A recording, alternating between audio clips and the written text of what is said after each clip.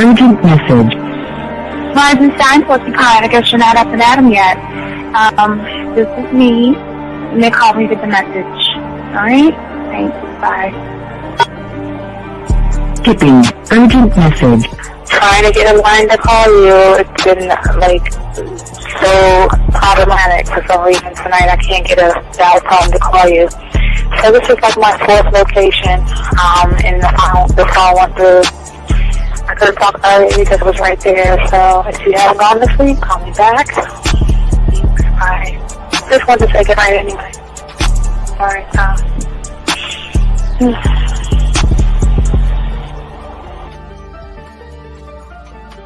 Urgent message.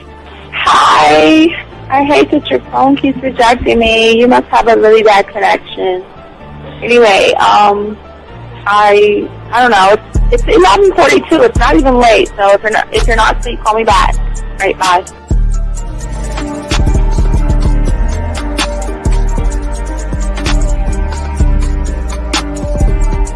Skipping urgent message.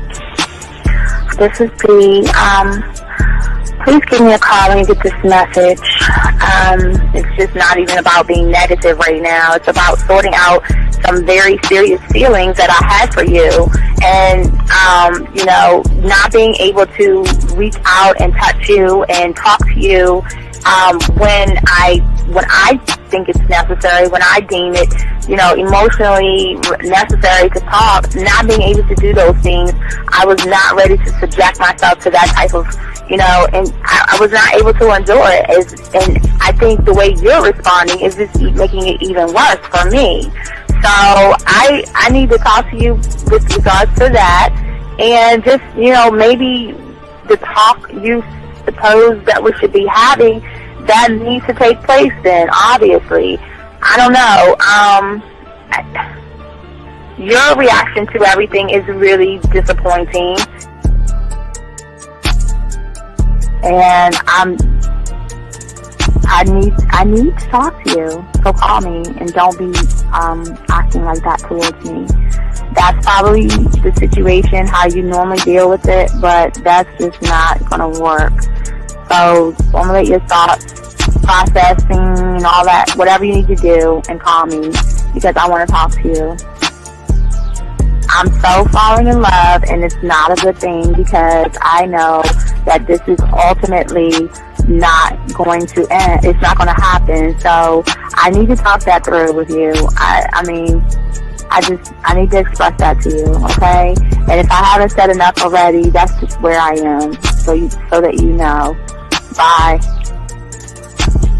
To say thank you for letting me have a couple of days to actually think about what freaking happened the other night. Anyway, it was so funny how I had my whole mind made up on, when you leave your ass alone, I just felt like you was trouble. And it's so interesting how, right, I ain't gonna lie, I do have questions. I'm like, how do you do that? Who taught you that? Are you a goddamn professional? So on a real note, that was amazing. What I want my man to be sexually, you would be that person, hands down. Am I mad at you? Hell yeah, because you know that you got those skills. So for you to do that to me, that was not nice at all. Because I was getting to know you in a whole different way, and it was cool too. That other way was also nice, So I don't know. It makes me more curious about who you are and what you're really about. I won't lie, But again, I keep feeling that vibe of how you gonna do me like that? That is not nice. So you definitely, at some point, will have to give me that explanation, because I'm just real curious. But that's it. I'm not, in any way needing anything else. I think I'm okay. I'm staying away from you. I'm still gonna stick to that one. But I definitely want to know. I'm dude, are you on TV? Robert Frank, and you're listening to the manmindset.com dating help for men with your host, Steve the Dean Williams. I'm Tyrone, and you're listening to themanmindset.com, dating help for men, with your host Steve Dean Williams. So get on board, long dick style. This is Debo. Steve the Dean Williams, give me your chain, punk. Yeah, sleep with your lights on. I still got the bicycle. Much love, Steve. Do what you do. God bless. Yo, cupcakes. This is C.T. Fletcher, and you're listening to the Man Mindset Dating Show for men with your host, Steve the Dean Williams. The following program is rated MAN. It contains real game, learning your value as a man, original ways to have her face in the pillow and her ass up in the air. I'm talking her knees pushed so far back, it's touching her shoulders. Touching her without touching her. Having a woman respecting your every move. Buying you gifts. Cooking and cleaning with a smile. And knowing her place at the table. So, for all you human males, cupcakes, surface dwellers, and grass-eating lions, your discretion is advised. Meaning, if you don't like the truth, then go find a show that helps you cuddle, complain, and cry about women. Just get the fuck out of here. Yo, listen up, young player. Steve's got the remedy. For all your dating questions, the game will set you free. Hey, you wanna know about the game, you wanna be in the know. Yeah, yeah, teaching you life as a man, help you to stick to the code. Yeah, yeah, and we just keeping it real. Pulling these women is really a skill. Know how to talk and know how to move. Leveling up and we help you improve. You got the number, you look like a player, you seeing the success. Hey, closing the deal, that's really major, but what do you do next? Hey, we here to help, no need to worry, little homie, so don't stress. Helping with life, more than tips and giving advice. I know you gon' like. It's time for your elevation. When it come to love and dating, we got the keys, let's get you rolling. It ain't no need for waiting.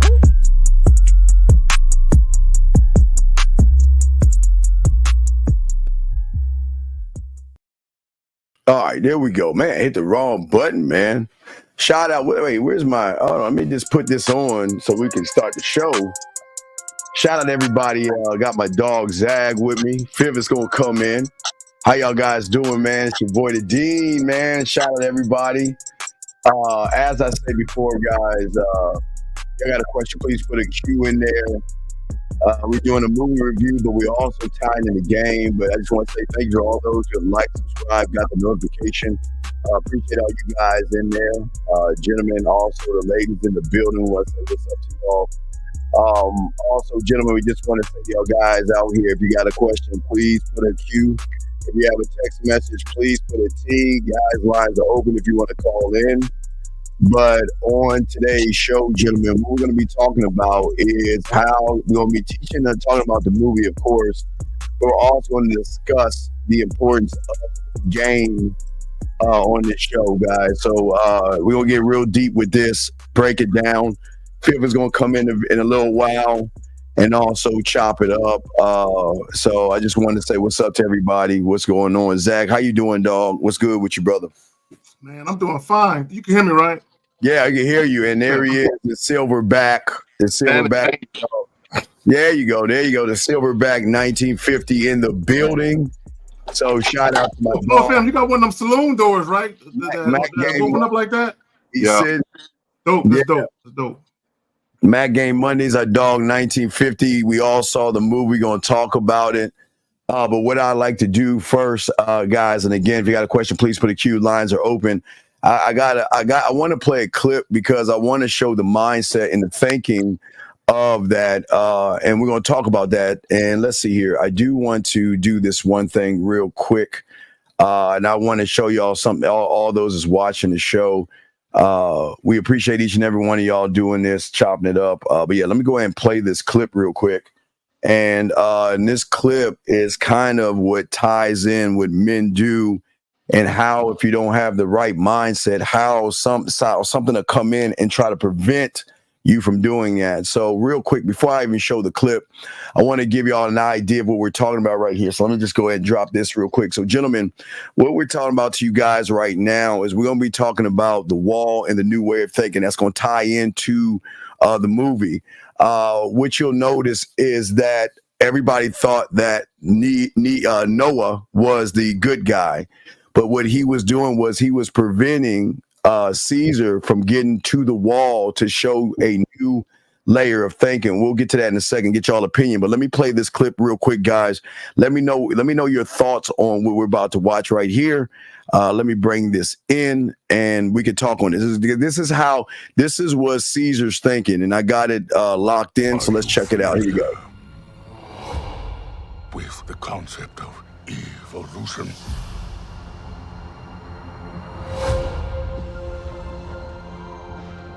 In their time, humans were capable of many great things. They could fly like eagles fly. They could speak across oceans. But now it is our time, and it is my kingdom. We will learn. Apes will learn. I will learn. And I will conquer. All right. So, and real quick before I'd say, so basically I was saying to you guys, there was a wall that changed thinking. This is why game is so important, because this is what Zag does, 1950, Lucario, Miles, King Dre. We're always telling you that there is a wall, but that what's stopping the wall is your thinking. But let's get y'all thoughts on this, Zag or Fifth. Y'all, what are y'all thoughts first before Yeah. So number one, if you hadn't seen the joint, spoiler alert.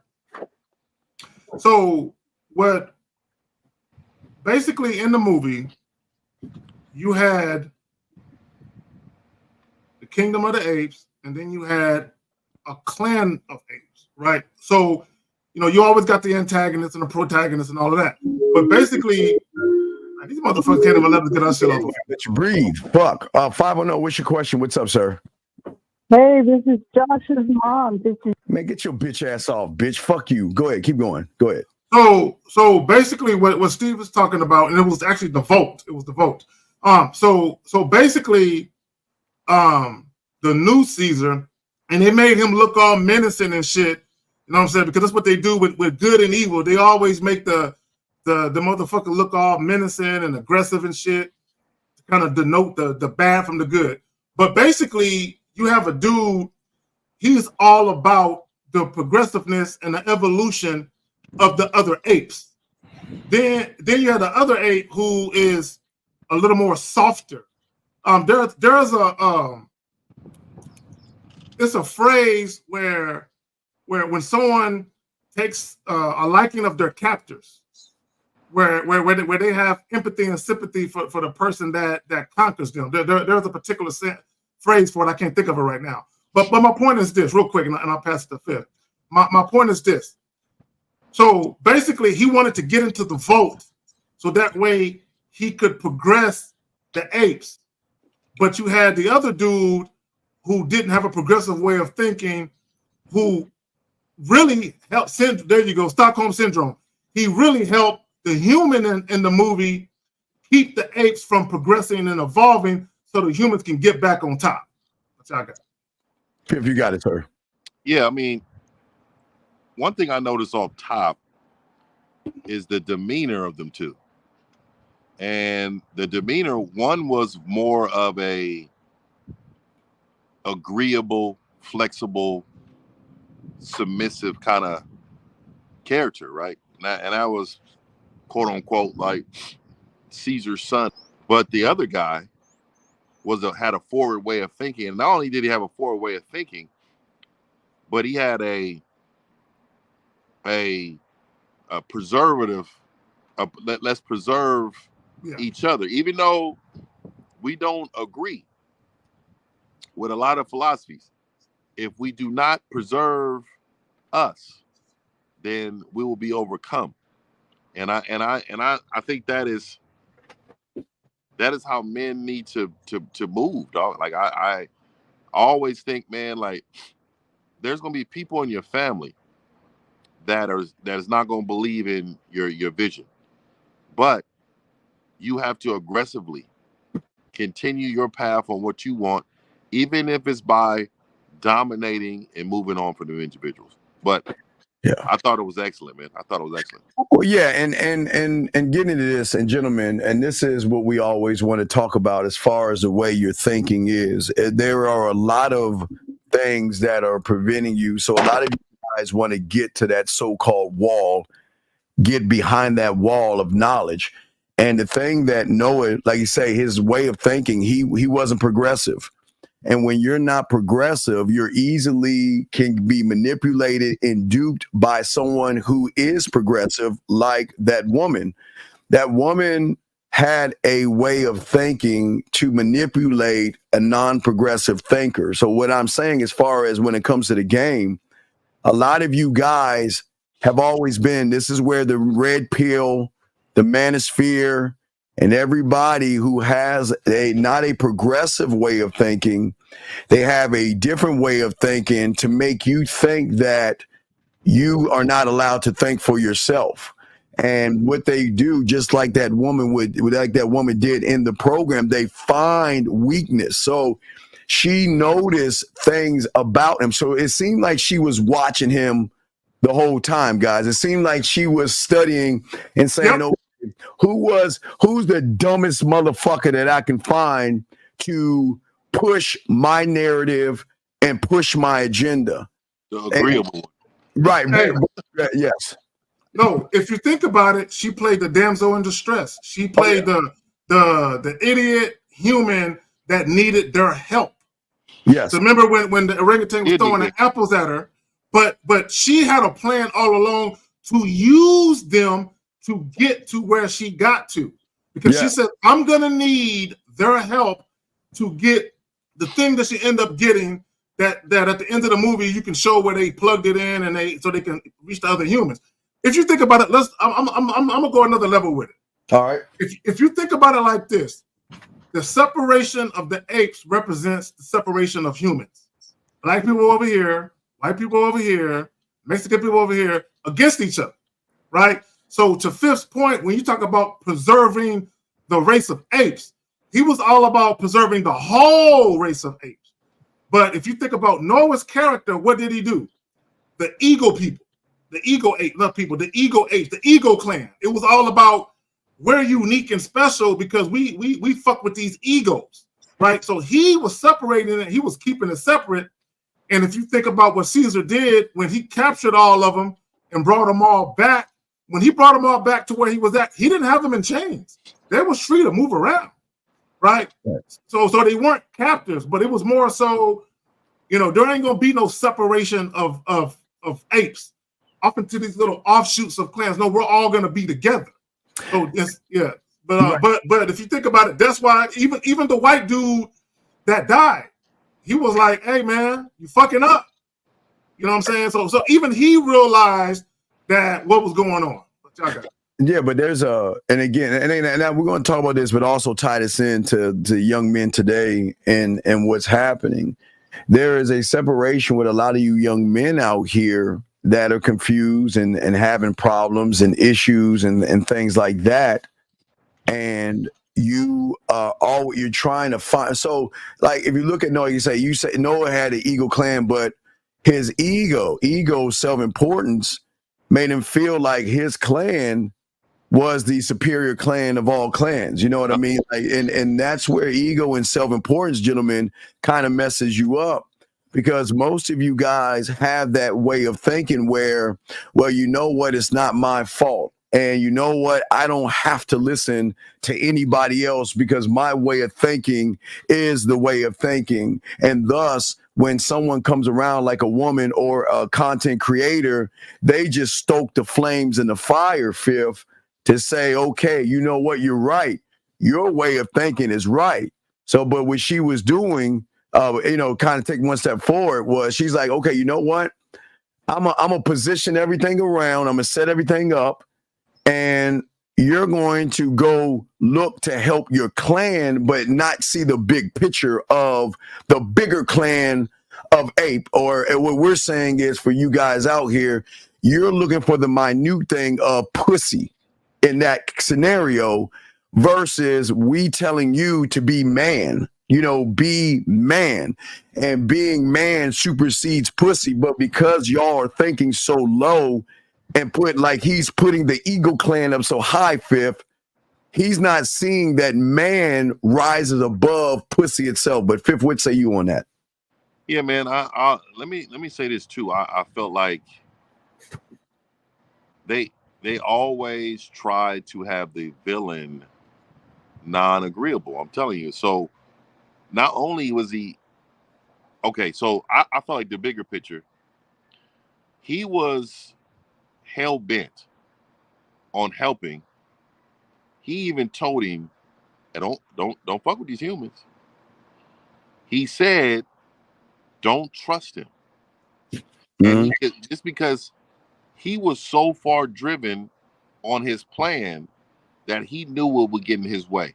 But the flexible one, he was so hell-bent and enraged over revenge or to try to save the people that he felt like he needed to save, when in actuality, when he got there, they didn't have no problems. It wasn't like they were being whipped, chained. They wasn't doing nothing. They was in an area where they was overseen and protected by the real tribe. So when he got there, he was more of a nuisance or a problem. I mean, he started being against the grain, so they start calling him out like, bro, hey man, we got a good thing going here, man. Hey, chill out. But he decided he was so hell-bent that he couldn't get past his own self-ego and was like, nah, this ain't it, man. I want to get back to what we got going on. Well, he was really a guest of honor if you think about it, because they brought him and set him at the table. Try to get a nigga some food. Let me say this real quick, because Mathis R says he had to kidnap them and kill their leaders to build the kingdom, though. See.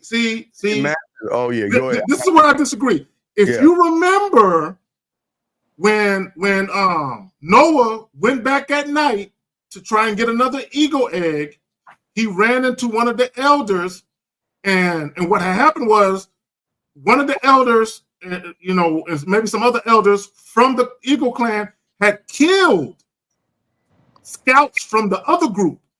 And that's what made them follow the horse back to where they were, because he said he killed the scouts. Right. And you see, okay, this is what math is math. This is when you're on again. Okay. And war is nothing nice, but you're not looking at the bigger picture, Mathis. Sometimes you've got to pull someone away from their mindset to bring them into another area of a way of thinking, like he was saying. See, okay, and it goes the same thing with a lot of you young men out here. We are trying to pull the way you're thinking to see a bigger, broader picture. See, when he brought all those, when he brought everybody in, okay, he brings everybody in. He's saying that what we're doing is trying to get behind that wall, and we all can do it together. We all can get through that wall together because all the knowledge is there, and if we work together, then we can do it as one. And Thomas, this dog, everything we saying ties in the game, you dumb motherfucker, and this is why you fucking lose, because you can't even see. All right, let me tell you, Tom. Let me tell you what you are, Thomas. You're Noah. You're that weak, spineless little bitch that when he sees 2 eggs, your bitch ass knows that you supposed to get the fucking egg, but you sit aside and let 2 other motherfuckers get the egg before you, because you want to see the softer side of things. And this is why. I'm sorry. Go ahead, Fifth. I'm sorry, man. Real quick, you know what it is, Steve? What that comment tells me. See, what happens is that I know you coach football. I coach football. I don't know if Zach coached, but we all played it, right? So when you have a different outlook on the game, when we watch the game, we're not just watching the ball. Like we're actually watching what the inside lineman doing, who pulled here, what kind of concept defensively are we running, what kind of strategy are we trying to set up for? You know what? This coach is good at this defense is good at that, man. This is going to be a great battle. You see how we just break down the game instead of saying, oh, it's 7-7. They ran a long touchdown pass. Right. You know, so what I'm saying is that they don't understand how this all ties in a game because they don't understand what game is. They don't understand the game of life. And there's messages. They can't see it in everything. They can't see it. Okay, let me say this. Let me say this real quick, Steve. Yes, go ahead. So I want guys to understand, right? So let's compare the movie to this YouTube space, right? You got all these different factions. Hey, wait. Thomas R. Hold on real quick. Thomas R. Stop being disruptive, nigga. I got it. This is how we do it. Okay, all right, cool. Hold on real quick. Is that Thomas? You got 1 minute to call in. You got 30 seconds to put your area code in and 1 minute to call in. If you don't, we're kicking you the fuck out because we're not gonna have you disrupt. So go ahead. You got 1 minute, buddy. Go ahead, Zach. I'm gonna just boot his ass out. So I'm gonna compare the movie to what's going on in the YouTube space. You got all these different factions. You got the red pill motherfuckers over here. You got lift money status over here. You got us. You got all these other goofy ass content creators. Yes. So what we're trying to do is teach men as 30 seconds to call in. You have 30 seconds to call in, Thomas. We kick you out. You better call him that thing in 30 seconds or you're gone. Go ahead, Zach. What we're trying to do is teach men as a whole. These other groups are pandering and catering to a particular subgroup of men, right? Because they don't care about men as a whole. They just care about, numbers and getting a little money up, right? They don't care about men as a whole. So my point is this. If you think about the movie, if you think about the Eagle Clan and you think about the chick, they had a false perception of who the enemy was. Right? At the end of the movie, Caesar or PROXIMUS, he said, you trust the duplicitous nature of these humans. You don't see you're being used by this human. This human only cares about other humans. This human doesn't give a fuck about you. This human has an agenda, and the human use you to fulfill the agenda. Right. And as we teach you guys how this all ties in, now that we got the disrupted one out, is that we've got to look at you young men and how y'all are moving. A lot of you young men are just like Noah, very passive. You will allow other people to move ahead of you. There is no sense of passion, desire, and drive to say that, look, if there are 2 eggs, I'm getting one of these motherfuckers, and it's up to you two to fight it out or do whatever you want. But I'm going to get this egg, not only because of who I am, because I'm carrying the name of my father. I'm carrying the name of my father. And his name carries weight because he's the top dog in the whole entire thing. But what he did is that he bowed down because, again, y'all want to have these friendships with these soft people. Because think about it, Noah's friends were really soft. They didn't drive him to be better. They didn't drive him to do anything that was great. Now, don't get it wrong. He did have an area. He had like a kind of a mindset where he liked to fix things. I'll give him that. But what happens for a lot of you guys out here is that you're moving off of other people and you're not putting yourself first. And because he didn't do that, he allowed them to go ahead and get the eggs. Well, let me bring this call in real quick. I think this is someone, it's not a joke. Area code 216, what's your name, sir? 216, what's your name? What's your question, sir? My name is Allan. I'm 22. Yes, sir. What's your question, sir? Yeah, so I went to a lounge yesterday, and I put my bid in with the bartender. Sir, you don't have a bid because I'm the only one that teaches a bid, and you're not a student of mine, so you didn't put your bid in. No, I bought the bid. You did not. No, you didn't, because if you put the bid in, you would have did exactly what I told you to do in the bid. So I don't believe you. So don't even say that shit. What is your question? No, I was going to say after I put the bid in, but you said I didn't put What the is your bid in. question, sir? I'm about to hang this phone up. What's your question? She told me that she would corrupt me, and then I said that it's nothing that I haven't handled before. That's not a question. then- That's a statement. What is your question? No, I wanted to know what could I have said in that. This is how I know you don't situation. have your fucking bid.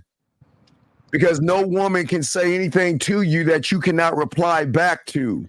And that's what the bid teaches you. So you don't have the bid, motherfucker. Well, let me say this. My bad, Steve. No, you got it, man. Well, let me say this, caller. Why do y'all care, bro? If you holler at a woman and she ain't with doing whatever it is you want to do, why do you concern yourself with what you could have did or said differently? Just move on to the next female. Chill out. Why do y'all care about that shit? Caller, why do you care about the outcome?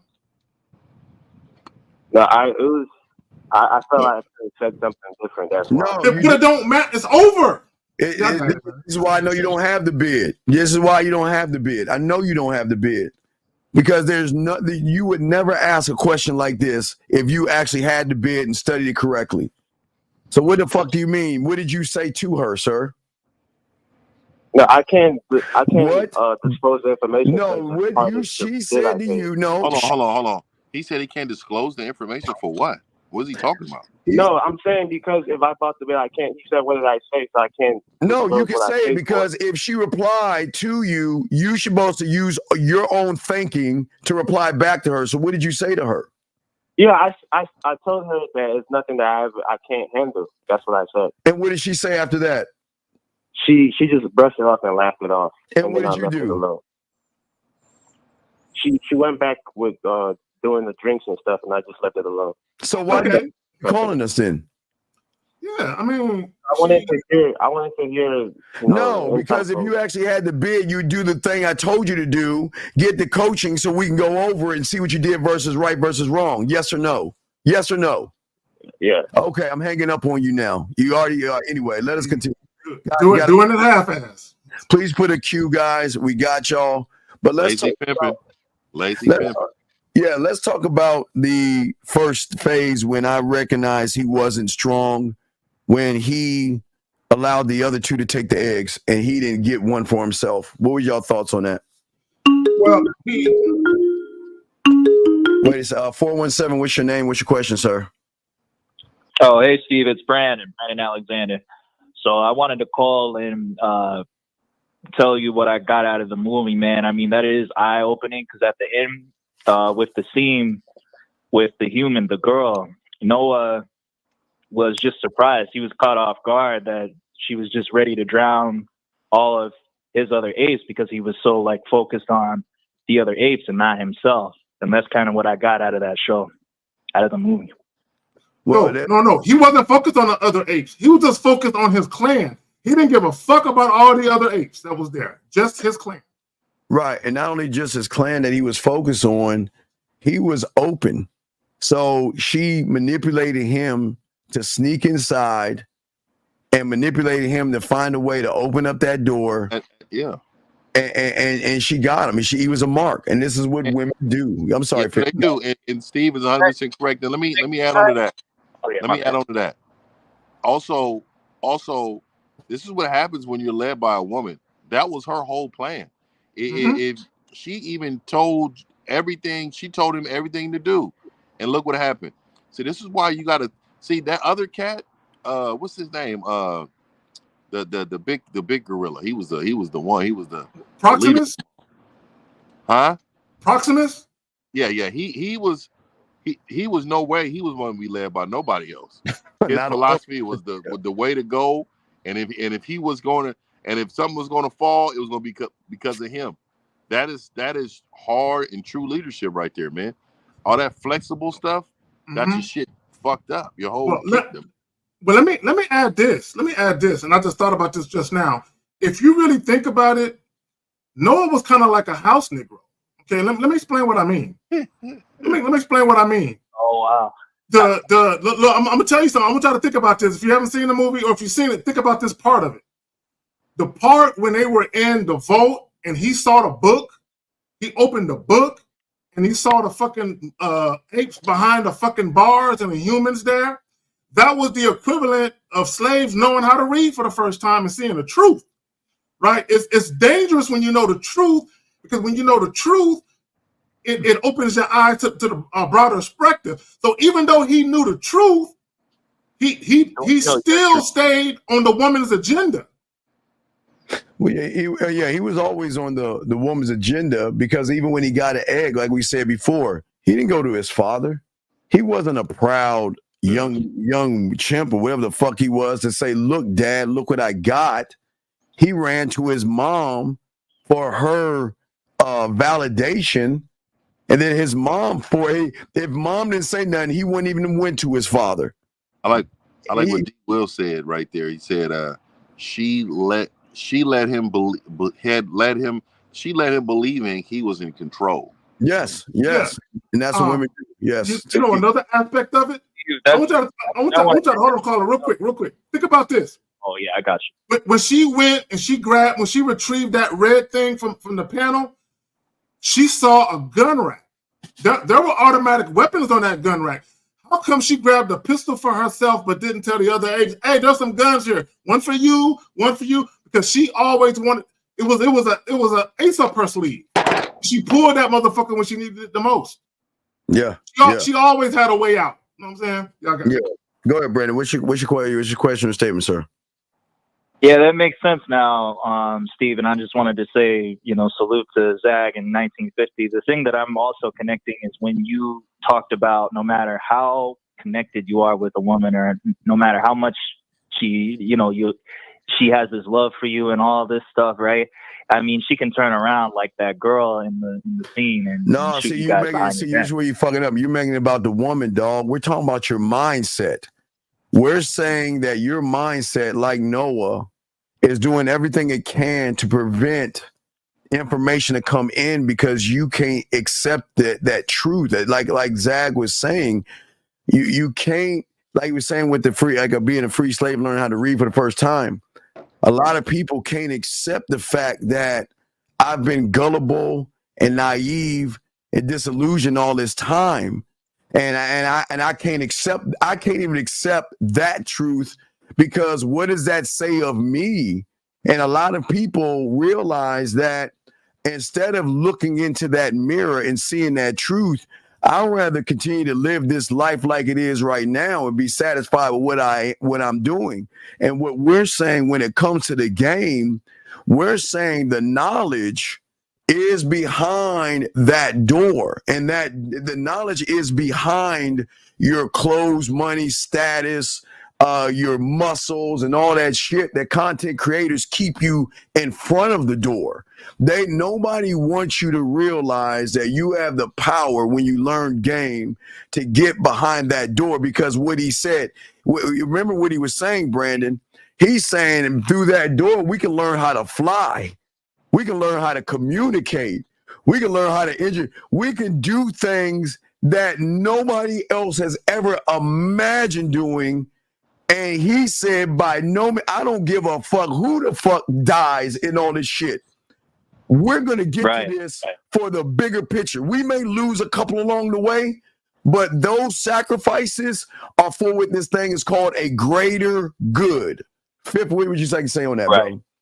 No, I mean, y'all got it, man. I mean, I thought, look, when it came to the whole mindset, there was a huge difference between the two, and I think it was deliberate.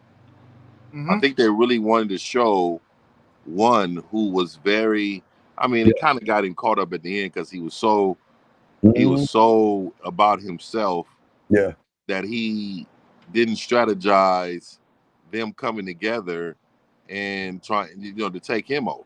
You know what I mean? Because he was so strong in his beliefs that he really felt like, man, I must take out their leader and they gonna all listen. But I will tell you that was his ego that got him in trouble. He should have strategized on how can I control. You talking about PROXIMUS, right? Yeah. How can I control the flock? How can I control the flock, making them just like that woman did to him? Let me make them feel good so they can follow me, but it still lead them in a direction that I need them to lead them in. But he lost himself in his ego so much that he wanted to dominate everybody instead of making it more of a community. There you go. He was too heavy-handed.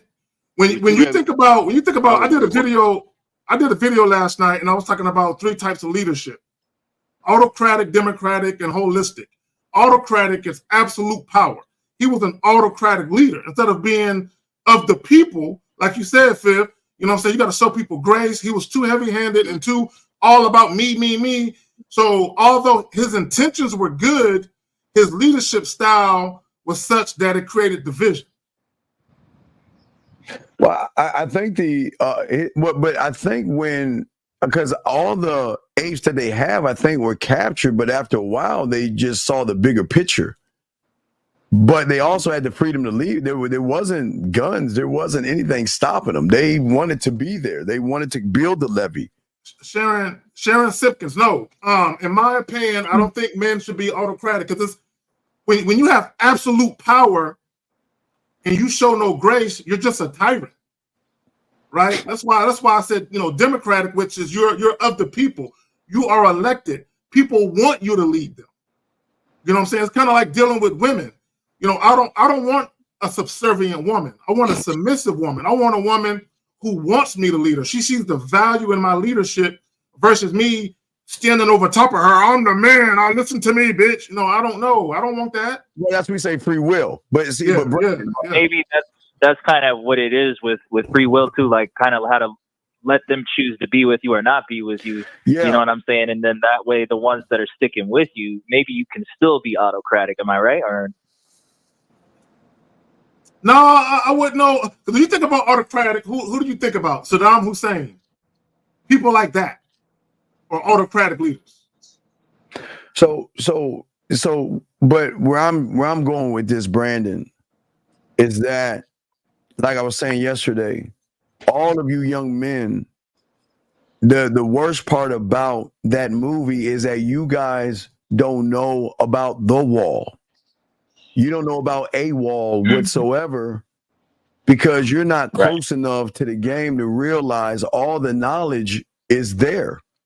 And for many of you guys, because of what you've been doing and who you've been following, how you've been moving, most of y'all, you got to realize there is a wall before you can even tear it down or know it. It's just that what he did, he learned information. He got information, but the information was very, very good information. Like I said, I understand y'all were saying about being heavy-handed, but I'm saying that if you're going to be heavy-handed to anything, you should be that way to yourself, not to those outside of you, but be heavy-handed enough to have a belief that, you know what, I got to get behind that wall. And that's what the game is. That's what I'm saying for all three of us. Everything we teach different styles, but at the end of the day, there's a wall. But Yeah, even I'm with you. my bad, Phil. Go ahead, Phil. Yeah, I'm with you. I'm with the understanding that you got to fall on the sword sometimes. Yes. You know what I mean? It's going to happen. But if you're smart enough to maintain your purpose and your vision by uniting people with the game that you do have, to show them, hey, you know what I mean? Now that, you know, we're in this situation, this is the direction that we need to go. And see, I got a little program it's not on my membership. I actually sell it separately. It's how to lead without being in charge. So one of the core principles is understanding your surroundings and understanding how to motivate people around you and having them believe in what you have, what your purpose is or your mission is, in order for them to follow, right? So like in that position, he wasn't in charge when he came out of that tunnel, out of that cave, and he was out there with all them, and it was just him, and he beat the shit out of old boy. By the way, my son said, man, no leader can have no hands. Old boy didn't have no hands, man. He called on the Eagles to help out, man. He was weak. He had no hands. Weak as fuck. He had 0% hands. But what I'm saying is that once he was outside, he should have aggressively showed that man how that woman manipulated you and you're a terrible leader. That would have got the flock, I think, behind him enough to say, hey man, you listen to that woman, look what the fuck happened. I had everybody here on my mission. Those who's with me, let's go. Yeah, you know what? You know what? Because what was? Oh, go ahead, Steve. I know. I just thanks, Yeah, Brandon. thank you guys. All right, thank you, Brandon. Good call. Because what was completely glossed over was she caused the death of Apes. That was completely glossed over. And let me say this, and the vote, if you think about it, the vote represented real knowledge and power. Yes. Right? Just like when we try to give guys real knowledge and power, a lot of it is drowned out by guys perpetuating propaganda. Like when guys talk about this pair bonding shit and all the different things, a lot of guys, they're having false knowledge and false representatives of knowledgeable individuals placed in front of them, right? And what they're really doing is they're blocking you to the real information. Okay, the real information is you men. The real information is that you can be empowered to make decisions in your life where you can influence the women you deal with to actually have favorable results. But these guys that are blocking you from that real knowledge, they want to make you believe that women are the enemy, that 304s are the enemy, right? That single mothers they want to make you think that women are the enemy, and what it really is, they're the enemy because they're blocking you from the real knowledge that you need to make the appropriate decision for yourself. Mm-hmm. Absolutely. Guys got a question, put a Q. If you want to call in, we got y'all covered. From that point, let's talk about his mother. Well, not even that. Hold on a second. Let's see. You got a question there. Would you say that Noah had hatred and blindness for his emotions when his father was killed, blocked him from seeing the truth right in front of him? I think that, but I think his reality changed so drastically when old boy came in and did what he did. I think he was fueled by that. He wanted normancy back, and he didn't understand his normancy wasn't the right thing. Right. Zach, what say you, sir? Well, the orangutan didn't help. The orangutan clouded his judgment. Oh, yeah. The orangutan clouded his judgment. Yeah, orangutan, and my niggas, hey, my nigga Steve, we talked yesterday. My nigga Steve was like, and he died such like a bitch. Remember, Steve said he was screaming and shit. No.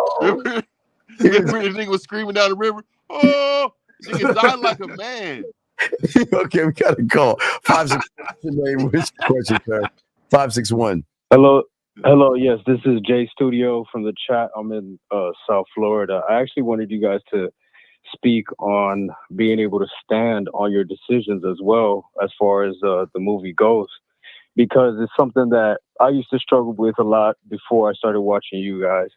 I think that they won the battle but not the war, and I think that's what Noah made a big mistake with, right? Whereas by getting caught up on the battle, they're forgetting that there's a bigger war coming. So he thinks that everything is good and dandy, now that he got his clan back to the forest, but in reality the humans are going to come back, right?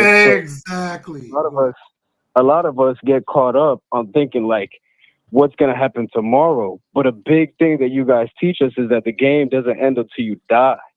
So one of the big major messages that I got was you could see PROXIMUS Caesar, the way he died, he was laughing.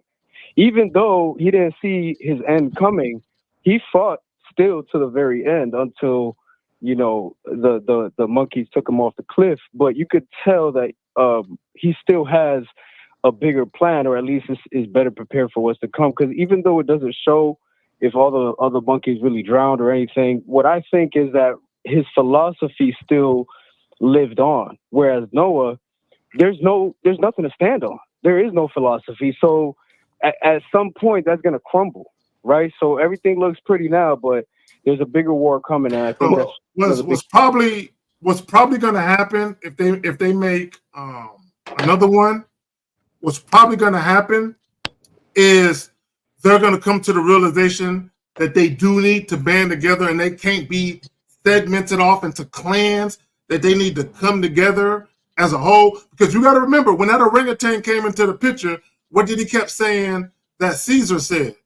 Apes strong together, apes strong together. But he let this woman divide them. So that don't even make sense that they kept screaming that shit. Yeah, but and a part of the game is learning the hard way, right? Is learning that you do have to go through that struggle, and eventually he's going to realize. I think he's going to build resentment, and a lot of guys. That's what happens before they start learning game, before they recognize who they are in the mirror in their reflection. Nah, though. But so let me say this. Let me say this, caller. Learning the wrong way when you have someone in front of you has obviously been doing it the right way, and he told him, "Don't mess with these humans."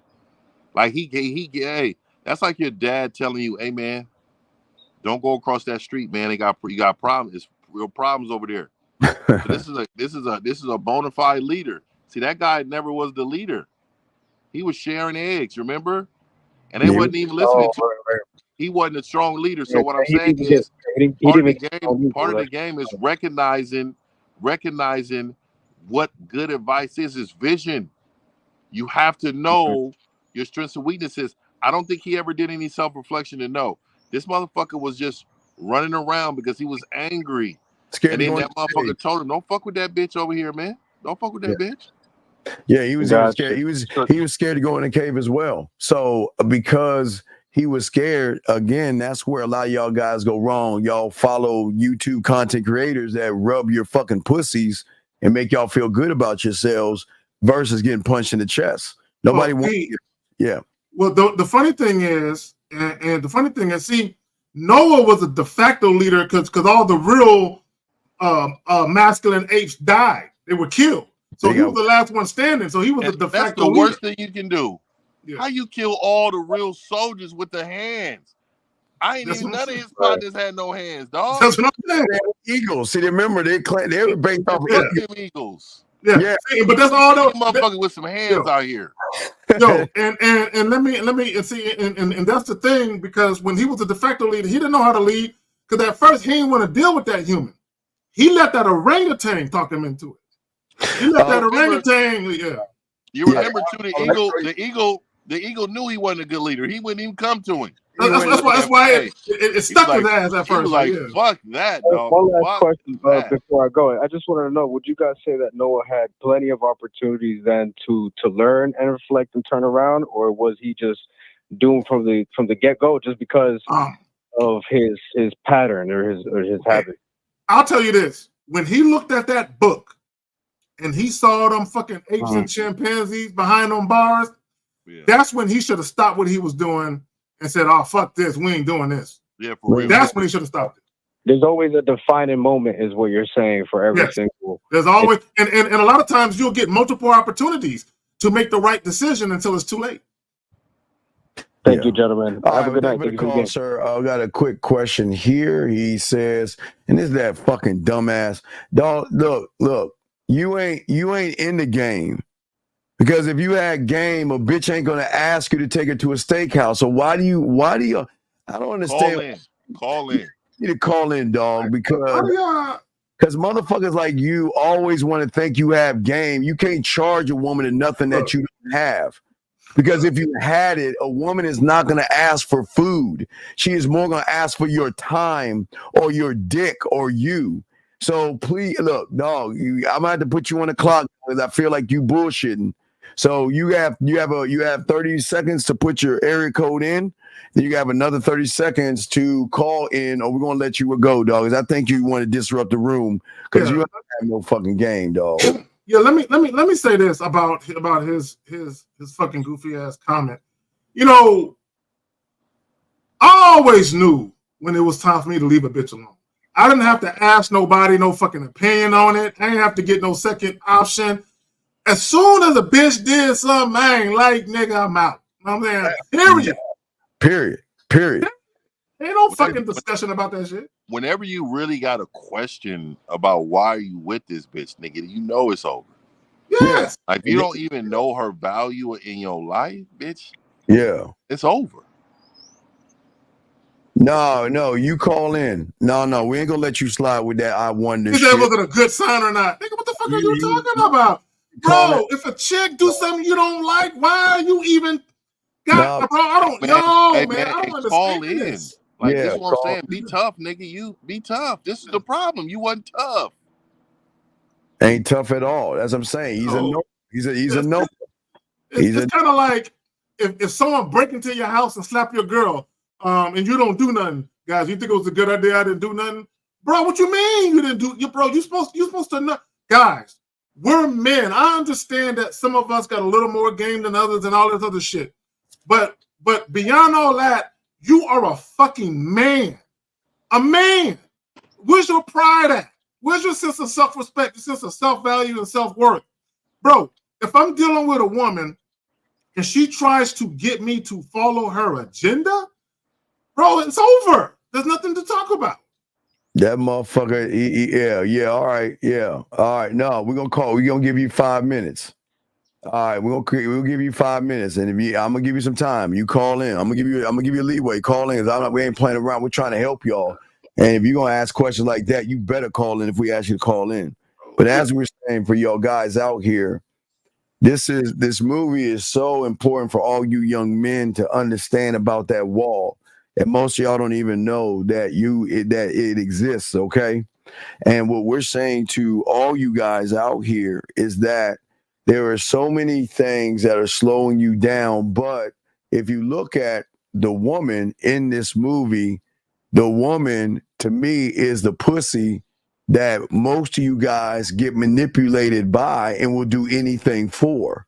Because we ain't saying he's smashing a chick. By all means, he's not. But in the analogy that I'm saying, that most of you guys will do anything for pussy, and you will always put pussy above any kind of standard that you need to have. And that is why Caesar didn't give a fuck. Caesar didn't make it about pussy. He made it about conquer. He made it about enlighten and getting education, evolving and growing. And if you guys don't make it about this in the game, y'all are all gonna be gonna be like Noah. Zach, which say you? Let me say this. Man, it's great living right here, man. I'm gonna let y'all know, man. This is great living right there, man. So what I want to say, because someone said something about the white dude that the white chick killed. Yes. You know what he represented to me? An evolutionist. If you think about back in the day when slavery was going on, you had the white people that had a problem with slavery, and they felt like everyone is human, it's mankind, we're all in this together. He represented the abolitionist, where he was basically trying to tell the chick, because he knew what the chick was going to do. So he was like, "You're wrong for this. You're basically wrong for keeping this information from these apes." He was living good. The white dude was living good. He got his own little crib, got the little library going on. He was chilling. He had no problems with the apes at all, right? So he felt like the bitch gonna ruin shit for me, but also he ruining my shit, right? Shit, yeah. So they can fuck up my shit. Like I'm in good here. I'm in. Wait, I'm in good with the winning team. You got 2 minutes to call in, motherfucker. Stop texting us. You got 2 minutes to call in and we're blocking you. Don't talk to us anymore. You got 2 minutes to call in. 2 minutes. You got 2 minutes to call in and we're going to block you. Stop talking to us like you doing shit. 2 minutes, motherfucker. Gentlemen, this is, and look, I'm going to use this dumbass until he calls in as a prime example. Not only y'all Noah, you are this motherfucker right here that I'm showing you right here. You're this guy right here. You are actually, and this is why y'all don't even know there is such a thing as a wall. Because motherfuckers, see, y'all think that you actually have knowledge just because you went to school and you flipped a few books and you got a degree because you got out of 12th grade and you you got out of college, and you think because you have book knowledge that you have street game, and that's far from it. Most of you guys will never understand the depth of the game because most of y'all choose not to be students of the game. See, had Noah decided, and here's the thing is, Noah even shunned the orangutan that was telling him about ape love ape. He talked about apes coming together. He didn't want to hear that shit. He didn't want to hear. I don't want to hear about that. I don't want to hear anything like that. What I want to do, I have one agenda. My agenda is saving my clan. Now, when he got with Caesar, Zag, the thing Caesar did was Caesar lit a fire under him to use the knowledge that he had. Because remember, at the end, he said, "We're going to build better." With all the, with all like we, he said we. We're evolution or evolution, because he said it funny. But let me see. Mathis is saying he thinks the white dude was the house nigga. No, see, you can equate the white dude to a race traitor. That's what they would call a white dude. You are a race traitor for helping these people. Yes, you probably can call him that. But if you think about it, look, we gotta see, Mathis. You gotta take a step back and look at it holistically. The white chick in the movie was not a damsel in distress. No. She was not some stray white chick that was lost.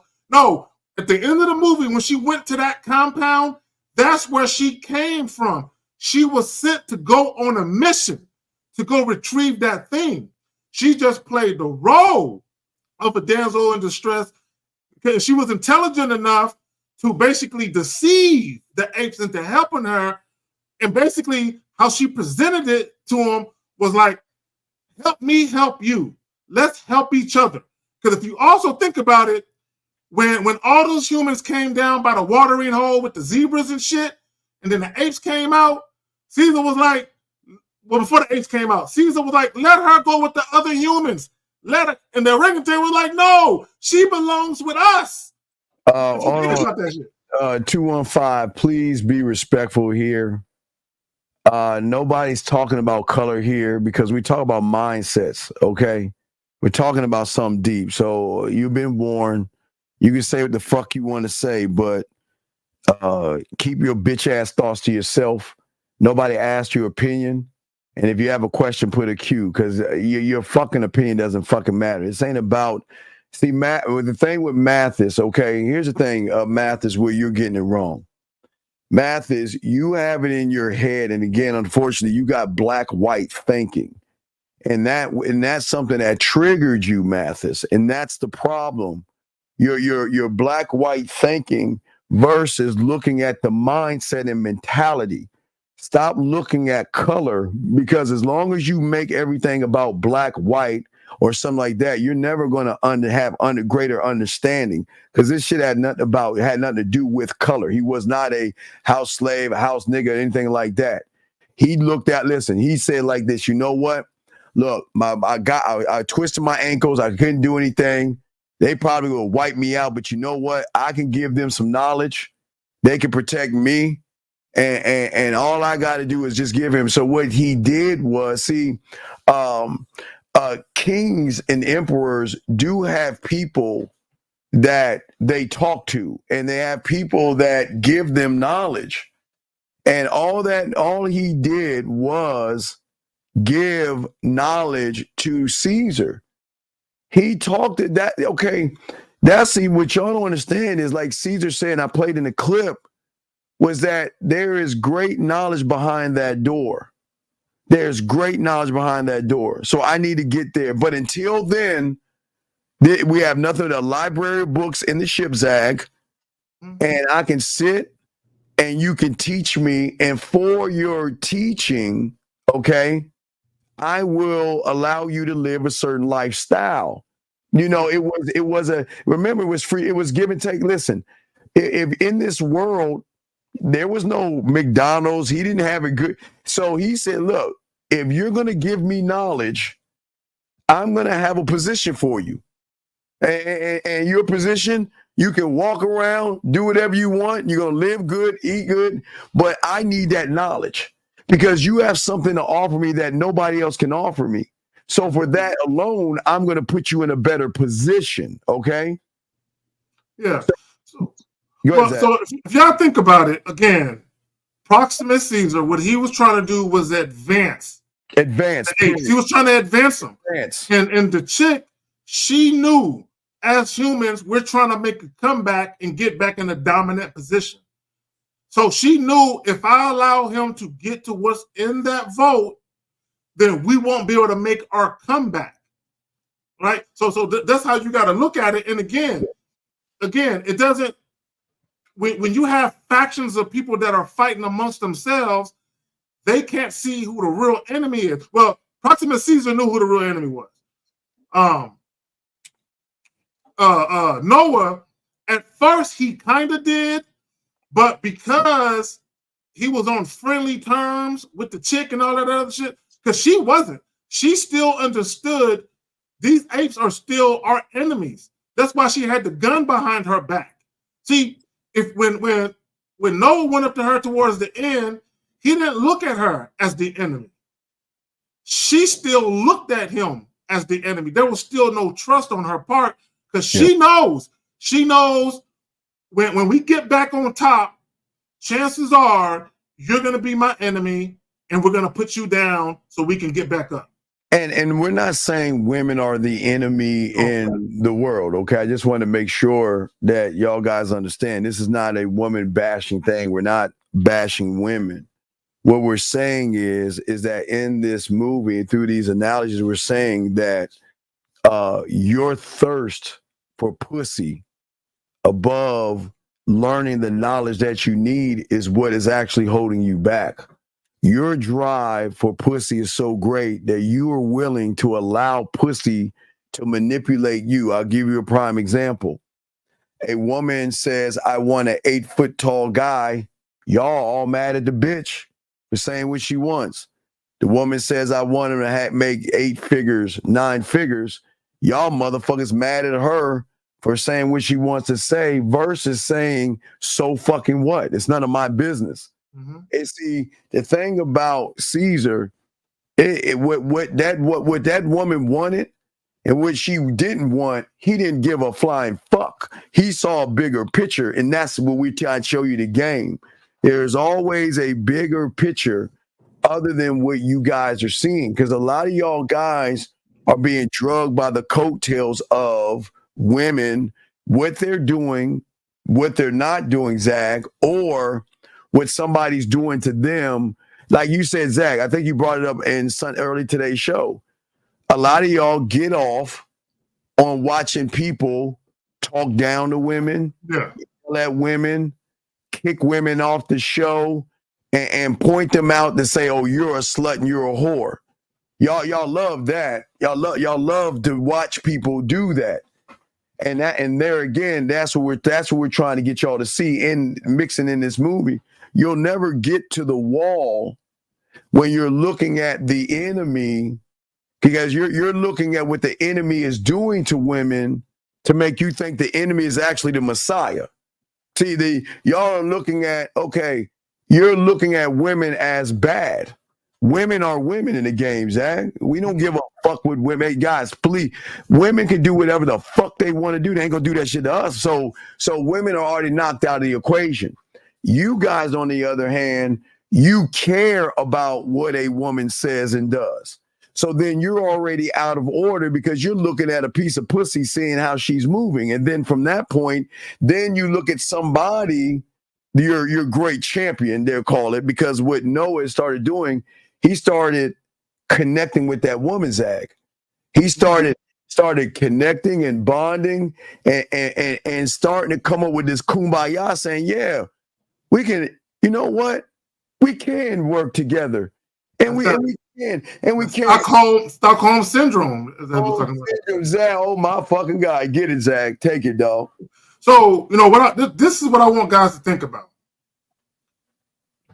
Your self-respect, your dignity, your sense of self-value. Yes. Your power is what's in a vote. Period. Okay? That's what's in a vote. You know what I'm saying? Your subconscious, right? Your subconscious is PROXIMUS. PROXIMUS keeps trying to get into the vote. He keeps trying to blow the shit up. He can't get into the vote, right? If you think about it, Noah represents us, right? Noah represents us in the sense that he, you know what, that's a bad analogy. I'm not gonna say Noah represents us. This is what I will say. I will say this.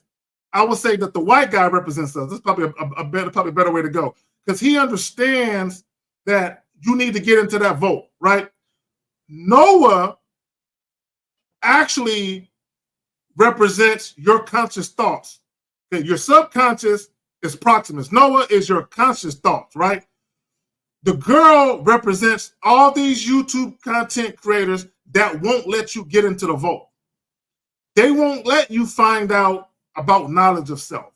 They won't let you find out that you actually have the power and the influence to change your misfortunes when it comes to the things that are going on in your life, your dating life, your relationship, your marriages, if you're married, or even if you don't want one, whatever the case may be. The chick represents these motherfuckers just keeping you from the truth. You got to feel.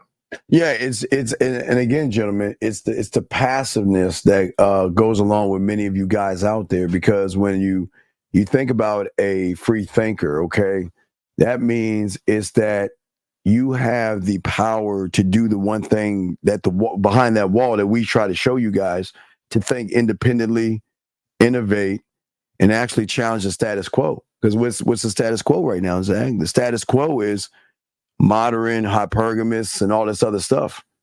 Your status quo is not actually the truth.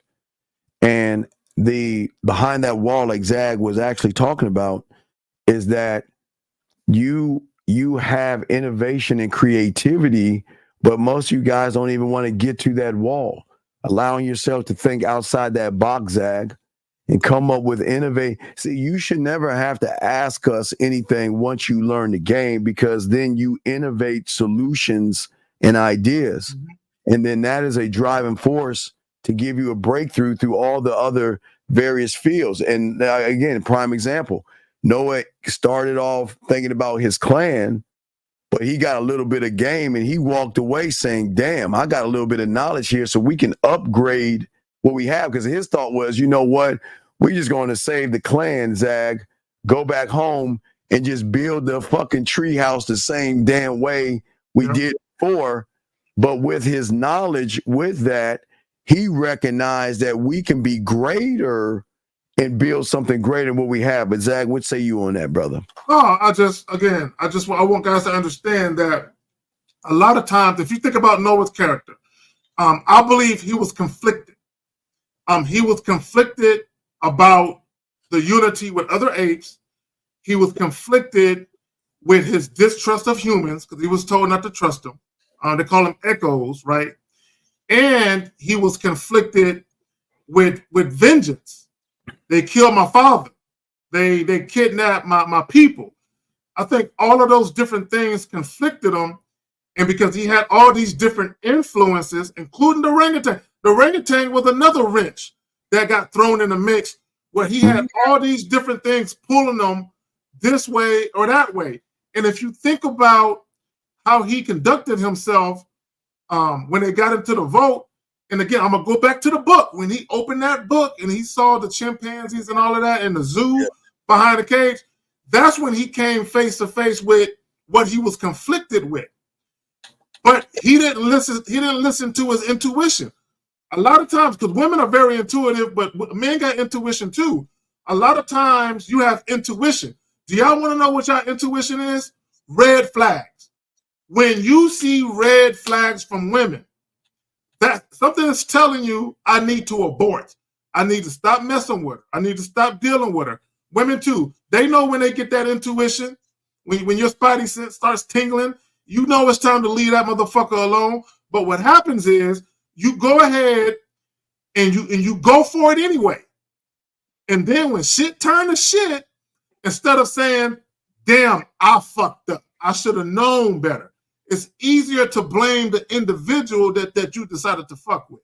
And what we're trying to do is get you to the point where you don't blame the woman. You look at yourself and say, I'm responsible for the decision I made to deal with said woman. Yeah, Sharon asked a quick question. She said, wasn't he conflicted with, about her? Well, think about, if there was any type of confliction, it didn't matter because she already brainwashed him. So think about it. So, let's move to the point of the book and then move after the book. Okay, so if you think about it, she ran game on him all the way up to the point where he actually felt more connected to her, a woman, than other apes based off of his emotion. Remember, he was always driven by his emotion from the moment, from the egg. You remember the cave? He wouldn't even go into the cave because it was scary and all this other shit. So he was already conflicted in emotion. So no, Sharon, he was conflicted about her. Yeah, he was conflicted. He had distrust for her at first. At first he did, and then what happened was he tapped into his feelings, his emotions, and then he felt connected. Then got to the book part, and then he kind of like, wait a second, whoa, wait, something's not right here. But you know what? I'm still going to stick with her, and then realizing, wait a second, bitch, you wait, what are you doing? Yeah, wait, let my people wait. You gonna kill us? You gonna even kill my tribe? And even after she did that, okay, even after she did that, he still trusted her. Even after she showed that, you know what, I don't give a fuck about you. I'm gonna wipe all you motherfuckers out. That's my agenda. My agenda is bigger than this motherfucker. Hey, if you think about it, he played the role of Captain Saberho. He got in the phone booth and threw on his cape. If you think about it, because one of the things that Noah never knew was that that red thing that she retrieved from the vote. No one ever knew she got it. Nobody ever saw her get it. Nobody see what she. This is what she made it seem like. She made it seem like we need to destroy what's in there because this bad, evil fucking ape over here is gonna use it for bad. They're gonna use it for. But you gotta ask yourself, if he was gonna use it for evil, who is he gonna use it against? Who is he gonna use it against? Other apes? Or was he going to put apes to be in a position that they never were back on the bottom ever again? What was he really going to do with it? See, they just thought she came there to destroy that shit. No, she came there. Well, that was part of the mission was let's make sure that this motherfucker never get the power that the shit that we created from our human minds, the power that we created. Let's make sure he never gets his hands on it. Because if he does, he'll use it against us. But let me also take this thing right here to reach out to other humans to build our race back up. So let's stagnate. Think about it. Let's stagnate them from coming up and then simultaneously build our shit back up. And Noah was too stupid to see that was the plan. He followed her agenda without knowing. This is why when you follow women and you follow a woman's agenda, a lot of times their agenda doesn't have you in mind. Their agenda doesn't have you in mind. I want guys to understand that. Like the chick in the movie, her agenda did not have none of the apes in mind. Not Noah or anybody else. None of them was in mind. Her thing is, what did she do when she got that shit? Right, as soon as she got that shit, and all the apes came in, including Noah's clan, she shot the one ape, right? So she killed the one ape, so the ape wouldn't kill old boy's little girlfriend, right? That was kind of like his penance. Hey man, I'm gonna throw you a bone for helping me out. I'm gonna save your bitch for you, but I'm gonna go blow up this dam and kill everybody else though. I'm gonna save your little bitch for you. But I'm going to kill the rest of your clan because I can't let PROXIMUS get to this shit. Right? Come on, man. Right. Well, Mathis. Okay, I think you're missing the point here, dog. I think you're missing the point. This isn't about there was you're not looking at the bigger picture. If the bigger picture is getting through that wall, he is not going to let anything get in his way. And it doesn't mean that that people will fight against him, but he's not looking to start. The war was not with his own. The war is just gaining knowledge. He wanted the knowledge. The knowledge was everything. Because most of you guys trust people, or most of you guys trust women over your own selves. Most of you guys, think about what I'm saying, Zach. Most of you guys, I know it's hard to swallow that pill, but most of you guys trust women more than you even trust yourself. You will believe a woman even over your own intuition because your drive to get what's between her legs is greater than you can even think about. And that's why most of y'all are in the situation you are in right now. Like the guy asking, the one that called in asking, what should I do and what should I say? Why is that? Because he's worried about the woman. But guys, y'all got questions y'all can ask. I want to make sure I got. My thing is to your point, Steve. Oh, well, let's see. Anonymous, what's your name? What's your question, sir? What's up? Hello. What is your name, sir? This is Joe from Memphis. Okay, goodbye. All right. Anyway, as I said before, go ahead, Zach. Let me see. Proximus. I want to point out. I want to point out this again. I would say this for me, when I watch a movie, I go to enjoy it. But because we're so gamed up, we just can't watch a movie. We got to analyze everything. We got to analyze everything. We got to analyze. Because the moment I start watching a movie, I'm already analyzing shit. Like, okay, I see this, I see that. Go ahead, Steve. No, because what it does is that sometimes art imitates life, right, Zach? All the time. All the time. And sometimes, hold on a second. Area code 289. What's your name? What's your question, sir? Yo, Steve, it's Mojave. Yo, Zach. What's up? I want to ask about basically the villain mindset. And the one thing was, so the villain in the story was so hell bent on getting the goal accomplished that he's willing to sacrifice people. There's going to be casualties of war, and basically he's going to do whatever it takes to accomplish the mission. So is that basically the villain mindset, being able to do whatever it takes? Zach, I got you, Zach. Yeah. Well, wait. But I'm saying in the analogy, you have to do whatever it takes, but you don't even know there is a wall. You can't even. Okay, again, y'all are in the I can, I won't, and you're not even close to the I do. So you never get to the I am because you don't even know there's a wall there.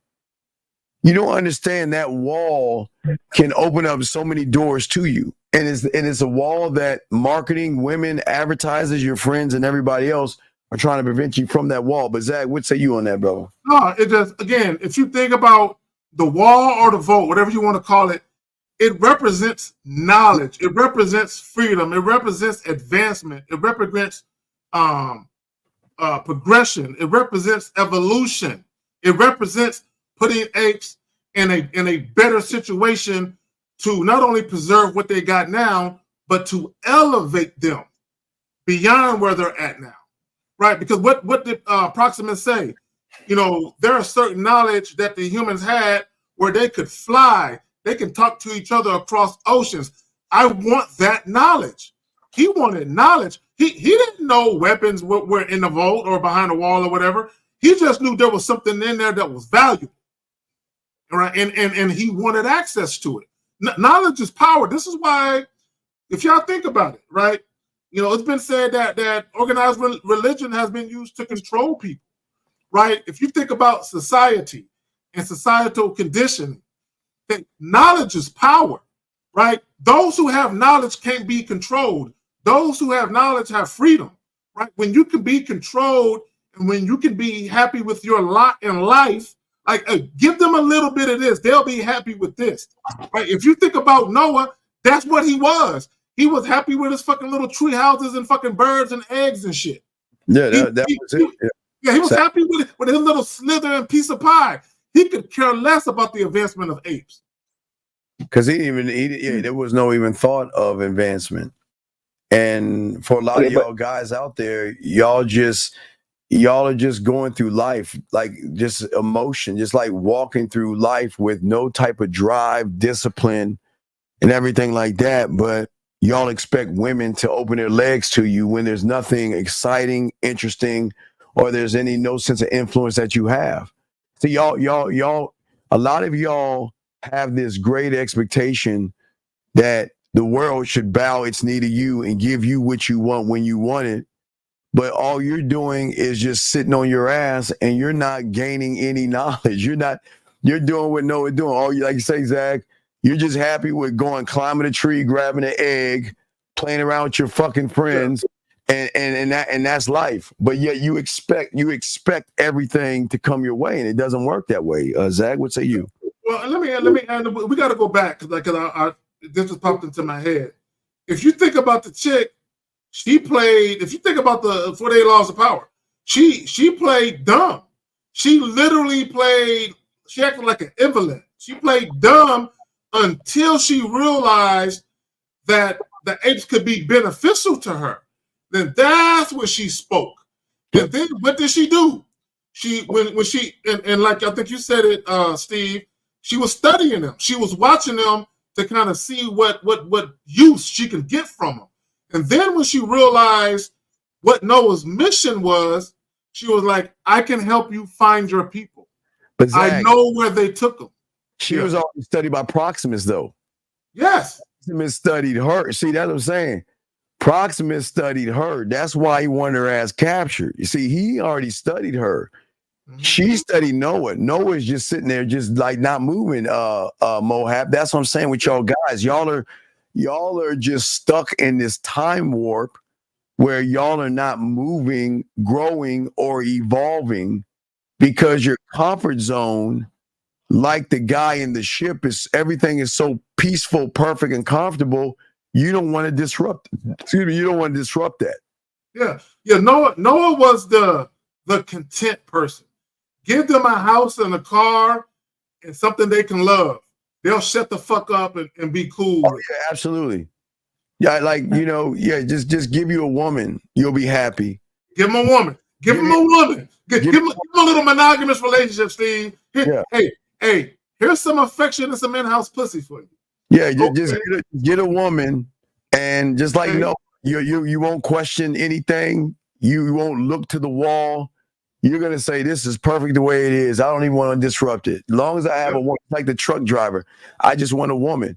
I just want a woman in my life, and I feel lonely because there's something missing in my life because a woman completes me. But Moab, you have any other questions, brother? Yeah, I have a couple. Okay, real quick. When you say the wall, not what's behind the wall itself, is that personal self-limitations or like in your mind, or is that? No, there is. Okay. Listen to what I'm saying. Most of y'all don't realize there is. Okay, the reason why Zag and I saw game in this in fifth is because, again, there are layers to things. And if you can't see it, you can't see it. Most people say this is just a movie with monkeys, right? Some people say, okay, well, there's a message here, but I'm trying to figure that out. And then there's those people that say, oh, I see the message. And the layers of the message is so deep that there are so many parts that are played. Like I say, the wall, and what Zach and I and Fifth were talking about, it is the wall of knowledge.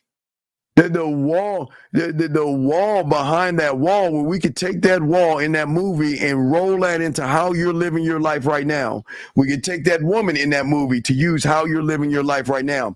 We could take Noah to use how you're living your life right now. And then we could take Caesar and talk about what you're not doing to become that motherfucker. Because a lot of people are going to think just because he looks mean and ugly and cruel and all this other shit that he is the bad guy. He's not the bad guy. The bad guy is Noah's the bad guy. Well, even fucking bad guy in this shit. I'm sorry, Zach. Well, even if you go back, Moab, to the earlier Planet of the Apes with the original Caesar, before he died, what did he do? He wanted to get all apes together. All apes. It was Koba who was trying to separate them, right? He wanted to see what Caesar wanted to do. He basically wanted to say, look, we're not worried about humans. We're going to leave humans the fuck alone and let them do their thing. But he wanted to get all apes together.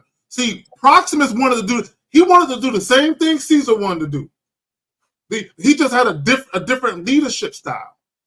Yeah, it was different leadership style. Yeah, he just had a different leadership style. So a lot of times, you could say Proximus, his leadership style represents the real game, no theory, where we say we strictly deal with women on our terms.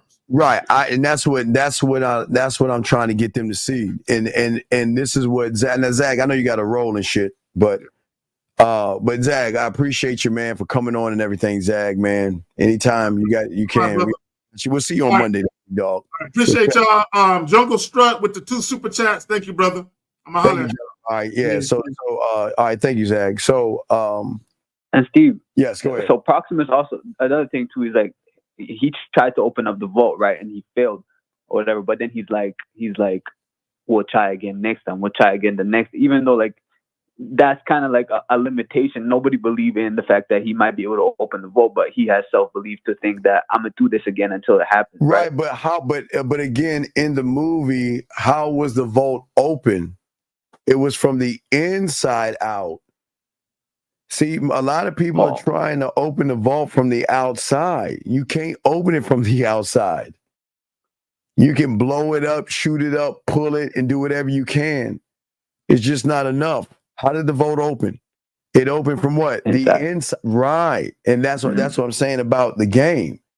That's why I wanted to bring it to you guys, because you guys are looking, even if you get to the wall or self-discovering yourself and you want to know more about yourself, you think the self-discovery is in doing things outside of yourself, moving outside of yourself. I do's. Like, that's what you say, I do's, right? Yes, that's an I do. It's not an I am. The I am is innovation. Wait, what's up?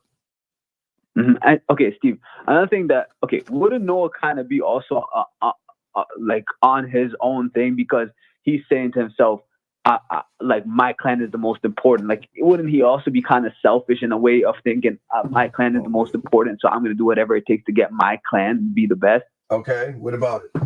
Oh shit! So isn't that in a certain way him also being self-centered and also being self-driven? Like, what's the difference? No. It is about him being self-driven, but it's the one thing you guys are not. There's got to be a me above all things. And that's what we're saying, me above all things. And what I'm saying is that you guys don't have that mentality. There's nothing pushing you to say that, you know what, I need to open that vault. Because remember, what do I tell you, the well or ocean of what? Before there was your knowledge, your own right. knowledge. Remember, guys, before there was this movie, was I not talking about drinking from your fountain or your ocean or your river of knowledge, right? So that's where y'all are going wrong in this. You don't need to drink from somebody else's fountain when you have an infinite supply in your mind that you're not even accessing. That's what we're trying to show you with the game. Nobody should teach you this on YouTube, because again, they want to keep you, not only they want to keep you away from the wall, they don't want you to even recognize there is one, because if you know that there is a wall of knowledge that you have access to, you're no longer on the list of the content creator. So what do they throw you off with? Pussy. Woman do this, woman hypergamous, woman monkey branches. Remember I told you guys, everything that most young men are doing from its core is woman. If you go from metal to being on purpose to no fap to money, clothes, status to Riz to handsome man game to what is that other fucking thing? The drizzle, whatever. What is it? What is it at its core? It's woman. It's not man. Right. It's woman. So if you're following movements that are woman driven, then you're going away from the wall. So you'll never know there is a wall, because you're going away from that wall, looking for the next best saying or analogy that comes up. You see what I'm saying? That comes up. But a lot of men will protect, but listen, a lot of men will protect that. And there lies the problem. Well, not a problem, it's a choice. Because we protect our comfort zones, Mohab, but we don't realize that our comfort zone is the enemy. because the comfort zone is the thing that moves you. Everything you are is based off of what you see your zone as, your comfort zone. So you're going to protect that. You're going to protect that above all things, because that's the only way that you can see knowledge. Mm-hmm. And last thing too, Steve, like, okay, when I completely missed the whole thing. Wait, you can't hear, you completely missed what? He gave them the eggs because, yeah, wait, he gave, yeah, you're breaking up. He gave them the eggs because he didn't have any kind of a warrior spirit. He didn't want to win. Okay, are you still there, Mohab? Yeah. No, okay, so think about, we had a guy call in the last night that said he had a friend that is getting run by his woman and he feels bad about it because he will take a bullet for him and all this other shit. What I'm saying is, oh, K-Love, I didn't know if you're calling in, K-Love. We got you, girl. Hold on. But what I'm saying is that you guys you can't see what you can't see and don't know what you don't know. And most of you, go ahead. What's up? He wasn't passing the eggs to give himself the bigger challenge of going up to the bigger tree. No. He said, I'll wait till next season or next year. Remember, until he saw another hawk. Mm-hmm. Okay. Now I get it. But it also, remember, marketers and advertisers have got to nestle this thing called a happy ending, because that's an emotional thing. Okay. So when you look at chick flicks, right? Or not look at chick flicks, but the reason why women love romance novels and romance stories is because in that fairy tale world of bullshit, the asshole finally waters himself down and confesses his love, right? You know what I mean? That's why women love that shit, because an asshole who's always been an asshole finally realized that woman was the true meaning of his love, and he finally does all that bullshit. Happy ever after, happy ending, right? So they also got to tie in a happy ending. See, they can't make a guy realize, okay, so all right, there's 2 eggs. So I'll be nice and do the kind gesture, right? And give it to the other 2 people. And then miraculously, oh, look, there's an opportunity to give me an egg now. You see what that's saying? So what do you think media is telling people to do? Hey, be nice. Look the other way. Be the good guy. Hey, let everybody walk in front of you, and eventually a nest will appear, right? You see what I'm saying? Yeah. Because people connected to saying, well, gosh, see what happens when you're a good guy? What? Good things happen to good guys, right? So that means be and in nice. reality, you get fucked. Right. You get fucked over, right? But be nice, be kind, and then miraculously a good thing will happen to you. And that's what a lot of people believe in.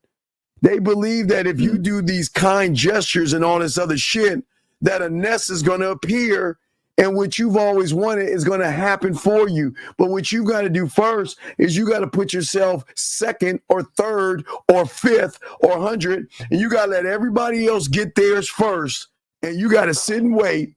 And then when it's your turn, that nest is going to appear. That's how the movies fuck people over, because it still fuck them. Because remember, they've got to make it look like when Caesar fell into the ocean, right? They've got to make it look like, hey, guess what? You win in the end. The good guy, the good, sweet guy doesn't finish last. He finishes first. See, good guys finish first, which gives these guys this false idea that, okay, so I'm going to be good. I'm going to be nice. I'm going to listen. I'm going to take her out to dinner. And then when they get fucked over, they're scratching their head because they're like, wait a second. TV, movies, media, and everything that I watch, the good guys are always winning. But you want to know why they do that, Mohab? Because products are sold to women. Because women, okay, think about this. Women are marketing's greatest customer because they are emotionally driven. They buy through emotions. So if you have an emotional, feminine male, he's going to do the exact same thing. He's going to move off his emotions. So they want to make sure that the effeminate male wins in the end.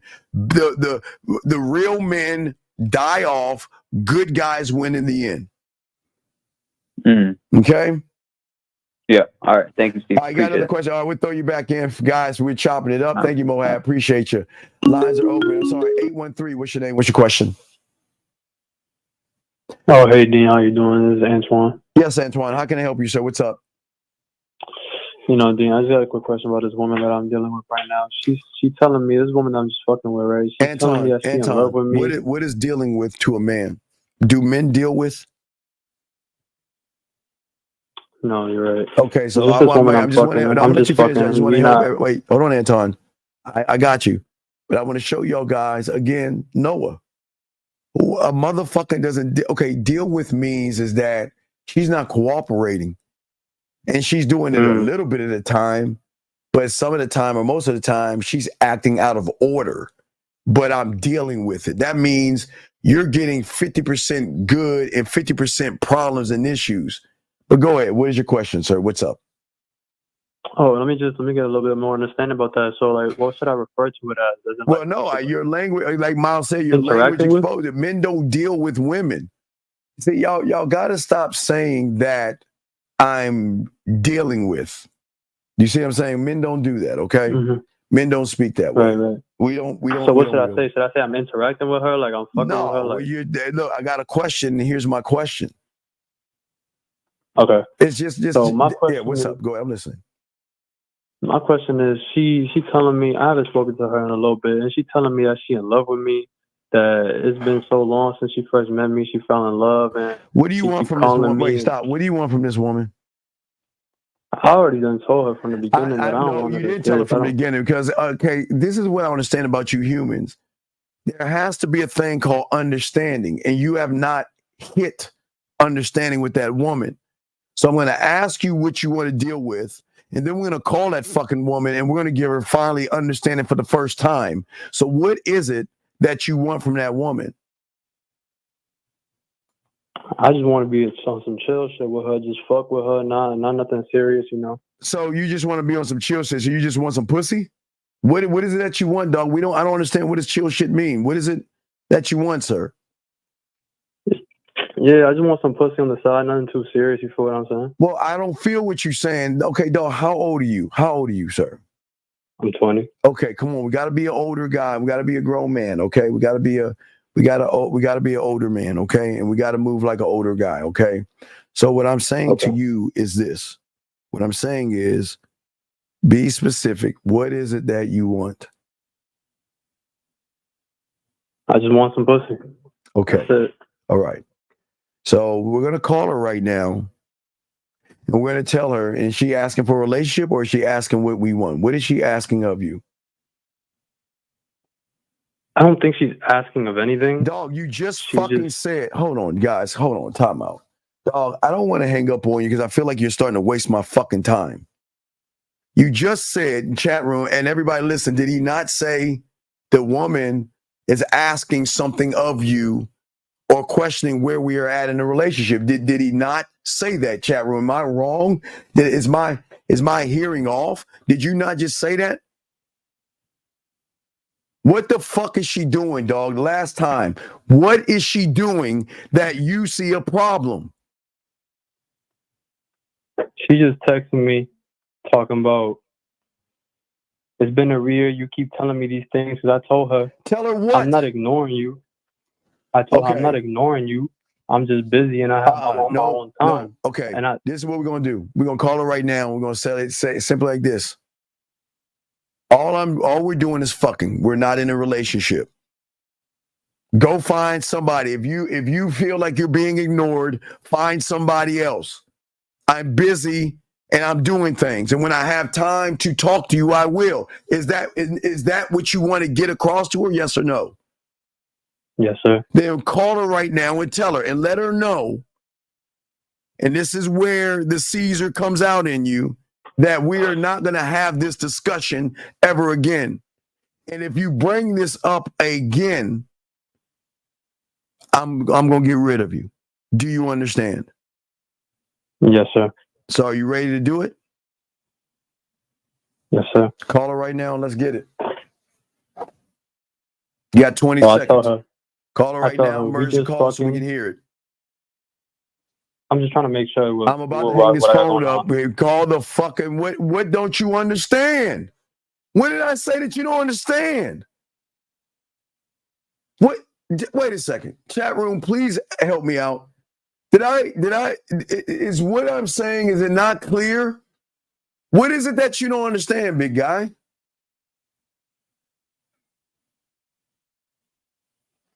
Hello? What is that you don't understand? All right, I'm gonna let you go, dog. You ain't ready for this shit. All right, anyway, lines open, guys. I'm and gentlemen, this is what I'm saying to y'all guys. This is why y'all are losing with women. All you guys are doing day in and day out are sitting around playing all these fucking games, and you're not keeping it 1,000 with these women to let them know that this is what we're gonna do, this is what we're gonna be, and that's it. I do not understand. You say you have a problem. We're trying to get you to solve the problem, but a lot of y'all guys are not moving that way. But anyway, let's get back to what I was saying, guys. You have a question, y'all call in. I got y'all. But as I was saying to all you guys out here, which was very important, that because of your comfort zone, gentlemen, which ties into this movie, okay? All these things that you have in your mind are impressions that you think is actually what is. I think that most of you guys think that your life and your world that you are right now is exactly what's the end. This is like the end. You can't be anything outside of that, okay? But what you guys don't understand is that you carry who you are in every situation. And there lies the problem, like that young man that just called in. Hold on one second, sir. What do you want, sir? What's up? Yo, Dean, so I told her. I No, told her you like it didn't is. tell her. How We didn't what hear she you wanted tell her. to Nope, do. we didn't hear you. Nope, we didn't hear you tell her. So either you'll call her back and talk more about what you're going to tell her. And tell her the same thing? No, you're going to tell her the same thing. You need to say, listen, I know you're upset right now, but do you understand where I'm coming from? Call her right now and finish that off so we know that you actually did it. All right, for sure. Let's go. Yeah, because I feel like she was kind of. I don't give a fuck. Let's go, sir. I don't give a fuck. Let's go. Come on. Okay. I don't know why y'all try to justify shit, man. Come on, guys. Y'all got to be better at this game, man. This is not being mean. Wait, we'll be quiet. We'll give him 20 seconds. We'll give him 20 seconds. Give him 20 seconds.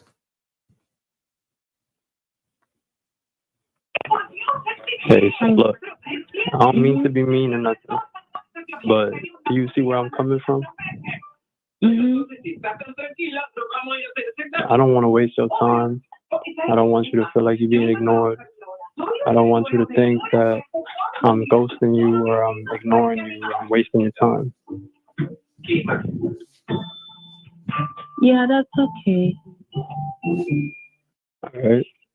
Mm-hmm. All right. Well, you have a good rest of your night now, all right? All right.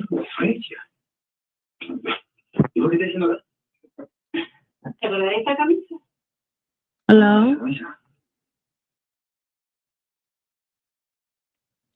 He'll call back, I think. Was that hard? That's all I'm asking. Was that hard?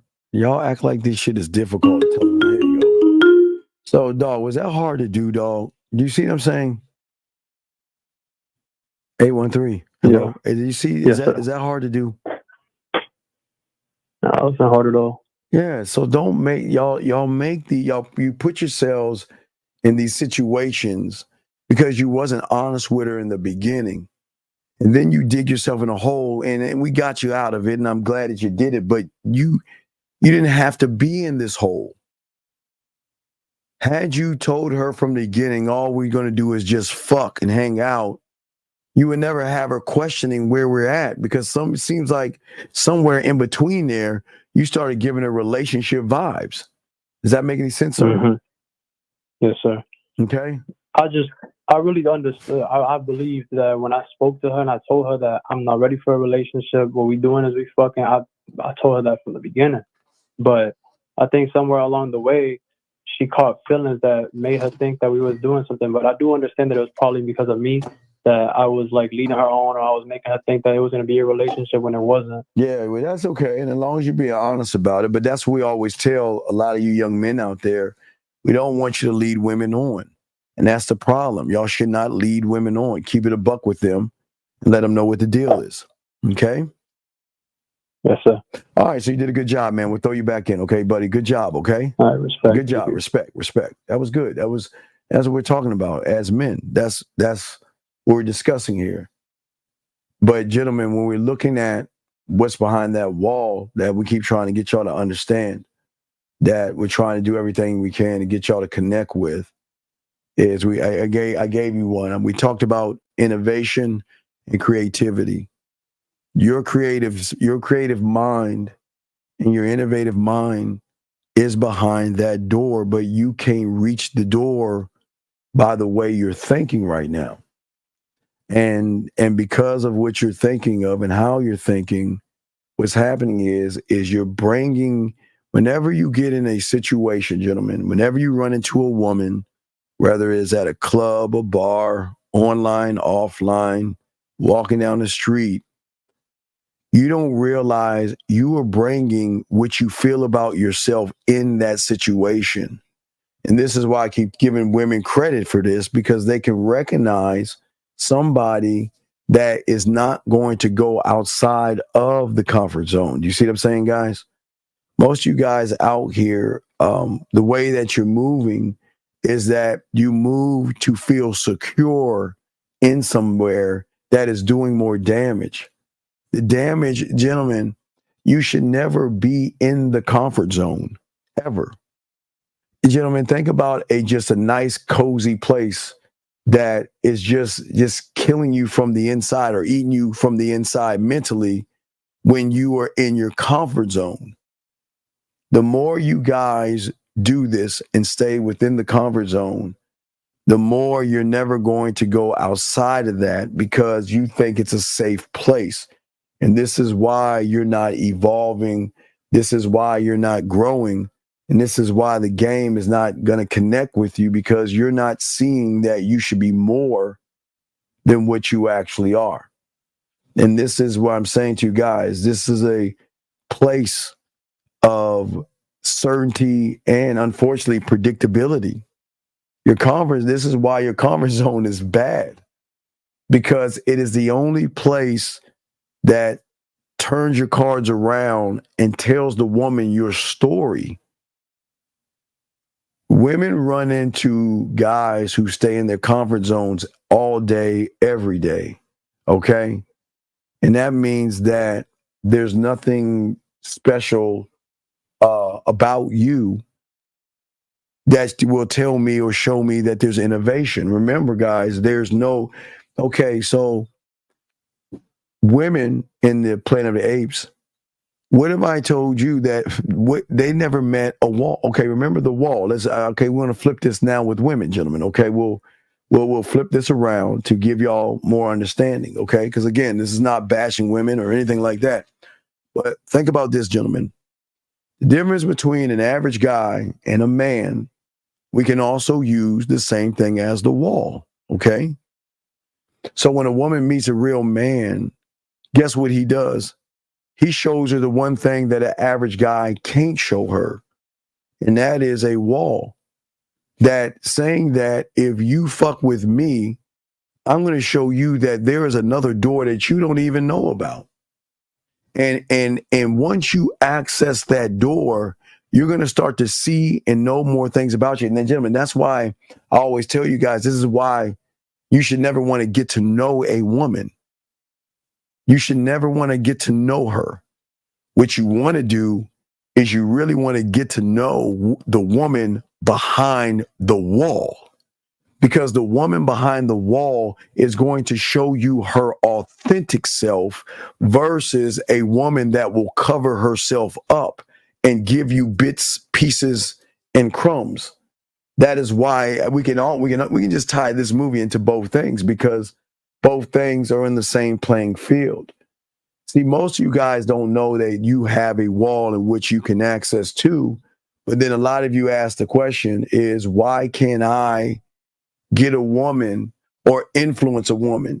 See, the influence will come when a woman sees the wall, because that wall is saying that oh my God, who is this? What is this? And I didn't even know I had that. Remember, guys, I told you levels. There is the conscious and subconscious, right? That's all you guys know. But again, there is the emotion. It is the authentic woman that only a man can draw her to, because that's where we're at. We can only bring women where we are at. So if you are in your comfort zone and you're living off of your clothes, money, and status, you're only showing her a conscious side. So you get caught up in what? Makeup, ass, titties, body, okay? For you guys that tap into the subconscious, you guys are caught up in the fear, the rejection, the anxiety, and any other excuses that you can create. But what we're saying with the game is that once you realize there's another wall or another door that can get rid of all that shit and give you influence over yourself, that's what you've got to tap into. Now, for the woman, it's the same thing. A woman from the subconscious, she's allowed to say, guess what? Hey, you know what? I want a man that is 8 foot tall. I want him to make a lot of money. I want him to have a nice body, clothes, cars, and status. But that's coming from the conscious level, the surface. And that to a man means nothing. But those that live on the surface is going to mean something to you, because most of you guys believe women for what they are and not what they do. Now, if we go to the subconscious, it is most of you guys then, like Noah in the movie, moves off of his feelings. So a lot of you guys, a woman will touch your arm, touch your leg, give you a little bit of affection and a little bit of attention. You automatically assume that you're winning, and that's not happening. That's you're just being, your emotions are being moved just like it would be if you were watching a commercial. And I'll just say this real quick. You're okay. Do you know how many emotions were moved off of the Drake and Kendrick Lamar rap battle? That was nothing but influence and emotion. That was a lot of people being moved off of their feelings, off of something, not from the surface, but the subconscious. So it had a deeper penetrating thing that happens to a lot of young men. But with the game, that wall that I'm telling you guys about is that wall works for you, but it also forces the woman to be more than just ass and titties, and more than just a woman that can touch you, your leg, and give you a little crumb of affection. You're saying that I'm going to influence you to realize, if you fuck with me, that I'm going to show you not only things that you don't even know about yourself, I'm going to show you things that you don't even know about yourself. And that is why the game works for so many people. But for so many guys out there, because of predictability, gentlemen, Noah was predictable. Noah was a good guy, a good chimp, or whatever he was.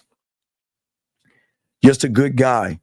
He was a regular, and a lot of people connected with him because his scared of the dark cave was your fears and your rejections. You know what I mean? Your effeminate emotional feelings, and that was a connection. Y'all connected to him, thus connected to the woman, because I know a lot of y'all saw the woman, and the first thing that came out of your face is, I would fuck her. Y'all looked at that movie like, yeah, she is so fucking beautiful and she's so gorgeous and she's so sexy. Look at her, man. If I met a woman like that in real life, I'd fuck her. I know a lot of y'all motherfuckers move. Y'all don't have to admit that shit, but I know that's what y'all saw. Y'all looked at Noah, connected to him, but then you looked at that woman. First thing you said, yeah, look at her. I'd fuck the shit out of her. If I knew a woman like that, I'd fuck her. If a woman like that gave me some play, I'd fuck the shit out of her. So you were already kind of like emotionally invested in the woman yourself. And just like in life, that's what y'all guys do. You become invested in a woman that doesn't show you anything, drive you, or show you why she should be around you, but your comfort zone, okay? Your comfort zone and everything, gentlemen, is what hurts you. Because for a lot of you guys out there, to go beyond that point is discomfort, okay? But see, there is nothing new to learn and there's no new skills to develop when you stay inside your prison, your comfort zone. The more that you stay inside your comfort zone, how are you going to learn? How are you going to grow? No, this is a live show, sir. It's not. Where is this videos? What the fuck are you talking about? Please, maybe you're foreign. I don't understand what you mean. But no, house. Excuse me, house. So the thing is, a lot of guys are disciplined, but discipline works two different ways. Discipline can force you and stay in the comfort zone, or discipline can keep you out of the comfort zone. But see, everybody thinks that, okay, they tell people, house, to be you got to learn discipline. But the reason why it goes through one ear and out of the other is because most of you are disciplined. But your discipline is the problem. Your discipline is so great that most of you guys don't evolve, you don't grow, you don't learn anything, and you don't learn skills. And I'm not talking about from school or learning a job, okay? Because most of you guys have this false interpretation that I don't need to learn anything right now. Everything I need is right here in this beautiful place with sunshine and rainbows. Like Snow White, the birds come up to you, the deers come up to you, and every day y'all are singing a happy song, but you're wondering why I'm not growing. Because you don't want to leave something secure and cozy, okay? And in this world, it's harmony. But what if the world that you're actually in is just a mask of a lie that keeps you exactly where you're at? It's hard to wake up from a beautiful place, because who wants to wake up to a world that is dark and dreary and terrible when I can stay in a world that is always bright, beautiful, serene, and perfect? But it's then the same person that says, well, why didn't she call me back? Why does she want to be friends with me? Why didn't she like me? Why doesn't she want to go on a date with me? Why didn't she call me back? Why didn't she text me? What did I do wrong in a date? It looked like everything worked out fine. I thought I asked her all the right questions. Yet you don't even see what is actually going on, gentlemen. And that's the same thing, like in this movie, gentlemen, it's the same exact thing. You only want to see what you want to see, but beyond your sight, there is knowledge that goes beyond what you want to see. But the only way to access that knowledge, you have to destroy that beautiful world. Listen to what I'm saying. You have to destroy it. Because it is that world that keeps you from growing, evolving, and learning the game. You can never do the things that you want to do being what you are right now. Okay?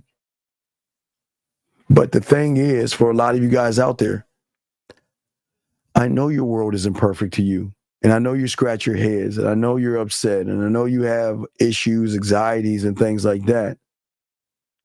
But the thing is that you feel comfortable and secure in your surroundings, okay? And nobody wants to go beyond that point because, again, like your boy was when he got to the cave. Do you see how scared he was when he looked at the cave? Because it was the unknown. The cave was the unknown. And he would not go in that cave.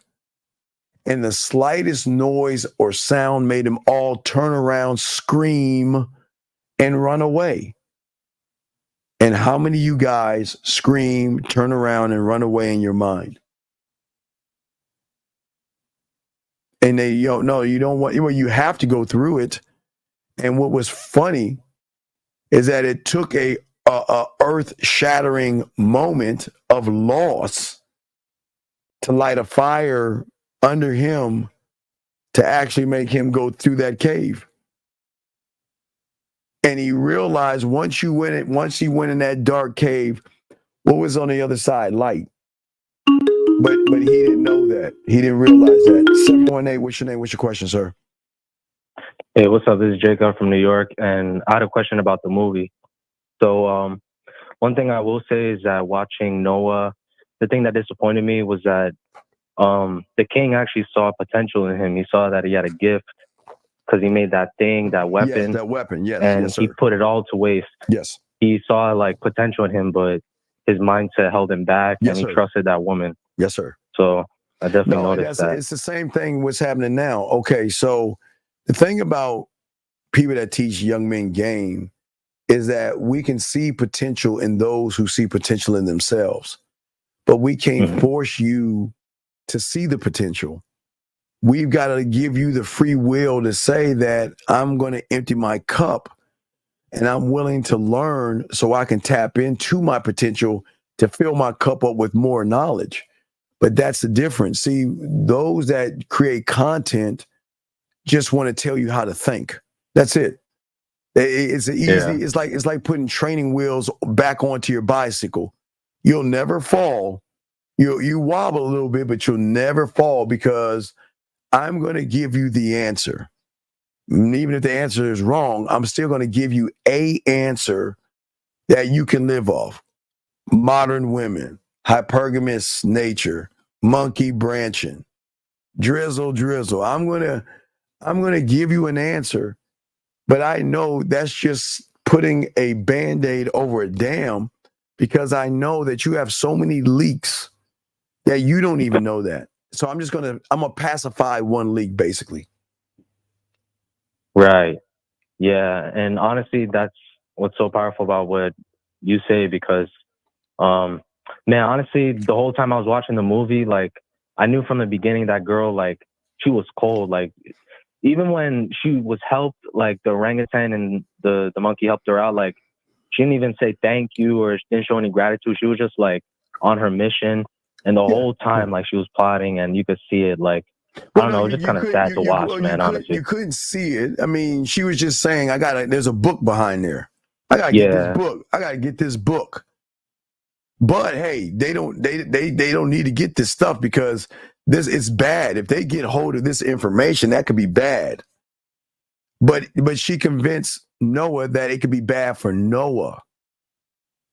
But it was really bad for them. Wait, not to cut you off, but the craziest part too is that remember she literally killed that white dude, that old guy. Right, that was going he to was like, yeah, he was about to snitch. Yeah. He's like, nah, man, y'all fucking up, man. Y'all ain't gonna blow that levee up. Nah, fuck no. Y'all ain't gonna set no bombs. I'ma tell. Choke that motherfucker out. Choke that motherfucker out. That was terrible. No, it wasn't terrible. It was a necessary thing in war. He had to do the necessary because had he told that information to Caesar, she would have been dead. They would have took her out. Right. Yeah. So it's that movie was something, man. But yeah. Yeah, it's just late. See, a lot of people will see it for a movie, Some will see it for maybe there's some nuggets in there, but when you have game, it just imitates what a lot of guys are not doing when it comes to real life. Right. Yeah, because even in the end, she had she had a backup. She went back to her base and whatever, and they had the whole technology set up. Like she had a whole plan the whole time. Absolutely. I mean, she couldn't get in because she was already contaminated because she was with them. So they wouldn't let her inside, but they had her do her job. And her job was to get that information and move on and go about her fucking way. Because they said, okay, look, there's a bigger thing. We got to connect. We got to connect to our own. So once we connect to our own in that spaceship in the sky, we can bring that bitch down and start taking all the technologies and stuff like that and use it against them. Yeah, and that's why Noah was so naive too, because when he had that final interaction with her and, there was no type of he basically was saying he wanted to build on his own, but what he was building meant nothing because the girl already had her plan, right? Yeah, but again, Noah's good heart. Yeah. You lied to me, manipulated me, deceived me, and then you tried to kill my you didn't blatantly try to wipe out my people. Right in my face. Didn't give my people a chance to escape or anything. You blatantly tried to wipe us all out. And what I'm going to do is say thank you, pull my necklace off, and tell you that we can still work together. And that's the guy that gets walked over, used, and manipulated by a woman, and then ask her, what can I do to get us to work out? Same thing. Yeah. 100%. Yeah, I don't really got much more to say other than that, but it was definitely a great movie to watch. All right, yeah, there's always layers. Good call, and I appreciate the call, sir. Thank you very much. Appreciate the call, man. Thank you. Yeah, man. Thank you for the suggestion. Awesome call. Thank you. I like that. That was great dialogue. Guys, lines open if y'all want to call in and have a question. Someone asked earlier how to find an authentic woman. Find the authentic you first. Be grateful. The woman who knows how to take accountability that's I missed that question. Want to say thank you, Hagen, for the super chat. Jungle, JS, not Jungle, Jingle, JS.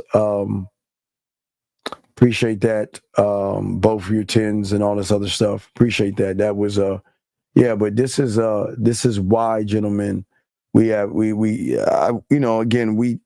tell you, Shogun, we always want to look at, so whenever there's an opportunity, gentlemen, to show you something, to see sight beyond sight, like the Thundercats, to see things beyond what you see. And please understand, this is not a woman bag, because I don't want y'all to think women are evil, malicious, and manipulative. They will manipulate somebody that says, manipulate me. She didn't do that shit with Caesar. She only did that with the one she could. What would you have done if you were Noah? But see, AJ, this is not about AJ, what I'm saying to you, young man, is that you are Noah. You're talking to a Caesar, dog. I would never be in this fucking position. I would have got the egg. I would have went in that fucking cave. I wouldn't have spoke to my mom first. I would have went to my father and showed him the egg. I would have listened to the orangutan, and if he died and floated the fuck off, I wouldn't be yelling and screaming. I wouldn't let the woman manipulate me to find a backdoor entrance, and then to destroy my clan, I wouldn't have gave her my necklace and tried to work things out. So no, ain't no fucking man doing that shit. They wouldn't have been like that. It wouldn't. See, remember, guys, women move off of how you move. So you notice the woman didn't do that to Caesar. The woman did that to Noah. Women will do that to weak. Listen, when you guys say to a woman, walk all over me, and that's what a lot of y'all do, you can't get mad at a woman that walks all over you, because you're saying walk all over me. You're saying use me, walk all over me, and just give me a crumb and I'll accept whatever you give me. That's what y'all do. SS, what are your thoughts on Chuck Norris? What is Chuck Norris' lore? See, the thing is, SS, is that people have got to stop looking at actors and thinking that what they do and what they say is extraordinary. It's just like the red pill people looking at a comedian. What's the guy's name? Guys, who's the comedian they use a red pill off of? Who is the comedian, guys? Y'all know who the fuck. What's the guy's name? His name is slipping my mind right now. Who's the comedian that red pill people follow and they always use his comedic jokes and stuff? Who's the guy? Y'all know who the fuck I'm talking about. But no, SS, Patrice O'Neal. Thank you. Yeah, Patrice O'Neal. Exactly. So SS, what I'm saying to you is that we got to stop looking at Chuck Norris, the actor, and stop thinking that he's a badass person. He's not. He ain't a badass motherfucker. He's just a basic old actor. There is no lore. And that's what sucks a lot of guys into. They want to look, they always want to, SS, let me just explain something to you. It's a good question. So they always want to look at another man and how he's moving and then follow his pathway. That's the problem. So they would look at Chuck Norris just like they would look at Patrice O'Neal. But again, what those two people have in common is that they're pushing you away from your wall of knowledge. Where is your lore at? Where is your understanding at? So that's what I'm saying. That's why game is important. You should enjoy a Chuck Norris film if you know Chuck. Y'all know he's like a karate guy back in the 80s that made movies and shit. Got his ass whipped by Bruce Lee in Bruce Lee's movie, but he's just an actor. That's all. He's just they look at him as tough. Like, oh my God, Chuck Norris is tough. No, Chuck Norris ain't fucking tough. What would be the same reason to get a woman? What would be some reasons to get at a woman on dating apps in person without being about her catching your eye?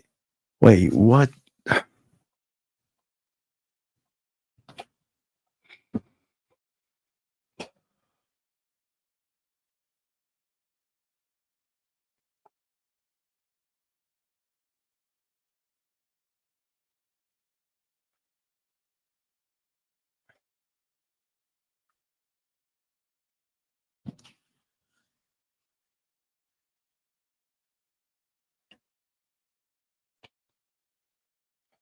Before I answer the question, tell me why you give a fuck.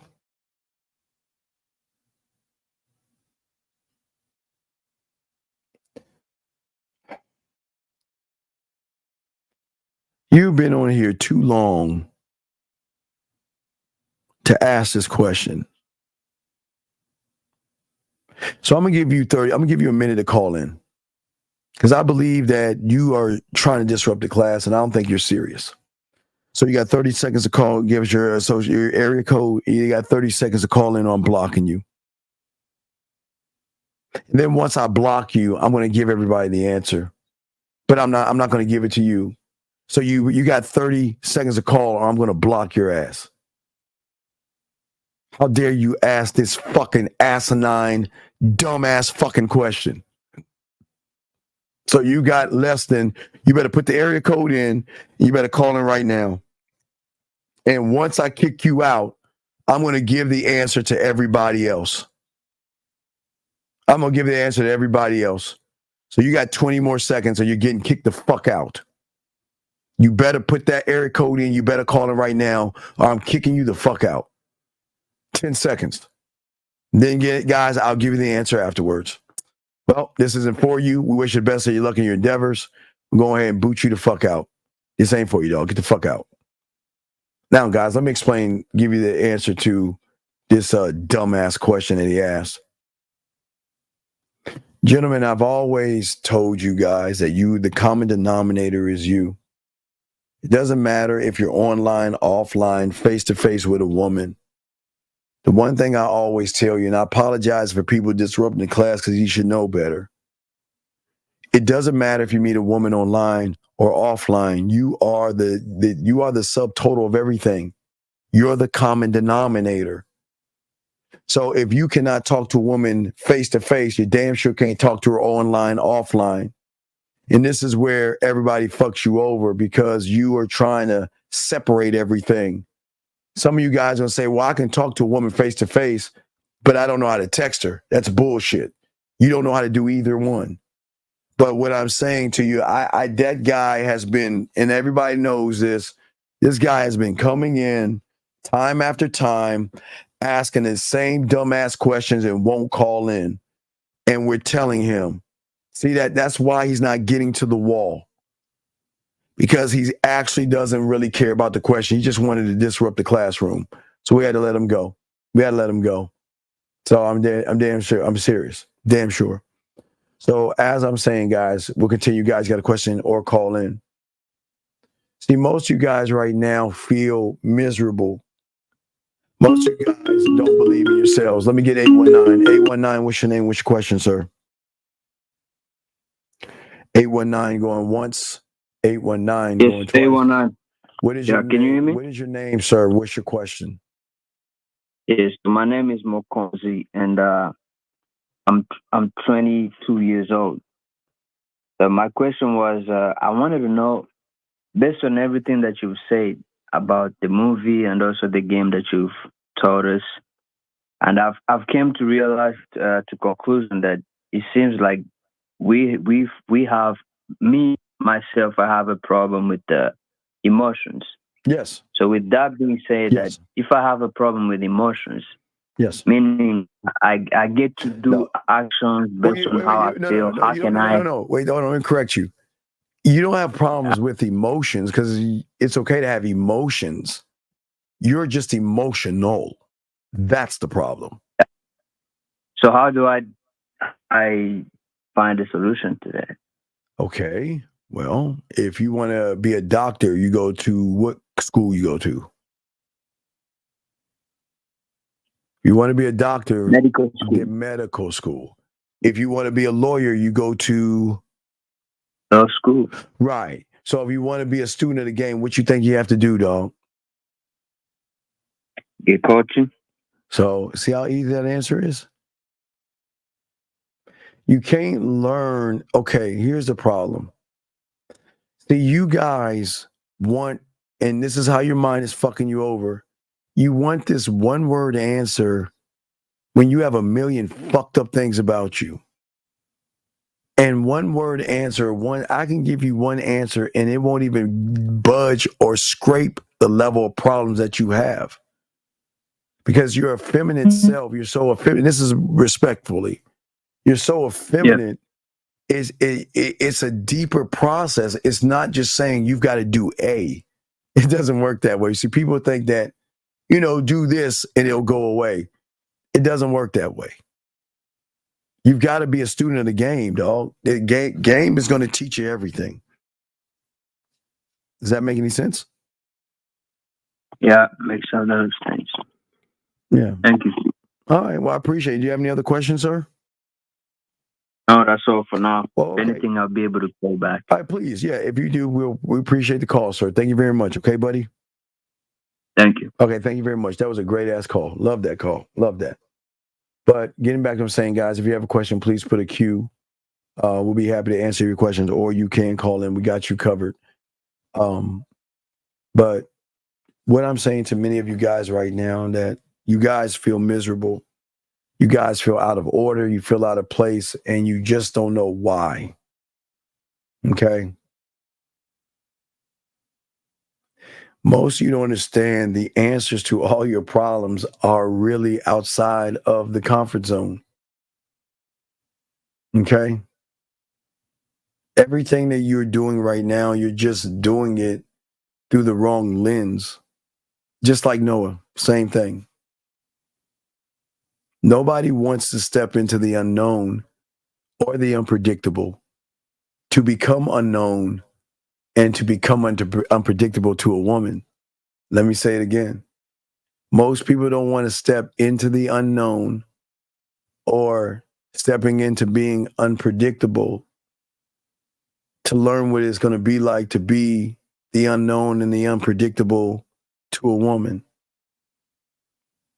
Because nobody ever tells you guys out here that there is a world that lies beyond your thinking and your comfort zone. I know it sounds crazy, but if we're looking at the analogy that I showed you before, if you look at this right here, what do you think that red arrow is? That red arrow is self-importance. It's ego. It's learning from content creators. It's emotion. It's so many things that want to stop you from not even getting to the wall to realize that there is something that is beyond. Gentlemen, you know what is funny that people don't even tell you about? Most of y'all think that people are stopping you. You think that there are people out here stopping you from learning and growing. But what most of you don't understand is that you're stopping yourself from learning and growing. You're preventing yourself from getting to this wall that no one see was crazy. Like I always tell you, young men, is that no one tells you about this. No one tells you that you can get to a point in your life that goes past your comfort zone. And it is that wall that does that, okay? Okay. I got a question right here. He says, next time, please put a Q, sir. But I'll correct you. But most confusion comes from not having a path. Well, no. That is the beginning of beginnings. As I said before, and you might be new here, Chris, the problem is that you have never been told to empty your cup. You cannot learn with a cup that has anything in it. So that means that a lot of you guys out here want to keep things. Okay, so I'll give you an example. Let's say there are 10 things that are in your comfort zone right now. Just give you an example. There are 10 things, Chris, is in your comfort zone. So what y'all guys might do is you might cut out 6 things and say, I just want to keep these 4 because I feel that these 4 things are very important to me. But most people don't understand that you cannot keep anything and learn game. Listen to what I'm saying, gentlemen. Let me explain it again. A lot of you guys want to learn game, right? So what a lot of you guys will do is you'll do an inventory of self, and you'll say, I'll get rid of all this stuff, but I'll keep these things because I know I need these things in order to da-da-da-da-da, right? And then you try to learn the game, and then you're confused and fucked because, gentlemen, remember, I've always said this before YouTube. And the greatest analogy I can always think of, if I told you guys to build me the perfect car, right? I tell every one of you, listen, what I want you to do, listen, you can go around the world. What I want you to do is grab the perfect part from every car around the world. Then I want you to put it together because that will be the perfect car, right? So you go around the world and you'll get a Bugatti engine, a Ferrari muffler. You know, I'm just saying you would go around and grab all the best parts of every car around the world. You try to put that motherfucker together and hand me the key. Question is, will that car work? Some will say it will work to perfection. But what you don't understand is that car will not work at all because the parts don't fit. So meaning when you grab from this content creator and then grab from this content creator and grab this and grab that, and then you do your inventory and cut all those things down, you still got parts left over from other people. that's what's going to cancel everything. That's why the mind is the enemy. Because the mind will allow you to go around and grab with your interpretation, gentlemen. That's what I'm saying. Gentlemen, there's nothing wrong with you having a false interpretation, because I don't want to belittle you or make you feel less than. But what I'm saying is that your interpretation is why you're not growing. Because what you're doing is you're taking your poisonous thoughts that keep you exactly where you are. And then you're trying to bring those parts over to a brand new you. You can't bring old you parts to a brand new you and think that you're going to function differently. Because what is holding you down is going to carry over like a virus. Gentlemen, think of it like this. Let me simplify it. I'll simplify it. Gentlemen, it's like some of you guys may watch porn, right? It's okay, guys. And sometimes if you watch the wrong porn, there will be a virus that is attached to something that you click, right? And sometimes that virus can affect not only your computer, but any kind of card that you may put in there or any external hard drive you may put in there. And even if you have that, you take that infected external hard drive, buy a brand new computer and plug that hard drive that has that Trojan in there, it's going to affect that other computer. It's like okay, it's a virus. It's a virus. So that's what I'm saying to you guys out here. It transfers. We're saying that you must destroy all information and empty your cup. Because, gentlemen, without an empty cup, you're going to have problems. Because everything that is holding you back from what you are is not women. Listen, gentlemen, because we don't blame women, because it ain't women. It's not women. It's not society. It's not the court system. It's not Riz. It's not drizzle. It's none of those things. It's your interpretation of those things. Oh, shit. Let me slow it back down. Let me slow it down. Hold on. Wait. Come a little closer. I'm going to say it again. It's not women. Women as in, I want a guy. I want a guy that has a Benz.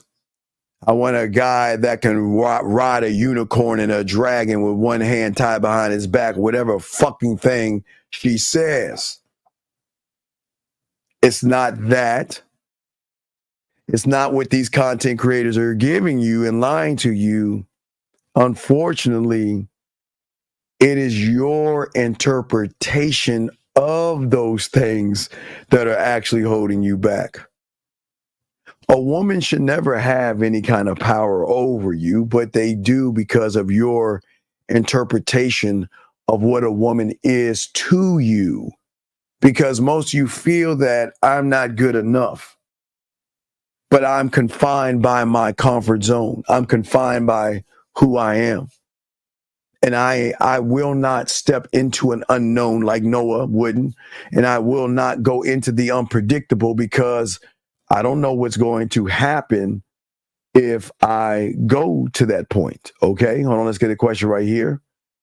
Me, hugs and kisses. She, not possible. Sending photos, even if it were possible, I wouldn't send it. I look even better. What are you doing today? I visited somebody. Okay, listen. You're not asking to see her titties or her ass or what's between her legs, sir. You're asking for a photo. And if a woman cannot give you a photo, then the writing is on the wall. She's just not interested in you. And in her eyes, you have no sexual influence on her. That means that her pussy between her ears is not wet, that means that you are boring, you're dry, and you're not an interesting person. And the reason I'm saying that is because I don't need to know you. I'm just going to see how she's acting around you to let you know that you're not the guy. You're not the guy.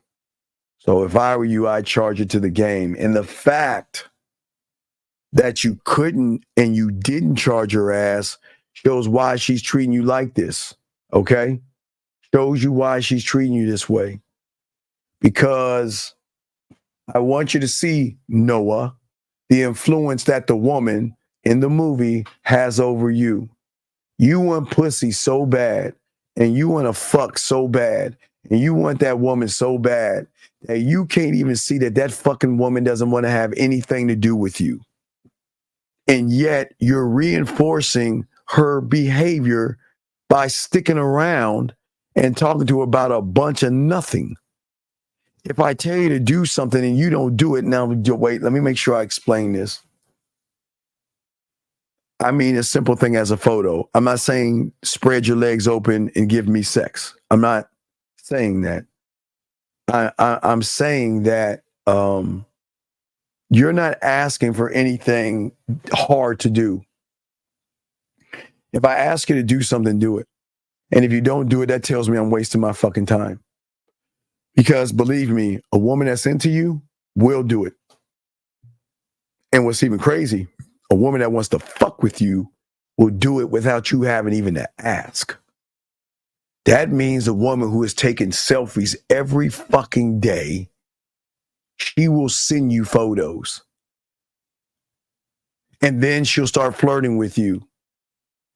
And then really flirting with you and send you photos of her in the shower. So what I'm saying is that the level I keep trying to tell you guys is that when you learn the game, you don't even have to ask for much. They want to give you parts of themselves because they want to say that, look at me. I'm submitting to you. I want you to see me. Do you see what I'm saying? So it's you, sir. It's you. But guys, you got a question? I'll continue. We got y'all. But let me continue what I was saying.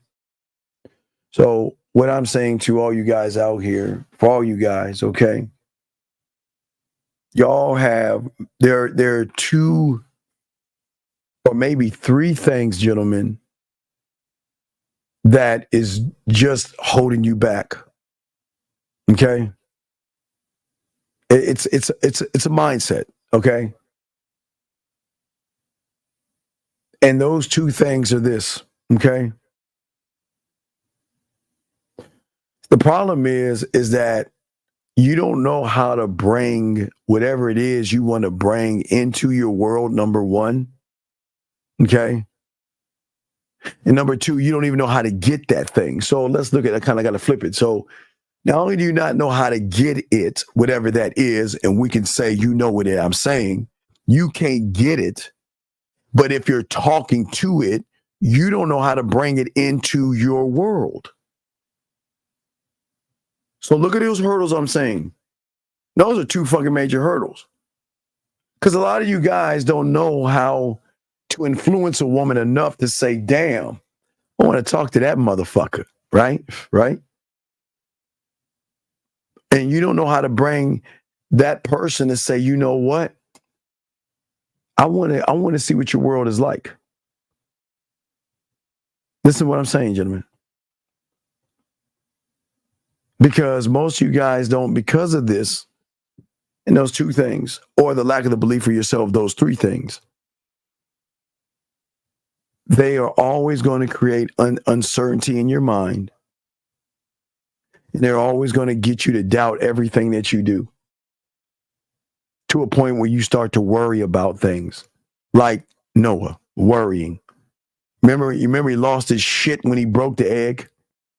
Oh my God, my egg's broken, right? Worrying and shit about making mistakes. That then triggers another door, not the wall, but another door that you start to reflect on these weird scenarios. And these are the worst scenarios to have, but y'all have them. And it's these what if scenarios. What if I did this differently? What if I said that differently? What if I moved this way differently? And then that opens up another door of this fear again of the unknown. And this is why most of you guys don't even know that actually there is what? Another door. You can never see what you can't see when you don't even know what you are to yourself. These unknowns and these problems and what Noah is going through, if y'all see the show, y'all are going through those things. But wouldn't it be funny if you knew that there was a Caesar in your mind that looks exactly like you? And y'all don't even know that. You see what I'm saying? Sir, okay, let me appreciate it, sir. All right. So I appreciate you here. Thank you. Every program we have is for single guys that want to date, guys that want to get relationships, guys that want to be married, and guys that want to have kids. So everything we have covers the umbrella because it all falls under manhood, okay? So that's where it falls under. But as I said before, to a lot of you young men out here that have no understanding or interpretation of certain things, this is where a lot of the issues and a lot of these problems come in at, gentlemen, that I always say to you guys, because it's the scenarios that y'all are looking at. And most of y'all don't even know what it takes to bring these things into your world. And most of you guys don't even know how to obtain those things. But one thing you know how to obtain, and one thing you know how to get, above all, are what if scenarios and fears of the unknown. You grab and you can get all that shit and you bring that into your world all day, every day. And you always acquire these things. And actually, these are the things that are actually holding you back and holding you down. And you have to go beyond. Now, I will give Noah credit. He did go through the cave finally, but it had to be under a hardship and a circumstance that drove him to want to go through that cave versus he just wanting to go through that cave himself. And I think for many of you guys out here is that you feel discomfort and you think that's a bad thing. You feel sometimes that, man, this is just too much to handle. This is too much to bear. And you just say, you know what, I don't need to deal with this. My life is perfect the way it is. Just like Noah. All I want to do is bring my tribe back. The motherfucker's telling you there is technology that can make ape fly. Technology. Matter of fact, I'll play. Listen. Now, don't follow me on this. Listen, follow me. I'll play it again. But I want y'all to see when information comes your way. 1 second. 626, what's your name? What's your question? So my question is, how do you sir, I gotta let you go. Okay, sir.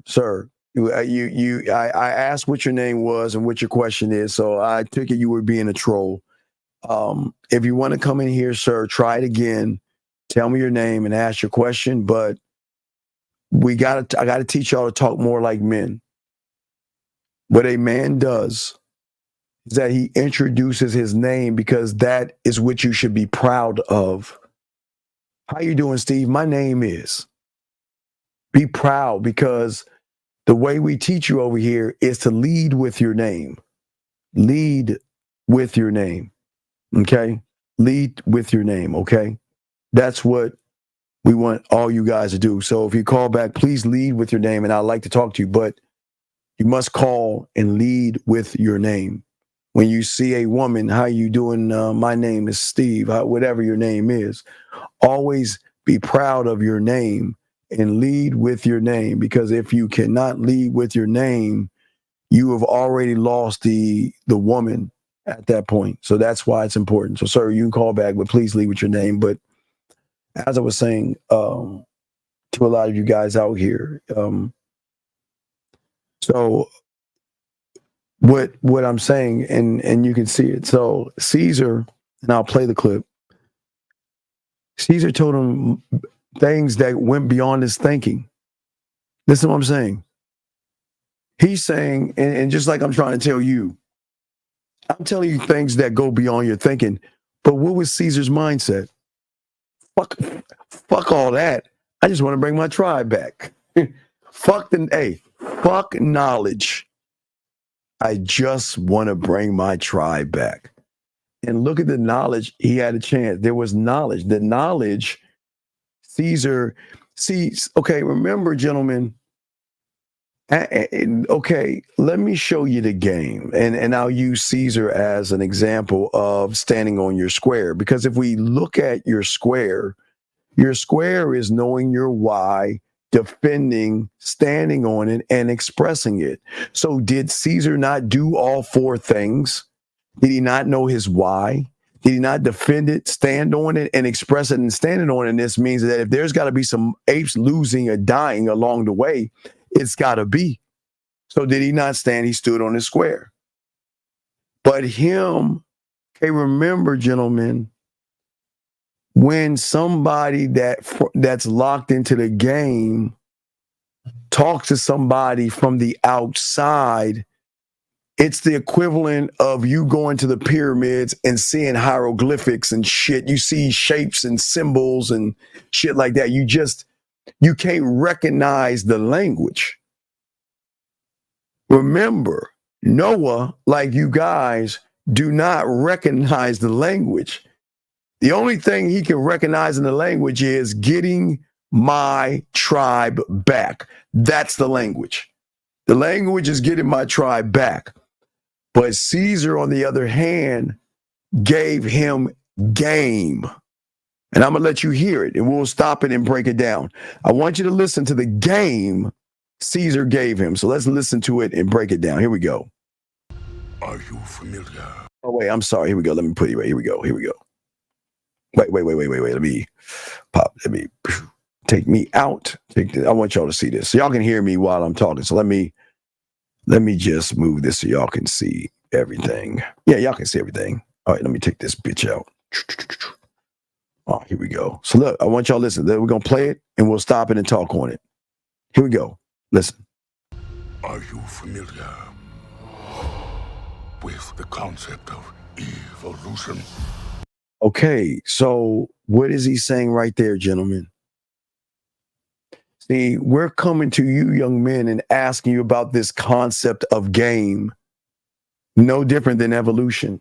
And when one has no concept of evolution because one is in his comfort zone and think he's already evolved, then he doesn't give a fuck about evolution, because in his mind, I've already come to my point in which I am.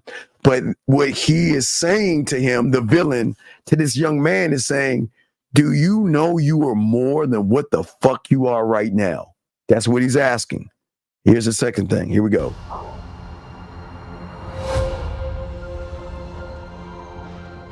In their time, humans were capable of many great things. Stop right there. In their time, humans were capable of great things. So now he's breaking down the evolution. He's trying to give him understanding of all the whys. This is just a simple conversation. They could fly like eagles fly. They could speak across oceans. But now it is our time. So what he's saying to Noah that's looking for his tribe of apes. He's saying to you, and I'm saying to you, it is your time. Now, you have already wasted 5 months and 13 days of your life right now for this year. But just like he's saying, and we're saying to you, it's your time. The time is now. Don't waste it. But that's all you do is waste it. But he's saying that, look, it's our time. It's our time to fly, talk across oceans, and connect to other apes. And it is my kingdom. And what have I always told you? Have not told you you're kings, warriors, and gods and emperors, that in your mind you have a kingdom in which you haven't even tapped into. We'll learn. We will learn. See that? Evolution, learning. And we're not talking book smart. We're talking street smart game. We will learn. Apes will learn. I will learn. And I will conquer. And I will fucking conquer. See that right there, gentlemen? That's what we're talking about. So he tells somebody with his thinking, just let's get this tribe. He's saying that there's something bigger out there. And gentlemen, I think a lot of y'all don't understand that. There's something bigger with a lot of you guys out here. Okay? There's something bigger for a lot of you guys out here. Okay? And I'm saying to many of you guys out here that you don't understand there is a bigger picture that you don't even see. And gentlemen, some of your lifetimes you may never see it. You'll miss it. You'll miss it. But do you see where midlife crisis happen? Depression happens. Unhappiness happens. Anger happens.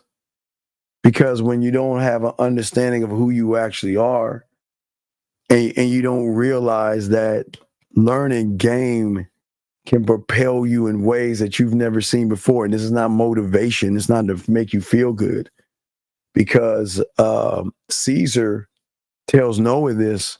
Noah should have been like, what the fuck? What do I got to do to get this shit? Wait a second. You telling me they used to fly? How the fuck can we do that?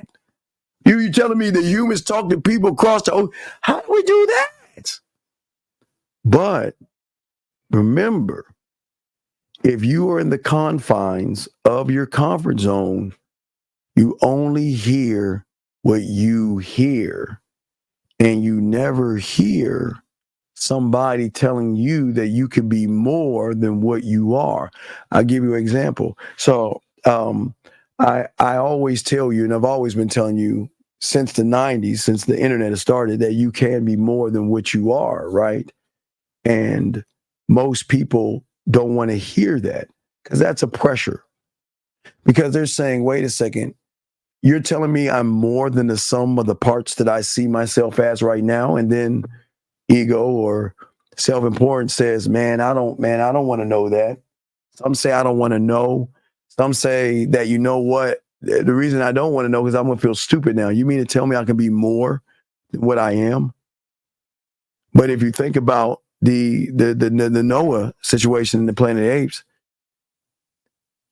you're getting the man is literally giving you a gem that is going to unlock a door in that motherfucker to see a whole new, gentlemen, when you become one of one and learn the core, right? Get to your core, one of one thought, one mind, one way. The reason it opens up a door, gentlemen, is because you shut a door. See, one door, right? Gentlemen, get your crowns out. One door must shut for another one to open. And you can't leave that door cracked open, or that other door will not open. The door that you have open right now, okay, is the door of why you're not growing.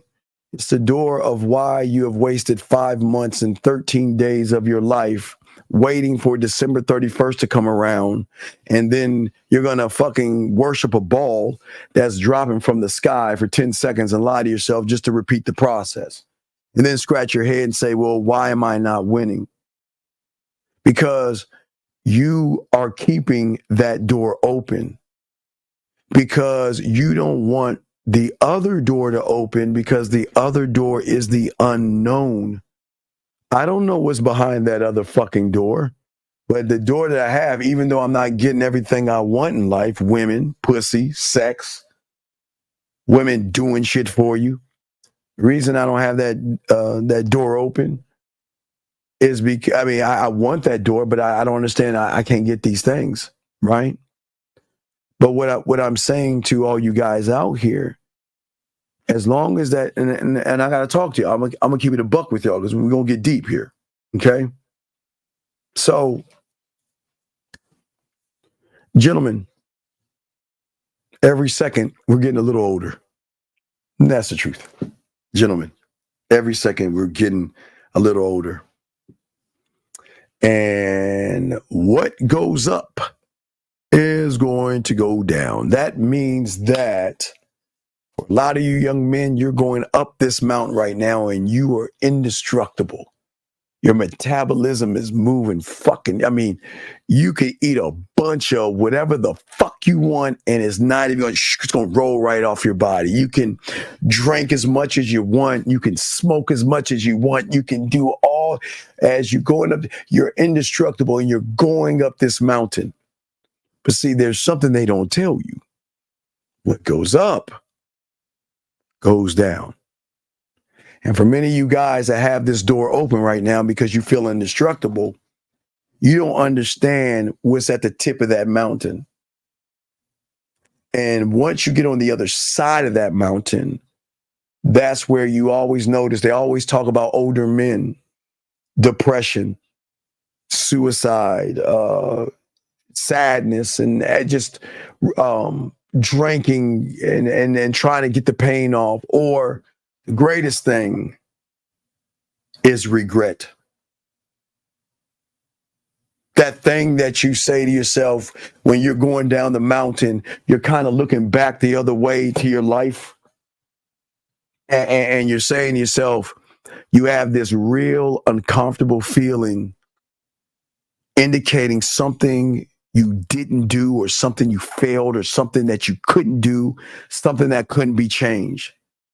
And because you're going down the hill, it makes you feel a sense of loss, or you feel like I missed out on something.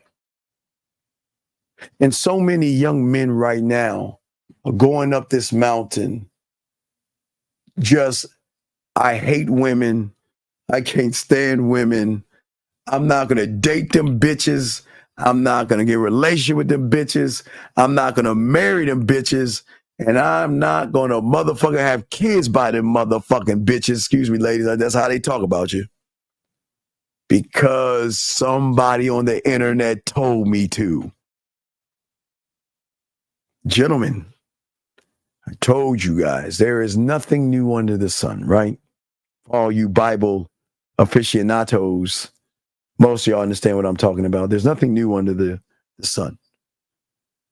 So why am I telling you this? Because I seen you guys at your age years ago, decades ago, when the seduction community opened up. Seduction community like this had a lot of young men going up this mountain, learning tricks and gimmicks and lies and manipulation tactics to get women. And now these guys who are your age back then now are going down the mountain, and there's such regret. See, gentlemen, let me explain something. What you are at 18 is somehow going to change between 18 and 25. And then what you are between 18 and 25, I promise you is going to change between 25 and 30. Somewhere between 30 and 35 is going to change again. So your interpretation of the world in which you see it right now, at your young age, where a lot of you young men are indestructible. Okay, please understand. A lot of you are indestructible, and I commend you, young men. I'm not here to knock you. It's good. You're indestructible, but please understand this: the greatest thing that is going that your Titanic is heading towards this iceberg called regret. It's going to cause depression, and hopefully not to a point where you don't want to be around in this world. But unfortunately, that's how life happens to a lot of the guys who used to be like you, because a lot of these guys thought that I'm always going to have this nice chiseled ass body. I'm always going to have this look, and I'm always going to do this. And then as they're starting to go up the mountain, all of our bodies are different. So that means that some will begin to lose their hair. Some will have erectile dysfunction. Some will have effects from being young. As I told you, if you're smoking a lot, you're going to fuck with your lungs. And eventually, breathing is going to be a problem where you have to have a tube right here. You're like, I'm not being dead. I said something here, right? Where you're going to have to take some kind of something. If you decide to take medicine, that's going to have another side effect on you.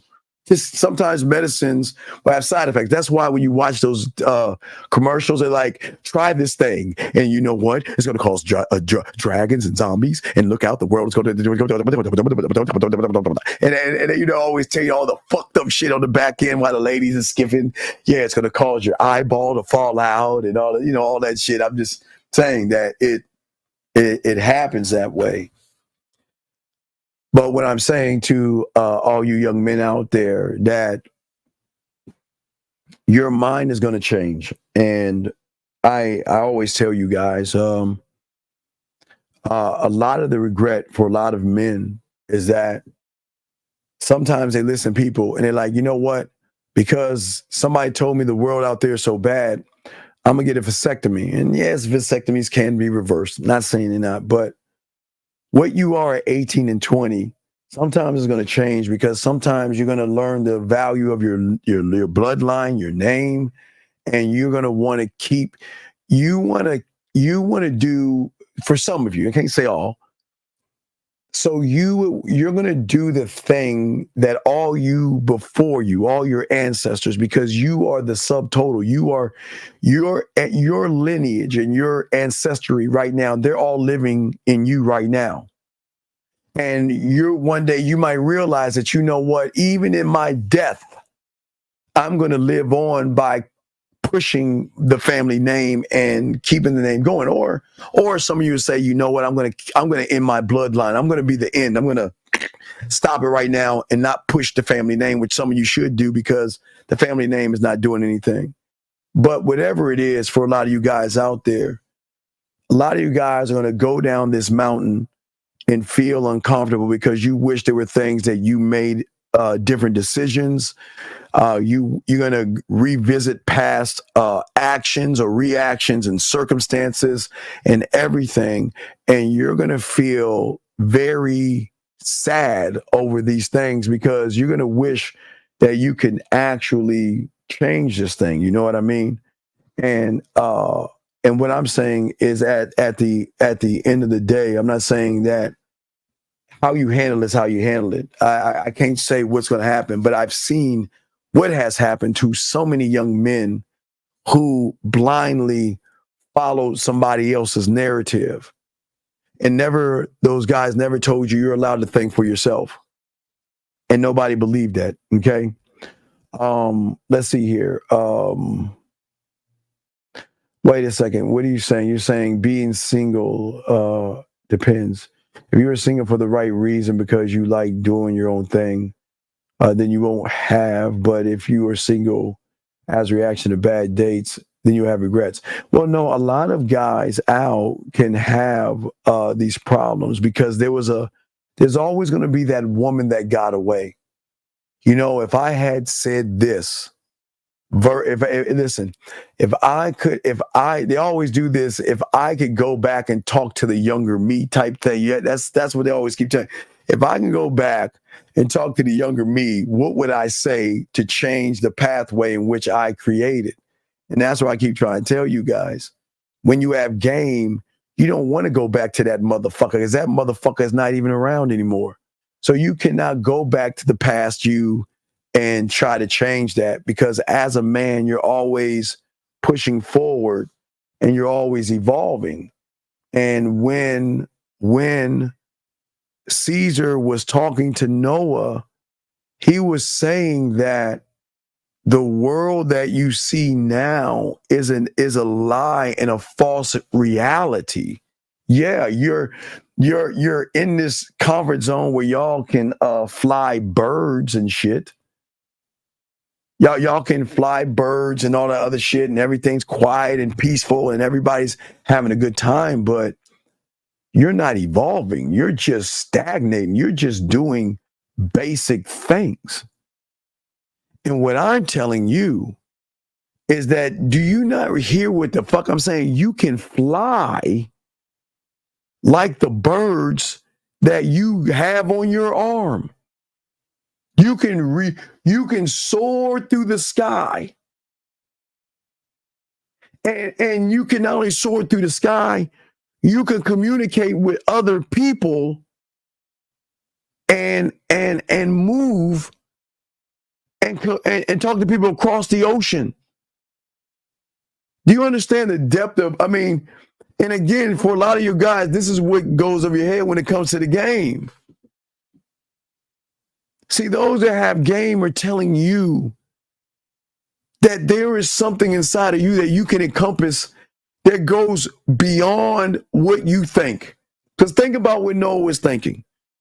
All Noah was thinking was, I just need to get my people back so we can create more birds, get more eggs, and be happy. And then somebody comes along and says, hey, fuck that bird. Why not create a bigger thing to fly? To push yourself beyond what you even see. And just like a lot of you guys out here, you like, nah, I don't want to evolve.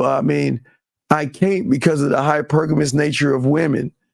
And I can't do it because, Steve, look at this YouTube. Look at what this woman said.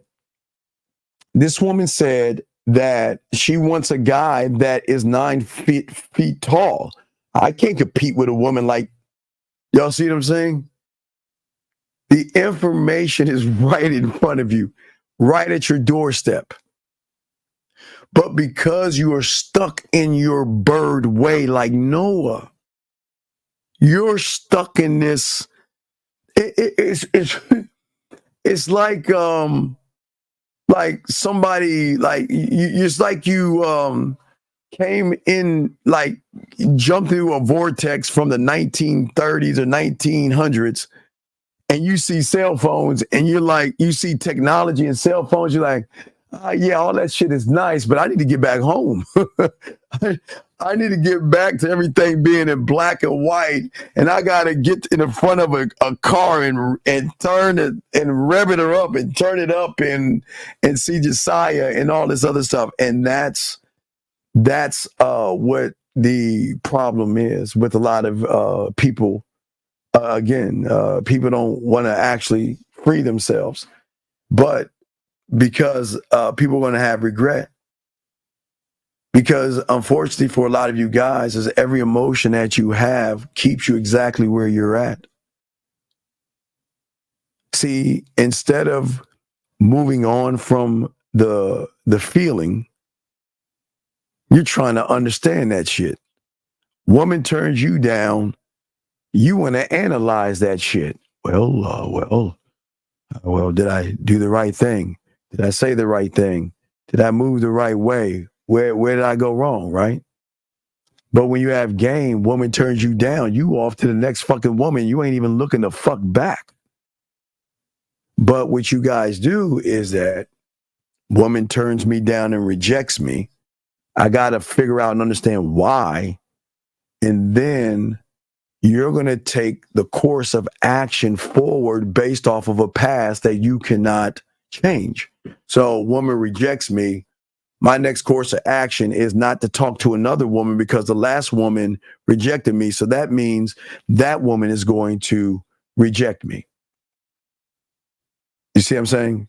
And that's where, like in the movie, so many people lose sight of the game or lose sight of things, just like Noah did.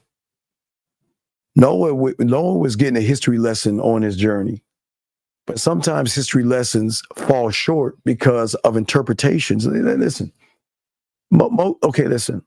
You think a person wants to learn game if all he wants is pussy? He's never going to learn game because he's driven by opening a woman's legs up, right? Remember, desired outcome. So what was Noah's desired outcome? His desired outcome was his tribe. But Caesar was saying, let's put that desired outcome down. Let's work together, create an outcome to be a desired outcome afterwards. But for a lot of you guys,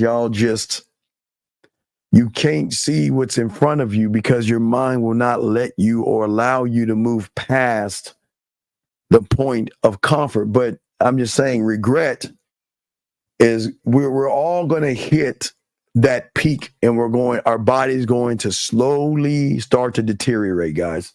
That's the truth. It doesn't matter who we are, what we are. Those are the rules until something comes out to give us extra life. Maybe not in my lifetime, but maybe in your lifetime, we don't know. But, AI is really making a lot of moves and changes, things like that. So we don't know, but I can only speak for the now. I'm not a fortune teller or a future teller. So we don't know what your life is going to be in the future. But what I do know right now is that most of you guys are stuck in your comfort zone right now because of your regrets. Okay. And because of you thinking like Noah right now, most of you are worried about risking failure, risking making mistakes, or you're risking getting hurt. And these things confine you to not only holding you back, but it also it forces you to stop listening to any information that can enhance, evolve, and give you a greater outlook than seeing something beyond what you see. It's kind of like I always tell you, like the Thundercats, sight beyond sight. You see what I'm saying? Let's see here. He says, I see your point, but isn't adaptation or evolution contradictory? There's always been guys who won't be. No, Al. Here's your problem, Al. And I welcome you, my friend. Once you understand the game, you ain't gonna give a fuck about other people. Just like Caesar. You ain't gonna give a fuck. I don't give a fuck if the next man finds a wife or not. The fuck is none of my business. So what I'm saying is that the problem is, like Noah, you're trying to look at this kumbaya. Everybody should, hey, like Noah. Hey, everybody, there's 2 eggs. We need 3, but hey, go ahead. Y'all get y'all eggs and I'll just sit here and wait. And hopefully I can get one later on. That's your fucking thinking right now with this right here. See, what I'm trying to tell you, I hate to say it, but the villains are the heroes because the villains always put themselves first above everybody else. And if you cannot do that, then you're the one that's going to fail. Okay. But I see what you're saying. You say it depends on new guys wanting to be in relationships, but choosing not to be because of it. No. Wait. My friend, again, stop looking for your group and listen to the guy that's telling you you can fucking fly. You're not looking at you're only looking at it through this weak ass lens. I say this with respect. Is it a bad experience? Or is it just dog? You see y'all are in this, it's like y'all are in this this fairy tale bubble that everything has to be perfect. And if we want to look at a bad experience, because if you really want to go deep, the bad experience is because the motherfucker that got the bad experience wasn't a motherfucking man. Men don't have bad experiences because men give women the free will to walk the fuck out of my life. I am not going to deal with disrespect, yelling, screaming, or anything like that.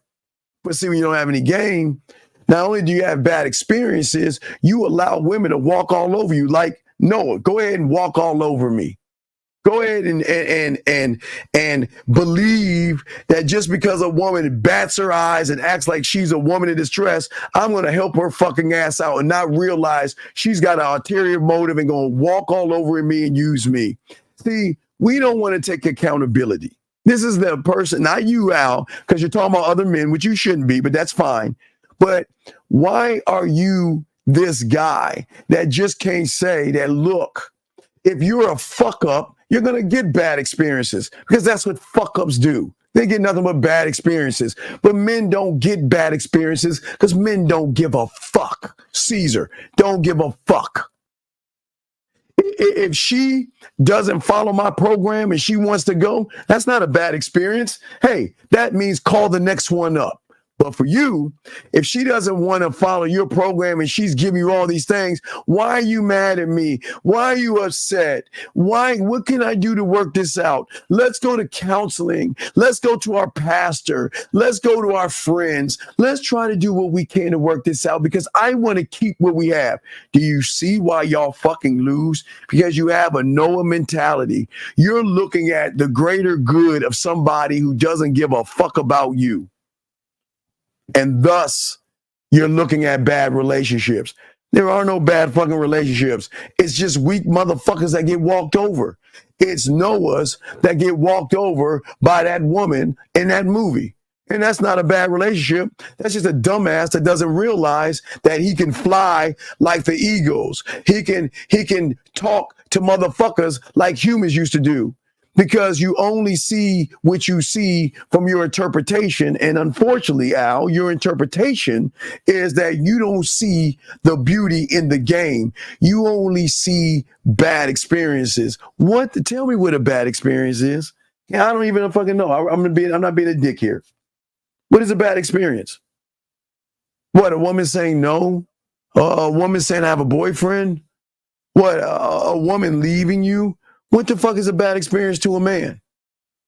Now, I can tell you a bad experience in a video game. Now, if I lose in Call of Duty, shit, I'm all fucked up. The Cowboys lose, I'm all fucked up. But a woman, what is a bad experience? What can a woman do to a man that gets him shook? What can a woman do to a man that makes him all fucked up where I've got to drink at a bar because I'm all fucking miserable and sad and emotional like Noah? Versus be like Caesar and be like, so fucking what, next? I like to know. Al, I like to know. I'm dead ass. I like to know. Right, Sharon. Right. Again, regret. Girl, you're absolutely right. Yeah, absolutely right, SS. Absolutely right. A lot of regret because you wasn't man enough to control your stable. You wasn't man enough to tell her to stop talking down to you. You wasn't man enough to tell her stop yelling at you. You wasn't man enough to tell her stop putting my business on the street. Stop trying to ask me for money. Stop wasting my time. But you're not doing any of that. You're not doing any of that. But yet, it sounds like you wanna put it on the woman. It sounds like you want to blame the woman for a bad experience, but this is what we're saying to you guys out here. This is why the problem comes in at. Because most of you guys don't understand what is inside that, okay, what is we're going to talk about the number one reason why you need to leave that. And had Noah listen to Caesar, he would have done the thing that most of you guys have the chance to do. Noah didn't do it. You guys have to do it. See, you don't understand. In the comfort zone is a thing that keeps you in the zone. And that is a thing called habits. Your crayons out, we're going to get deep. See, it's not just you feeling safe and secure in this fucking prison that you are in, the third pig, so to speak. But in this motherfucking thing, there is a chain around your ankle that is called a habit. Okay? All right?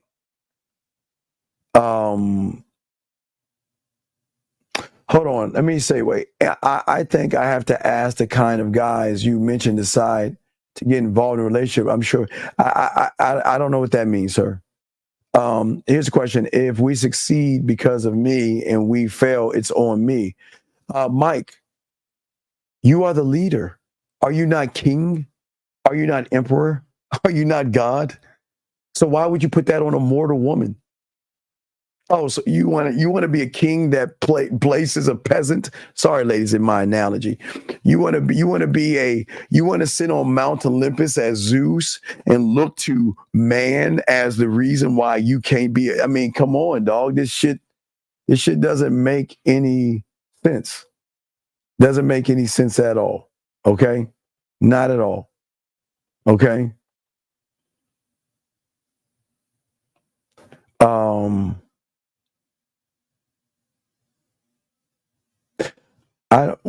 What the fuck? What is SFGEB? What the fuck is this? XXJJ? Can you get off your damn your keyboard? Because you like talking in some like, what is it, Trini or Indie or whatever? You're locking some language or whatever. No, it's all love, Mike. It's no. I'm just saying it's no agreement. I hear what you're saying. But let me finish. Listen. So well, no, it must be a she. Yeah, she must be like hitting her fucking keys or some shit like that. But as I was saying, in your comfort zone, gentlemen,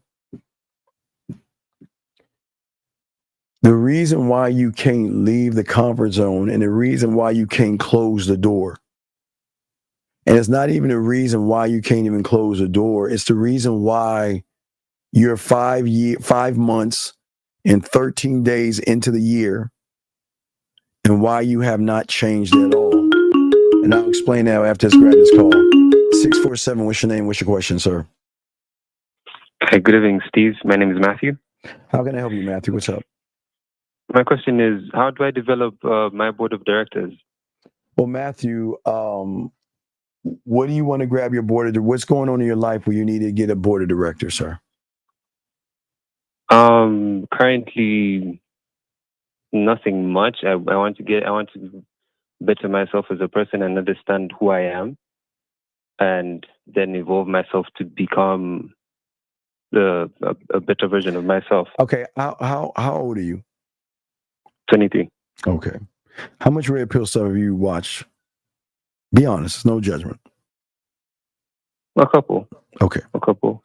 So I'm going to explain to you why it's going to be harder for you. You can do it, but I'm going to explain why it's harder for you. So if you went on YouTube and saw a video on sucking a dick, would you watch it? No. Why? Because it doesn't pertain to me. Right? So then why were you watching that Red Pill shit? See that? And that is why it is going to be harder for you, because what pertained to you, buddy? Because if you move, like if you saw a video on sucking a dick and you turned it off and you saw that red pill and said, nah, man, this is some bullshit, you would have turned it off. You didn't. So how can one try to find a better version of itself when one was trying to lose himself in a bunch of clutter and bullshit and a lot of self-hate and self-hate to women? So what was it about the red pill that made you not only watch it, which is cool, no judgment, but you went down that rabbit hole? What made you do that? And there's no judgment. I'm just curious, sir. It's not a hard question. There's no judgment. It kind of gave me like should I say like a sense of, okay, I'm not the only one struggling in this whole society thing. Okay, so listen what you're saying. So now you were looking for validation. You want to be a part of something. You want to feel like I don't want to feel like I'm the only one, right? And because you met people like you or had situations like, not like you, but situations like you then started to connect to it without even realizing what it was. So you like blindly went into it. Do you see what I'm saying? Yeah. Does that make any sense? Yeah. So you blindly wanted to connect to a group of people, but you don't even know why you wanted to do that. Yeah, I mean, eventually I asked myself the same question, and it really didn't make sense. So well, no, it had to make sense. You're grown. Okay. See, this is what I understand about you humans. What doesn't make any sense is that you got to be honest with yourself, man. It doesn't make any sense. Again, you see a video on sucking a dick 101 and you're like, no, I'm not doing that. That has nothing to do with me. But then you see a video on women being 304s, hypergamous nature, government, women have high lay counts and they ain't shit. But yet you don't know why you went to look at that? That doesn't make any sense. Yeah. No, it's not. Yeah, it's not the answer. I'm saying that I'm trying to show you why the road that you got to go on. If you can't understand why you did what you did before, how are you going to get new information if you can't interpret the old information in which you shouldn't have been listening to, young man?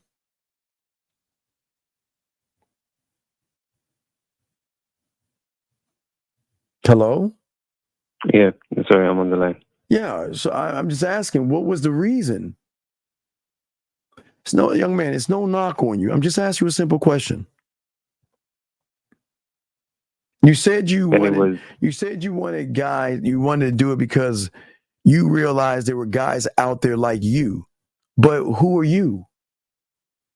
What was the you? What was the thing? It was just a guy trying to like come into the world, learn how to interact with people. Let's keep it a buck. A guy trying to get some pussy and he couldn't get it and he was frustrated. Probably something along those lines. What, can we say that? Yeah. Okay, so can we just get there? Okay. So a guy who can't get pussy because he is frustrated. So how is getting mad at the thing that you're trying to fuck gonna help you learn about yourself?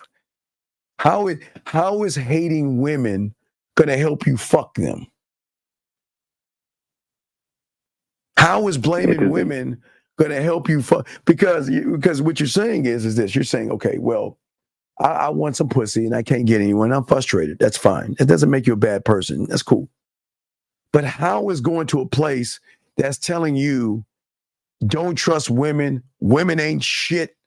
They're gonna fuck the next guy. They'll mess with Thug, Bub, Bobo, and Ray Ray and Boom Boom. They'll take you for. How is that gonna help you get some pussy? Is it?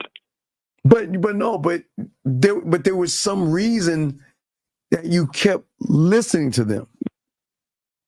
Kind of like Noah with this Planet of the Apes, following the lead of a woman, a feminine. So listen, he was following a woman. You were following a male that was really emotional and effeminate. Because then you notice all they did was give you problem after problem after problem. And what's the solution? Stop fucking with women at all. Cut women off. Go your own way and go on a mountain and fucking meditate and shit like that. Do you see what I'm saying? Just like the woman. Yeah. But yet you were following that. It doesn't listen. No knock on you, young man, because you know what? You're not alone. Because you did see they put out a article of all the dangerous motherfuckers that's on the FIB, the FB, not the FIB. I said the FIB. Fuck. Excuse me, guys. FBI. I sound like a little bitch right now. I said the FIB. I meant FBI. Did you hear about that? No. Yeah. Might have to do a show on that. The FBI's most wanted. Motherfuckers in the manosphere. Creating all the havoc and shit you see.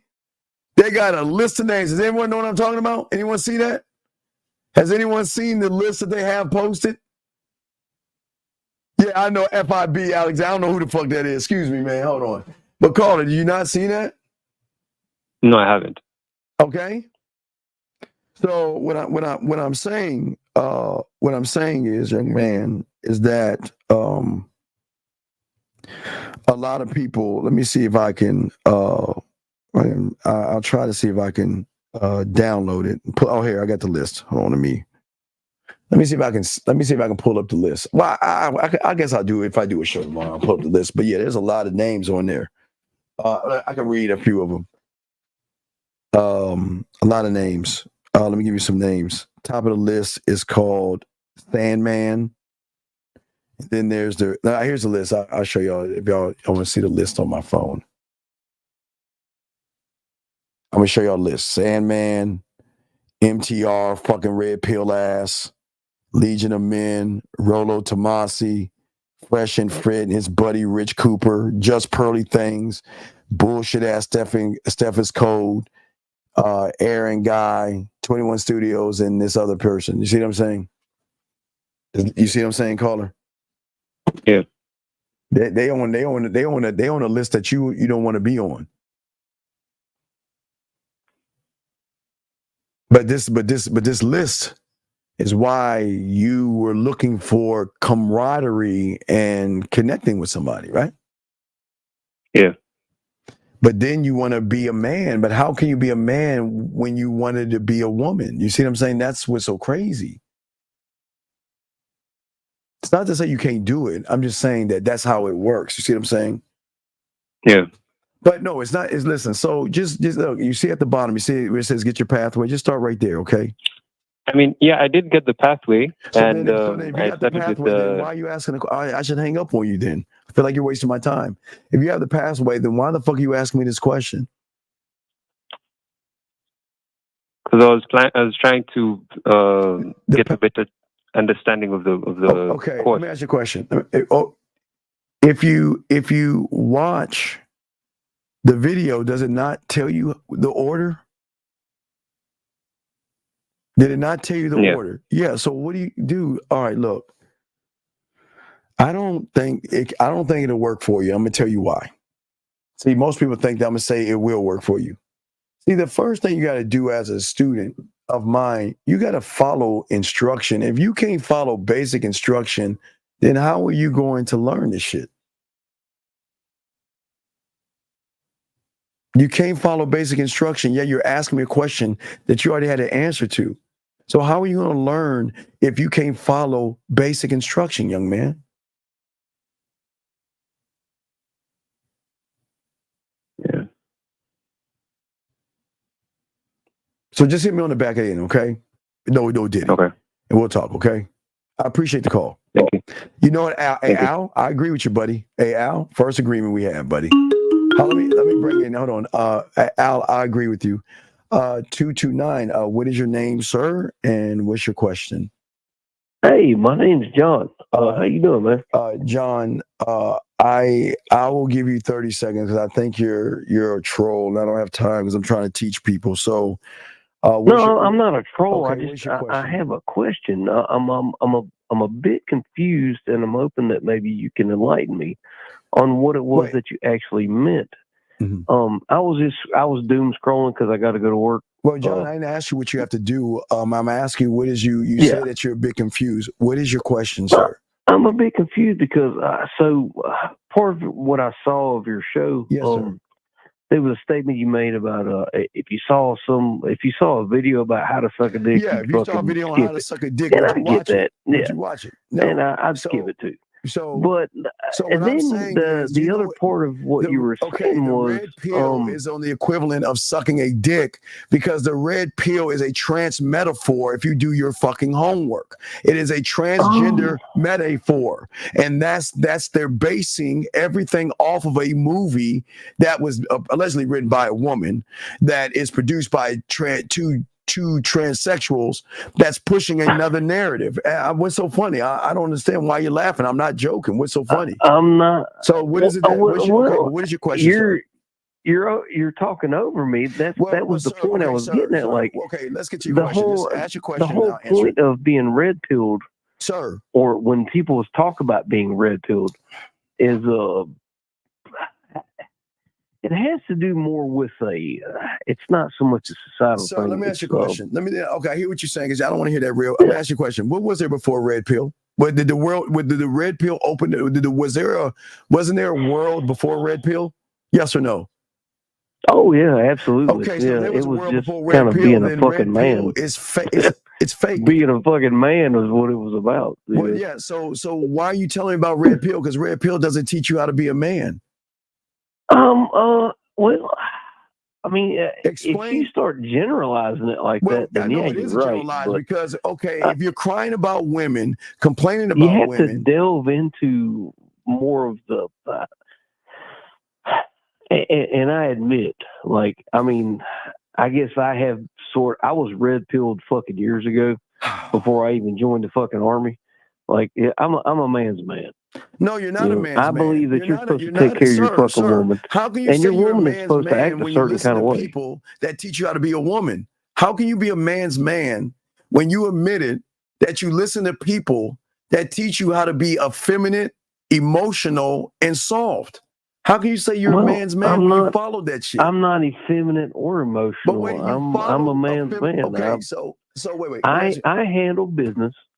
I go to work every day. Oh, God. I pay fucking bills, and I take care of shit. And I take care of my goddamn woman. So that doesn't And matter. even though my woman is a cop, so as tough as she is, what does that matter? At the end of the fucking day, when shit gets like serious, she calls me. Okay, sir. All right. She doesn't call her coworkers. Can She you ask your doesn't call question? her. I got to continue the show. Can you ask your question? I got to continue my show. I'm not trying to have dialogue. I'm trying to help people. So can I ask you a show? What's up? What's your question? Well, that was kind of the question. Like, I didn't understand the whole, like, the browbeating of the whole quote unquote red pill thing, because I think you have a false concept about what red pilling really is. No, you know what browbeating is when you get false information by saying women are hypergamous and women are 304. I was about to say 405s, 304s, and women are modern, and you got to be on your purpose and you got to go your own way. That's browbeating, because that's just coming up with bullshit. Women are a necessity to propagate society. Sir, I mean, you can't have children without women. Sir, correct? No one's saying anything about children with women. These guys. No, I'm saying we can't propagate society or continue our existence without women. They are, in fact, a necessity. You have to have women. And the thing with women and men in general is that women, whether they want to admit it or not, they're weaker. They depend on men, and that's not a bad thing. Women have attributes that are above and beyond anything a man can fucking bring to the table. I'm gonna show you why you're lying. Now, how am I lying? Okay, like, listen to me. Please educate me. All right, listen. Check this out. You said women are weaker. Yes, I'm just going to take you. They are. Yeah. Okay. So if women are weaker, why did you go to the red pill? Do it. I said if women are weaker, why did you go to the red pill to be around a bunch of guys bitching about weaker women? If women are supposed to be, no, hold on. I'm just taking what you said. Yeah. So please explain yourself. So if women are weaker, why did you go to the red pill? Well, here's the this is the problem I'm having, right? Now you're moving The the people goalposts. that I Answer the know, question. the people, the very small handful of people that I actually hang around, none of us bitch about women being weaker. What did you go to the red pill for? If women are weaker, what did you go to the red pill for?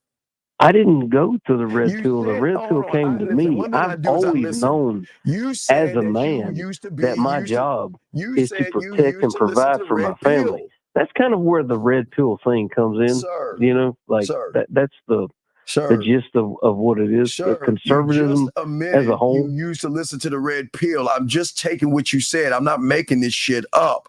You said you listen to the red pill. So I'm asking you, if women are weaker by your statement, why did you even bother with the red pill if women are so weak? I'm totally confused. We may be talking about two different goddamn things. Well, sir, from what I understand, everybody's well, the majority of society's understanding of the red pill is basically if you've been red pilled, you're like a conservative. Sir, I'm not talking and about I am a conservative. I'm but asking I you don't. why. Okay, who are you listening to in the red pill? Give us the red pill name. Who is the guy? I am fucking honestly going to tell you that I don't know who like came up with the red pill, unless you're talking about the I say who you listen to. Tchaikovsky brothers that fucking made that stupid ass fucking you, movie. But the concept in and of itself that's been hijacked by the conservative movement, which I will grant you that, sir, it was probably not the best idea in the world. Sir, I'm not asking anything hard. I'm asking you a simple question.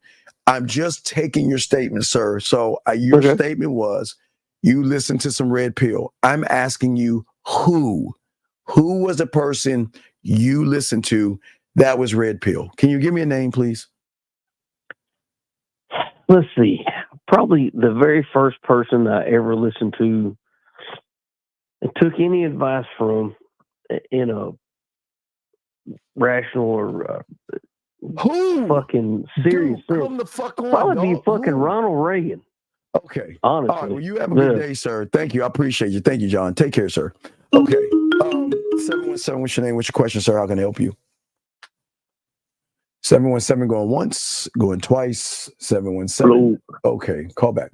Okay. Anyway, so as I was saying, guys, and John, you do have a point there. I agree with your point. But anyway, as I was saying, so for many people and many individuals out here, as I was saying, habits are going to be one of the things that are really going to slow you down from this. And having a habit, gentlemen, is the one thing that is going to stop you. 717, what is your name and what is your question, sir? My name is Carlton. And my question is, what do you think about stoicism? I do not fucking believe in stoicism at all. I don't believe in any of that shit. I just believe in man and game. That's all I believe in. But if you want to believe in stoicism, go ahead. If you want to believe in Sigma males, go ahead. But all that shit is conjured up on this thing called YouTube. And it has nothing to do with the game. But if you want to believe that, I feel that you what should is the feel game? The game is an all-encompassing understanding of oneself, sir. Has nothing to do with women whatsoever. Whatsoever.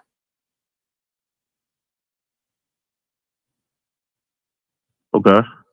Okay, what? So, how do you? I'm not.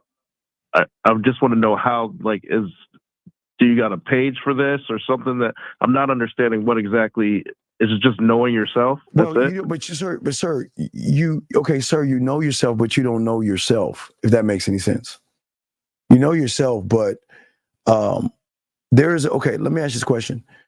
There is a reason why you asked about stoicism, because there was something that happened in your life, or someone, or something that you were trying to get at, or something. We'll ask you that made you start looking at stoicism, which is fine if you want to look at that. But if we open those doors, what made you start looking at stoicism as an answer to whatever you think, so if something that was going on with you, made you feel that they had to watch that? What was that, sir?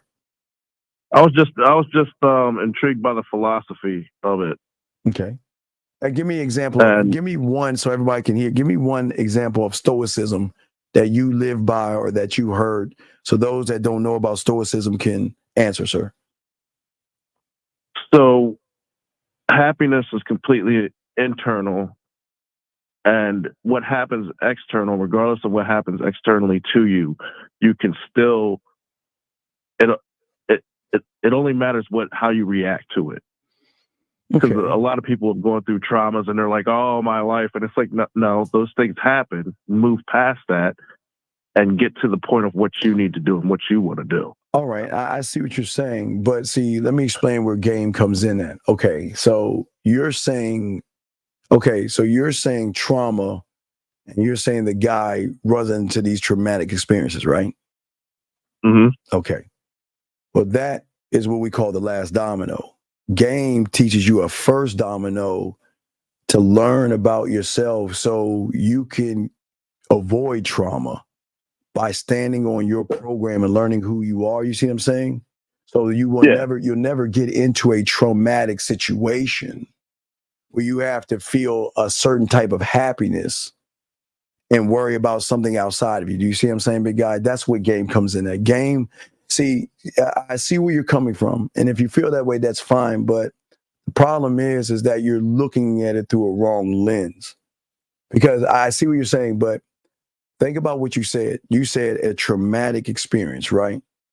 And now when we're saying probably traumatic experience, probably something like a relationship or something like that. I'm not talking about a death or something. I'm saying like a breakup or something. No, it wasn't between like breakups and anything like that. It's more traumatic than that, but it's just me growing as a person and just using this as a mental, like building your mental fortitude. Okay, but building it for what and for who? For life in general, for the next hit. For the next hit? Yeah, like for the next thing where life doesn't go your way. You know? Well, like give me an example of life not going your way. We'll do something simple. Your car breaks down. Okay, well, what's the next steps? Instead of getting all emotional, thinking everything's gonna go downhill from there. It's taking out the emotions from it. No, and I understand that, but let me tell you what game teaches you. Game teaches you before you walk out that door, you already have the plan already lined up. So if one's car breaks down, one has money saved up or has AAA or something to go ahead and just take care of the solution. You see what I'm saying? So I got you. So what I'm saying is that you're kind of looking at maybe the last domino and having the answer, which I understand. No knock on you. I'm saying the thing about the game is that we're looking at the first domino, so we won't even have to look at the last domino because we already have the answer already. We're not looking at, when one's car breaks down, there are three different kind of guys. There's a guy that's, oh shit, my car broke down. Damn. Right. And then there's stoicism where you're saying car breaks down. Okay, well, I'm not going to let it get me down. But then game says when the car breaks down, I'm picking my phone up, calling AAA, and I'm done. Do you see what I'm saying? You see the level? Yeah, I got you. So that's what I'm talking about game, because I'm not trying. I appreciate the conversation. I am not here to change the way you think. This is not what game does. I'm not here to change your mind. I'm just trying to show you the depth of game that is already in order and lined up before you run into it. Like, I'll give you an example. Let me give you an example of stoicism versus game. Like, tell me, like, if you walked in your house and the lights didn't come on, stoicism will say, well, damn. Well, it's a problem, but it can be solved. Would I say that would be stoicism? In part, but see, also it teaches you to use what you already have. Like me, I already have 10 years of maintenance experience. So I know I'm going straight to the breaker box. Well, yeah, okay. But I'm just saying if you didn't have, I feel you. No, I'm saying if you didn't have it though, what I'm saying is if you didn't have stoicism, let's say, not stoicism, if you weren't an electrician, right? Okay. Stoicism would say, damn, it's the light, but I can fix it and solve it. You wouldn't, that's as far as it would go. Like, it's not going to bring me down. I'm just going to not look at it as something bad. When we say that is like the stoicism thing. Yeah. Okay. Yeah. So let me tell you game. Now, game is you're going to connect with me on this. Game is if I go in my house and flip that light and that shit don't come on, first thing I'm saying is, okay, I'm going to grab my remote control and I got to see if it's electronic, an electrical problem, or it might be a light bulb problem. You know what I mean? Because if I turn on, that's game, it's already solved. So I'm going to go, the lights don't come on, I'm going to go grab my remote control and hit the TV. The TV comes on, that tells me it's a light bulb problem. If the TV doesn't turn on, that tells me it's an electrical problem. Just like you said, if you were an electrician, you already have that. You know that. You see what I'm saying? So your problem wouldn't be a stoicism problem because you were gained up as an electrician. So if you walked in your house, that's not stoicism, that's game. You already have the game. So you walk in your house. So this is another tool in the tool belt. Well, but that's what game is. It's you having things that you have access to for yourself. See, stoicism says, and what I'm getting is that, well, lights ain't coming on, but it's not really a problem. It can be solved.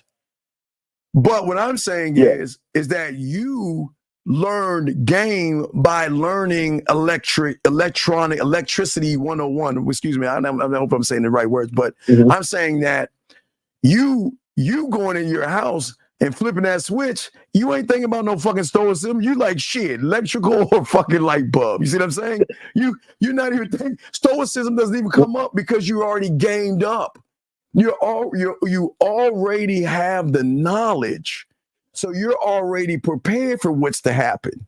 Stoicism sounds like once it happens, you're just saying, well, calm down, it's not as bad as it seems. Which I'm not saying it's not bad, but I'm saying you see the difference between game and stoicism? Now, when it comes to electricity, electronics, you have game. Because you already know and already have the answer before it even comes up in front of you. See, game is like what we teach young men is like a fucking what do I always keep time? I'm losing my fucking thought. It's like a troubleshooting guide. You see what I'm saying? You already got the troubleshooting. So what you have when it comes to electricity, you've got the troubleshooting guide. That's the game. That means before it even happens, I've got the fucking answer. But what you're saying, and I'm not knocking what you're saying once it happens, you're just trying to calm yourself down from the situation. And then you're probably trying to figure it out later on. But I'm saying that you have game when it comes to that. You see what I'm saying? Yeah. So you're not saying I get you. Yeah, so you're not saying that, damn, the lights are out, but you know what? Be happy, be calm, be relaxed. No, you're like, the game I have is that, bitch, it's either my fucking electricity or it's that fucking fuse. Which one is it? Yep. And that's game. You see what I'm saying, sir? You don't have to think. You're already reacting off of the knowledge that you have created for yourself before the situation happened, meaning that you are solution-based. There are no problems when you have game. You see what I'm saying, sir? If that makes any sense in the... I understand. Yeah, so there's a lot. It's a great question. A lot to the philosophy. I broke down the simple parts of it, but it also talks about if there's nothing you can fix about it, then it's nothing you should worry about. Like things like that. It's a lot. But game teaches you I don't give a fuck. If she ain't following what the fuck I say, I'm gone. That's it. I ain't trying to fix what's broken. Why would I try to fix a broken ass woman? No, I'm dead ass serious. I'm dead ass serious. That's game. I got you. I'm not wasting my fucking time going to marriage counseling and shit like that trying to fix a broken ass woman. Fuck no. My way. No, I already did that. Yep. So that's what game is, brother. So that's the difference between game, because that's only the first door of game. Because after that door, you got to get into sexual confidence and the sexual side of game and how you talk to women and how you influence women. And I'm sure Stoicism doesn't talk about influence. They give you lines on how you feel and think about. But stoicism ain't gonna help you when that fucking woman is right in front of your face and y'all are talking or texting. Gotcha. Right. Gotcha. So that's where gang, because you can't, how you got to go what? Stoicism texting? Well, ask the woman what she does for a living. I'm just guessing. You see what I'm saying? You see what I'm saying? You're looking at some statue of a motherfucker saying, okay, stoicism can get you pretty far, but how is stoicism going to help you get that pussy wet? And turn her on and make her Macy right and make her get that pussy up to you. And stoicism ain't gonna help you do that shit. Yes. Hey, look at her and say hi. You see what I'm saying? You know what I mean? So that's what I'm saying, dog. I'm not here to know what you believe in. I'm just trying to show you, just like the Planet of the Apes. Did you see the Kingdom of the Apes? Did you see the movie yet? No, I haven't. All right, then I command you to watch the movie because that's what we're talking about today. Because what the Caesar who had game was talking to the monkey that was kind of stoicism, he was saying that there are greater things in which you see. But because that motherfucking monkey saw what he only wanted to see, he didn't see what that motherfucker was talking about. That's the difference between game and stoicism, if that makes sense. I got you. Now, well, I appreciate it. Thank you. No. Hey, I appreciate the call, big dog. And anytime you want to call, ask a question, feel free. Okay, this is great dialogue. And again, please understand, I'm not here to change your mind. I'm only here to get you to think for yourself. Okay, big guy. That's what we do over here. We don't say talk like this and believe this thing. You know what I mean? With the because I've seen it. There's a statue. There's really, really epic music. Sometimes there's snow flurries or fire flurries. So when you look at it, you're like, yeah, fuck yeah. Yeah, man. You know what I mean? You're like, this shit is cool, right? And then he's like, hey, you are okay as you are. You know what I'm saying? I'll just tell you, I've seen that shit before. But that's why you're laughing. You know what the fuck I'm talking about. But I promise you, when you meet a woman, you find that motherfucking stoicism, they tell you what to do with the same bitch. Hey, that motherfucker be like, we'll be back in 30 minutes. I appreciate it, man. All right, brother. I appreciate you, big dog. Hey, you have a good night, brother. Okay. Hey, please watch Planet of the Apes, okay, brother? And go back and listen to this, and you'll understand. But I appreciate the call, okay, brother? Hey, you have a good one. All right, you too, man. Respect. I like that guy. That was a great call. Great call, man. See, gentlemen, that's all. See, we're not me. Hey, listen. We're just trying to show you guys it's not bad what you see and what you think. It's just that if you look at Planet of the Apes, it's when somebody is trying to tell you something that goes a little bit deeper, sometimes we don't want to look at it that way because we're kind of hooked into the way we see things. And that's why I was talking about the habit. So I'm going to use this young man that called in, and I appreciate the call, sir. And this is no disrespect because I really do appreciate the call. So I wanted to teach you some game as well. So in his mind, stoicism was a habit that will keep him in his comfort zone. So let me say, okay.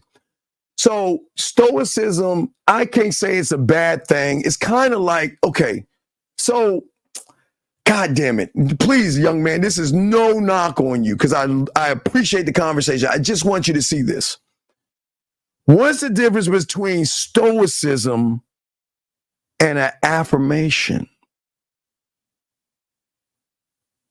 What's the difference between stoicism and an affirmation telling yourself something? See, the way things work sometimes is that you guys have knowledge and skills that put you to a certain level, right? Okay. So most of you can get through the world the way you can, but see what happens. Sometimes people can change things a little bit. Now listen, it does. Listen. So again, I'm not here to knock stoicism because I like the fact that you're listening to something that gives you a positivity on something. But doesn't the affirmation do the same? Doesn't the affirmation do the same thing? But doesn't only difference it seems like between an affirmation and stoicism is the statue in which the person uses to talk through. That, you know, taking a statue of a Greek or Roman something, a Roman statue, and just using a statement. And what happens, young man, is if you're still listening, it becomes a powerful statement to you, like an affirmation for a woman, because it's still tapping into either the conscious or subconscious. So I'm not going to say that's actually a bad thing, because I mean, it is positive. And the reason why I say it's okay, because it's not saying that hypergamous bitch ain't shit because she has slept with more than 10 guys. You know what I mean? It's not actually knocking women, but it's tapping into a certain part of you that it shouldn't tap into. A lot of guys listen to that to feel good, to use that as actually a benchmark to take some. It's like, okay, think of it as a hat or a coat. You can buy a brand new hat, a brand new jacket, pair of shoes. It's gonna make you feel good as fuck. It's gonna make you feel like $1 million. But it's not gonna. It only is gonna go so far. Like, because he was laughing. You know what I was talking about. So you can feel as good as you want, and you can believe yourself as much as you want. But when it comes to talking to that woman, spitting that flavor in her ear, her eyes, turning her on, and making that pussy wet, I'm sorry, we don't have the answer, but I want you to feel good about yourself. That's why y'all have to be careful of watching things, because it actually goes back to Noah and his thought process or his mindset on what he see. Remember, guys, you can only see what you see until somebody helps you look at something in a different way. Nobody wants to take that away from you. I don't want to take that from you, young man, but I think I hit a light bulb in his head, because he's saying, okay, well, if I'm watching these stoic videos to make me navigate my life, which is fine, what's going to happen when you talk to a woman? How is that shit going to put flavor in her eyes and flavor in her ears? How is that going to move her, influence her, turn her on, get her to fantasize, play with her pussy, and come off of you? It can't. So it will get you to a certain point, but then you're fucked at that point, because at that point, well, I got to then question it, because, okay, I feel good about myself, but I still didn't get the woman. She's not interested in me.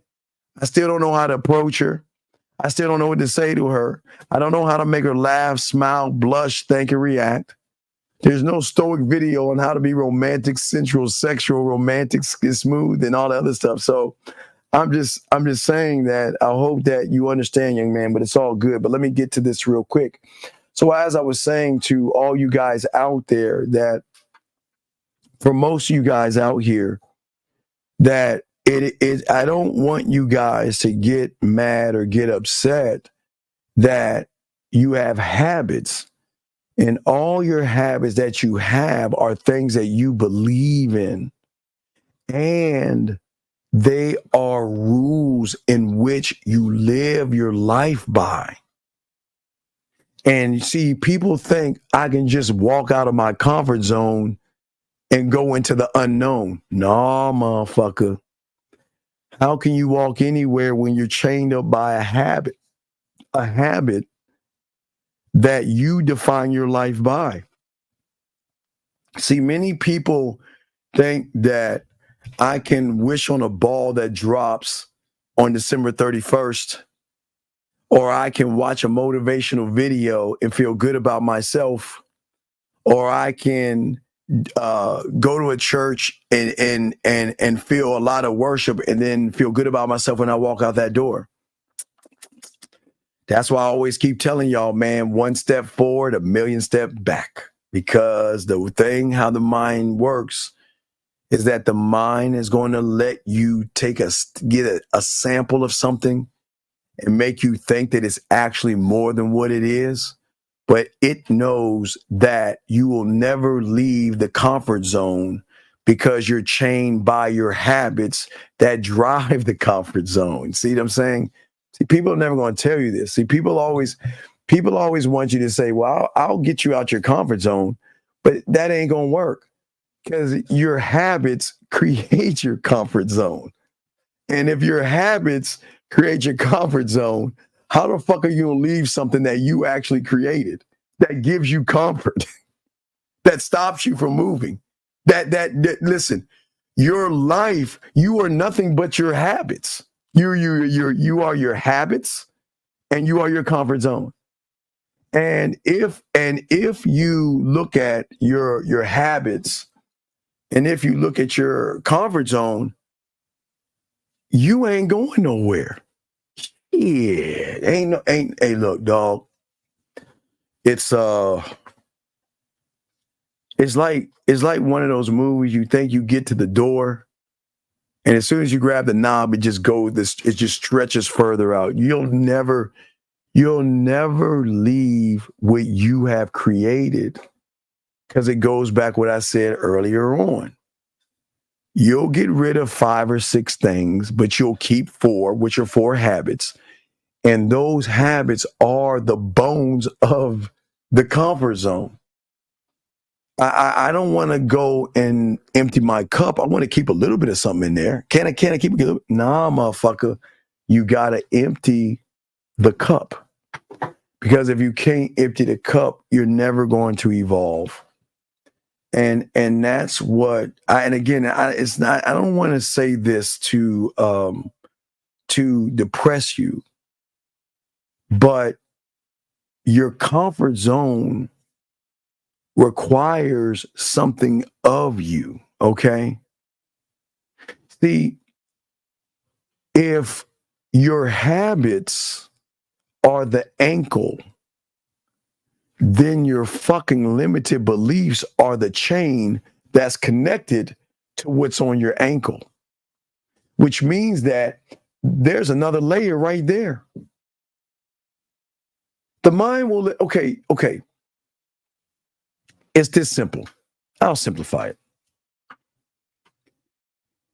In jail, prisoners get to leave the jail to go outside, but they're still in a prison, even though they have the freedom to move around outside the confines of the bars of the jail.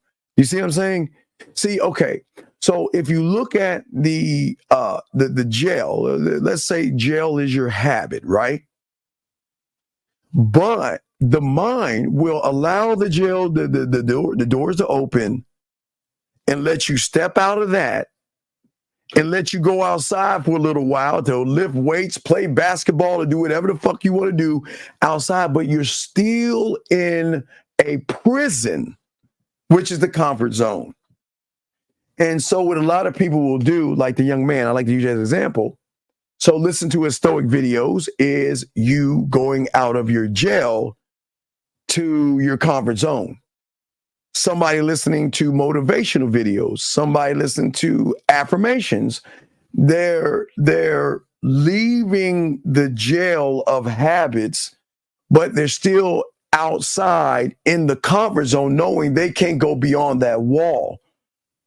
And the worst part about it is the reason they can't go beyond the wall is because they are the governor and the warden of everything. So they can't even free themselves. They're placing more sanctions and rules on themselves by saying, at least I'm free enough to leave my habit for a second. So December 31st, when that ball drops and people say, well, today's going to be my year to change, And then after, walking out of the jail and taking a few steps for a few days outside the prison, inside the prison, you got to go back to the habit. You always got to go back to the habit. Okay. Okay. Well, yes, Sharon. Yeah. Well, let me answer this. In order to bring it, you have to leave you've got to definitely empty the cup. Absolutely. Yes. But see, let me explain something. And I will use what you're saying as the stoic. Okay. So wait, crypto. Crypto. Let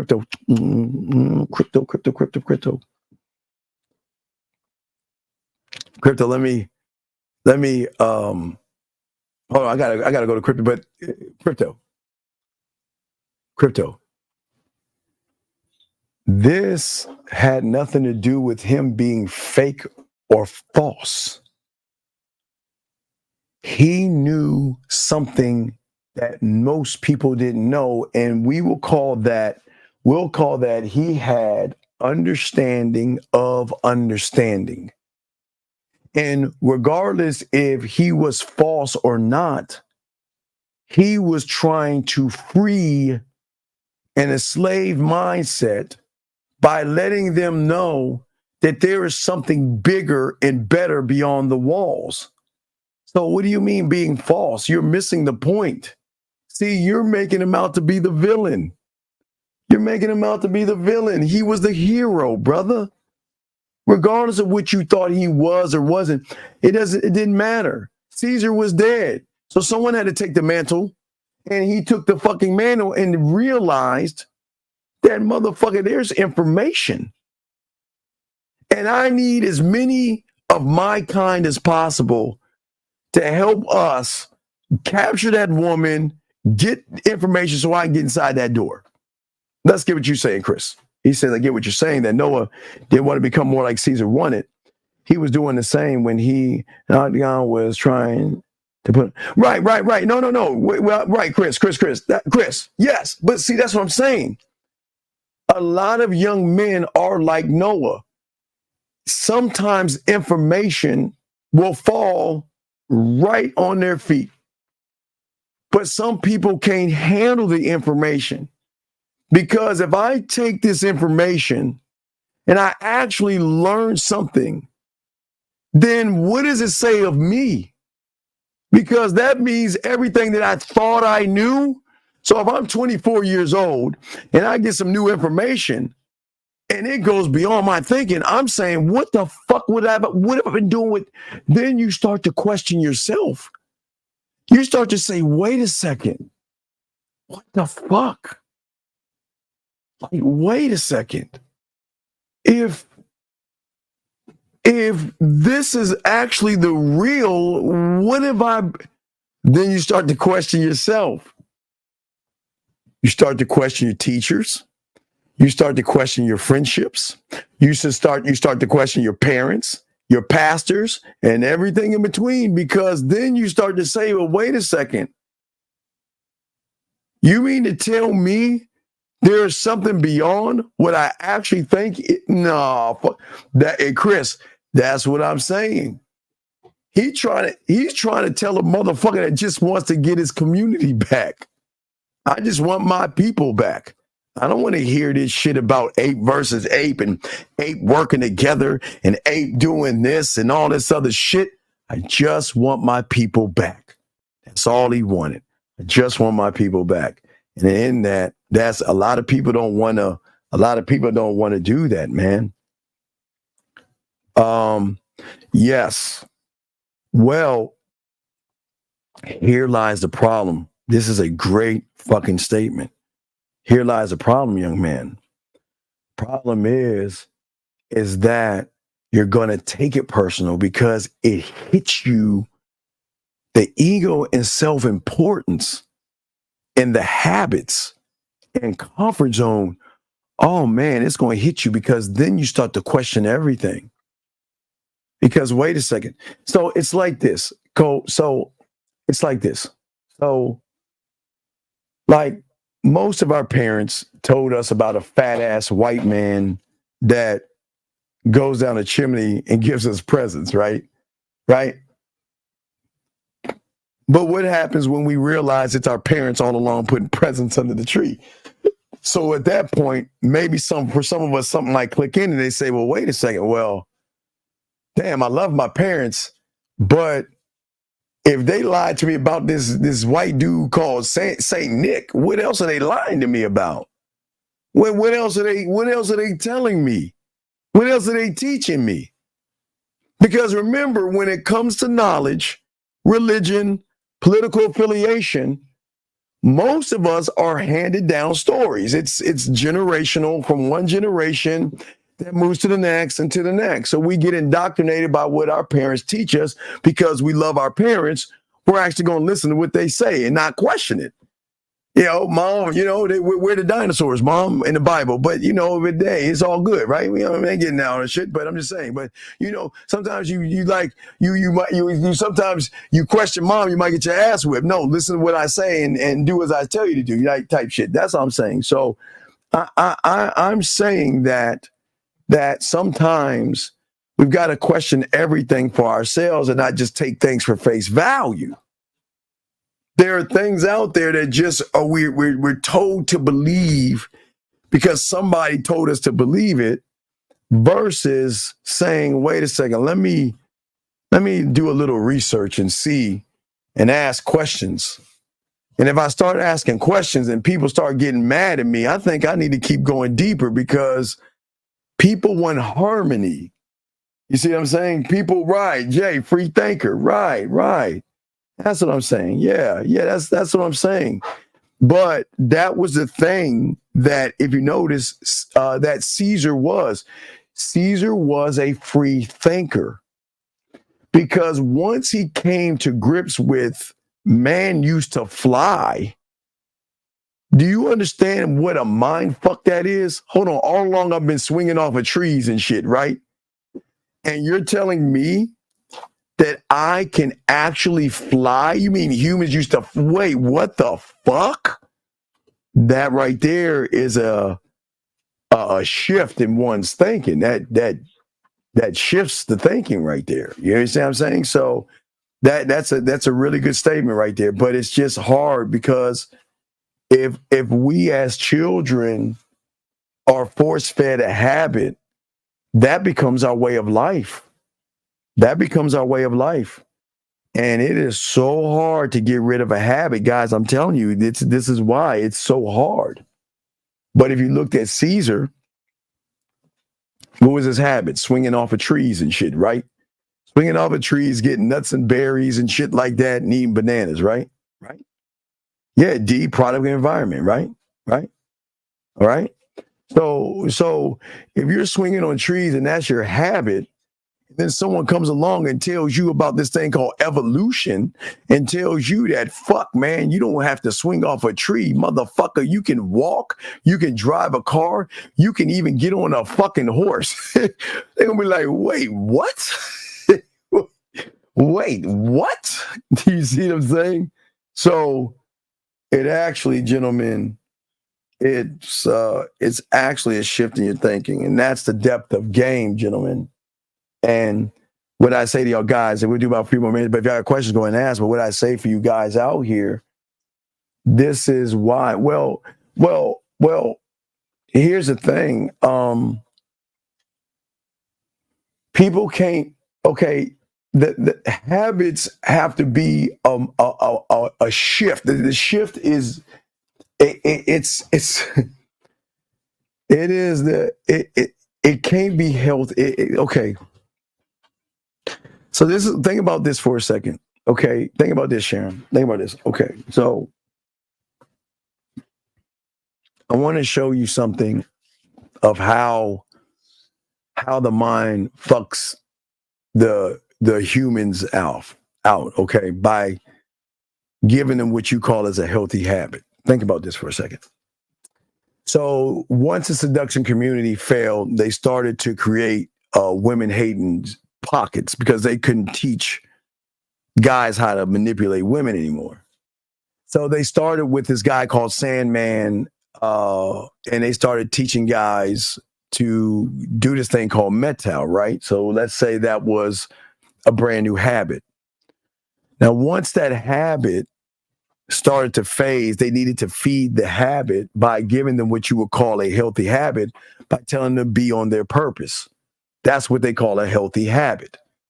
So think about a drug addict that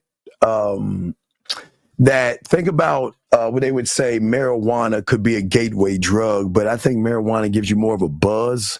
I don't do marijuana, even though I'm a crackhead, but I always say cocaine would be more of a gateway drug because the high, well, maybe you get a high from marijuana, but sometimes you would say if that's high, is there something else that can give me another high?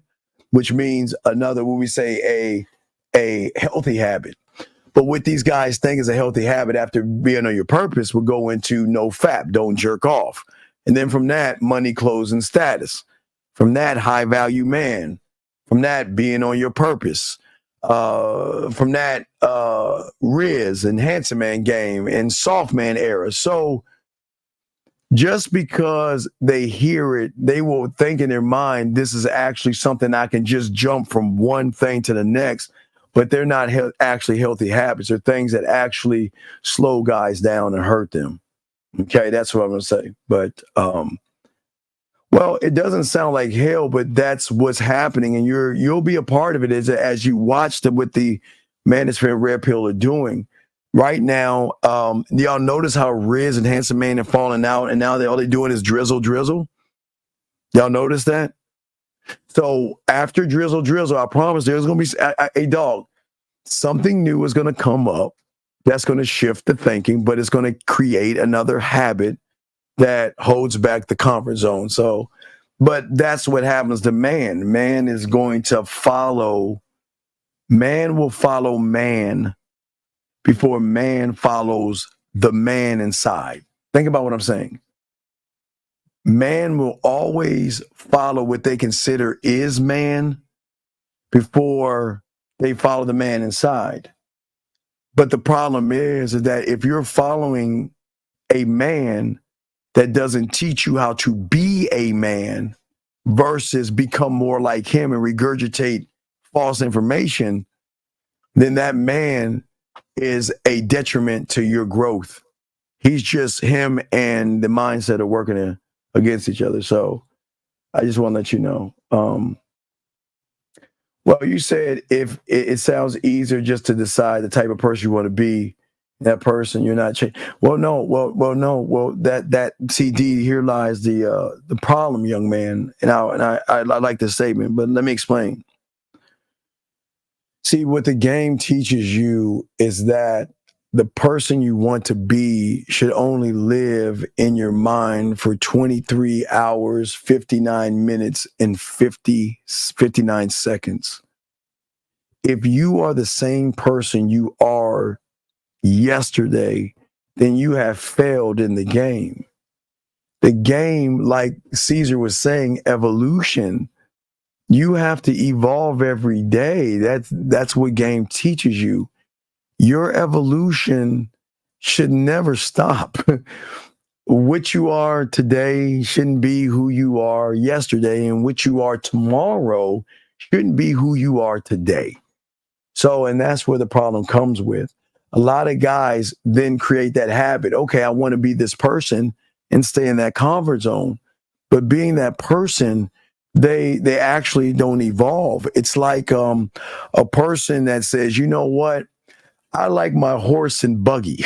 Okay, two people are walking, right? And one guy says, hey, I don't want to walk anymore. I like my horse and buggy. Yeah.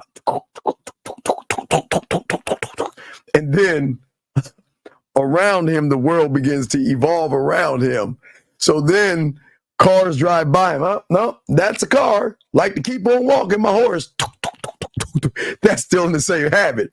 And then buses and planes and trains go by. Well, maybe trains after car, train, bus, or maybe airplane, in whatever order. And he's like, nope, Mabel is still good. Yeah. That's the problem. People don't, you've got to evolve. not with the times. You must become the time. See, things around you should be moving. Remember, guys, as I told you with game, we are going around a fire fuck ball where we're going around that thing while we're going in a circle around that fucking thing. But inside that thing that's going in a circle, we're moving around in that circle while we're having a thought, while we're moving around in that circle, while that circle is going in a circle, and while that circle is evolving around this fire fuck ball, and while that fire fuck ball is moving. It's not okay. Don't think that fucking star is not moving. We're always moving. We're moving on so many levels. And that's what I'm trying to teach y'all, man. There's so many levels of game that people just don't see the depth of how the mind is. The mind is the same way. But what I'm trying to teach you, like Caesar was trying to teach Noah, is that the sun should be your son here, that you evolve around while you're thinking and moving within your mindset. In a world that is constantly moving around, who are people constantly moving, cars and planes are moving, on a planet that's totally going in a circle, that's actually revolving around a fire fuck ball that's fucking floating around in this thing called space. That's the depth of thinking. Let me see here. Well, I'll get your question, Jacob. Do game matter? Okay, there's no such thing as being happily married. You should just be married. I don't know why if you're happily married, that's a problem because you're saying a woman makes you happy. Your wife should not make you happy. You should already be happy being married, but that doesn't make any sense. Happily married? No, you should already be happy. You should be happy before you get married. Any advice when one is confused, just what's going on in life? No, no. What I'm saying to you, Jacob, is stop looking at trying to save the herd like Noah. So right now, you're trying to save the herd, man. Caesar's saying, fuck the herd, man. Find that wall, go through it, and evolve and learn the knowledge of your community here. When you create your community here, there is no confusion. You can't be confused here. You're just confused because you're moving like man is moving outside. Okay. So let me continue. How do we begin to apply? Well, Alexander, it's not about applying. Okay. The thing that I always tell you guys that y'all don't listen to is that to start one's process, one has to follow direction and instruction. But what is the direction and what is the instruction? I always tell you to go to Walmart, Target, Amazon, Hobby Lobby, or Michael's and get a 100-piece puzzle set. That's all you need is 100 pieces. Drive home, dump the puzzle pieces on your table, throw the box away, and start putting the puzzle together. That's the first step. If you cannot do the first step, then everything I'm saying is not going to happen. Because the first step, one must stop the habit of the training wheels that he has here. Because what we do when we get a puzzle, we look at the box, and the box leads us versus us ripping the box up and leading ourselves to create the puzzle ourselves without trying to look at the box. That's how deep the game is. So there's levels to the game, but it's a very good question. There's levels to the game. You're saying, aren't one acting out of character as being different? No. How can you act out of character when you evolve? You're still the same person. It's just the knowledge. Remember, Okay, you're thinking that you're going to change. I'm saying that when you learn the game, the wall, you've got to go beyond the wall, because the wall is going to give you access to a new way of thinking. So your concept that you're looking at is that you're not, how can you be out of character when that person is you? There is no out of character when you're one thought, one mind, one way. No, you can't do that, because, okay, so what I'm saying is that you're looking at Neo, but we're saying not even look at the architect, look beyond the architect. You're not, you see, you're looking at it through either a conscious. So I'm saying it's deeper. It's deeper than Neo gaining understanding, because remember, Jordy, remember, this is very, very important. Okay, remember, this is very important. Okay, young man, I like what you're saying, but remember, Fourth Matrix told you a truth that people don't want to hear. Remember, the Fourth Matrix. All right, this is what they said in your movie, The Matrix. Here's the thing about feelings. They're much easier to control than facts. And this comes from what y'all base your red pill off of. They told you in that fucking movie, because they kept telling y'all, don't follow that red pill rhetoric. That shit is not real. The thing about feelings, they're easier to control than facts. So what are people giving you? Nothing but fucking feelings to make you feel good. And it comes from that fucking movie. All right? So, but my authentic self is on the other side of the conference. No, Antonio, you're full of shit, dog. I know you ain't game to fuck up, dog. Come on, stop. I'm gonna tell you why you full of shit. Because a motherfucker with game is not asking that. See, this is why, dog, listen, look, dog, come on, look. Don't be that kid that thinks he's the smartest kid in the classroom, because you ain't gamed up asking this fucking question. That's not game. Because you're questioning the game right there. That's not game, buddy. That's not game.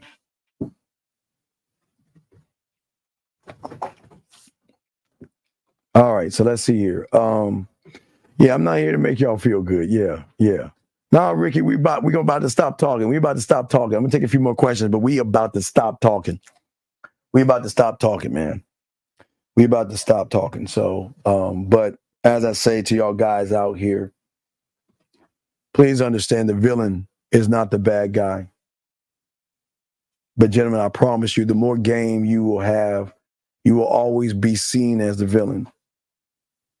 I will tell you, okay. It's not a show. Just watch. Go watch the Kingdom of the Planet of the Apes.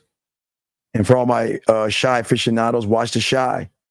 Watch Duda. Duda's that motherfucker. But what I'm saying to you guys out here, that you're gonna always be. You cannot stop it or prevent it. You will always be the villain, because you will be a one thing that people hate, and people hate free thinkers. Okay. Well, what I'm saying is that all of our minds are primitive until we meet a Caesar to show us how primitive our minds are. You see what I'm saying? See, even Noah was still primitive, but at least he took information. Remember what he said? With the knowledge that I've gained, we're going to build this to be better, right? At least he took a little knowledge, but he didn't get the knowledge. He didn't learn to evolve. He grew a little bit, but he didn't evolve into anything. Had he became an apprentice of Caesar, Okay, had he been an apprentice of Caesar, then he would have been a badass motherfucker. He would have. 760, what's your name? What's your question, sir? 760 going once, 760 going twice. Hello. What is your name, sir, and what is your question? My name is Sean, and I'm just trying to get to know why my significant other keeps acting the way she acted.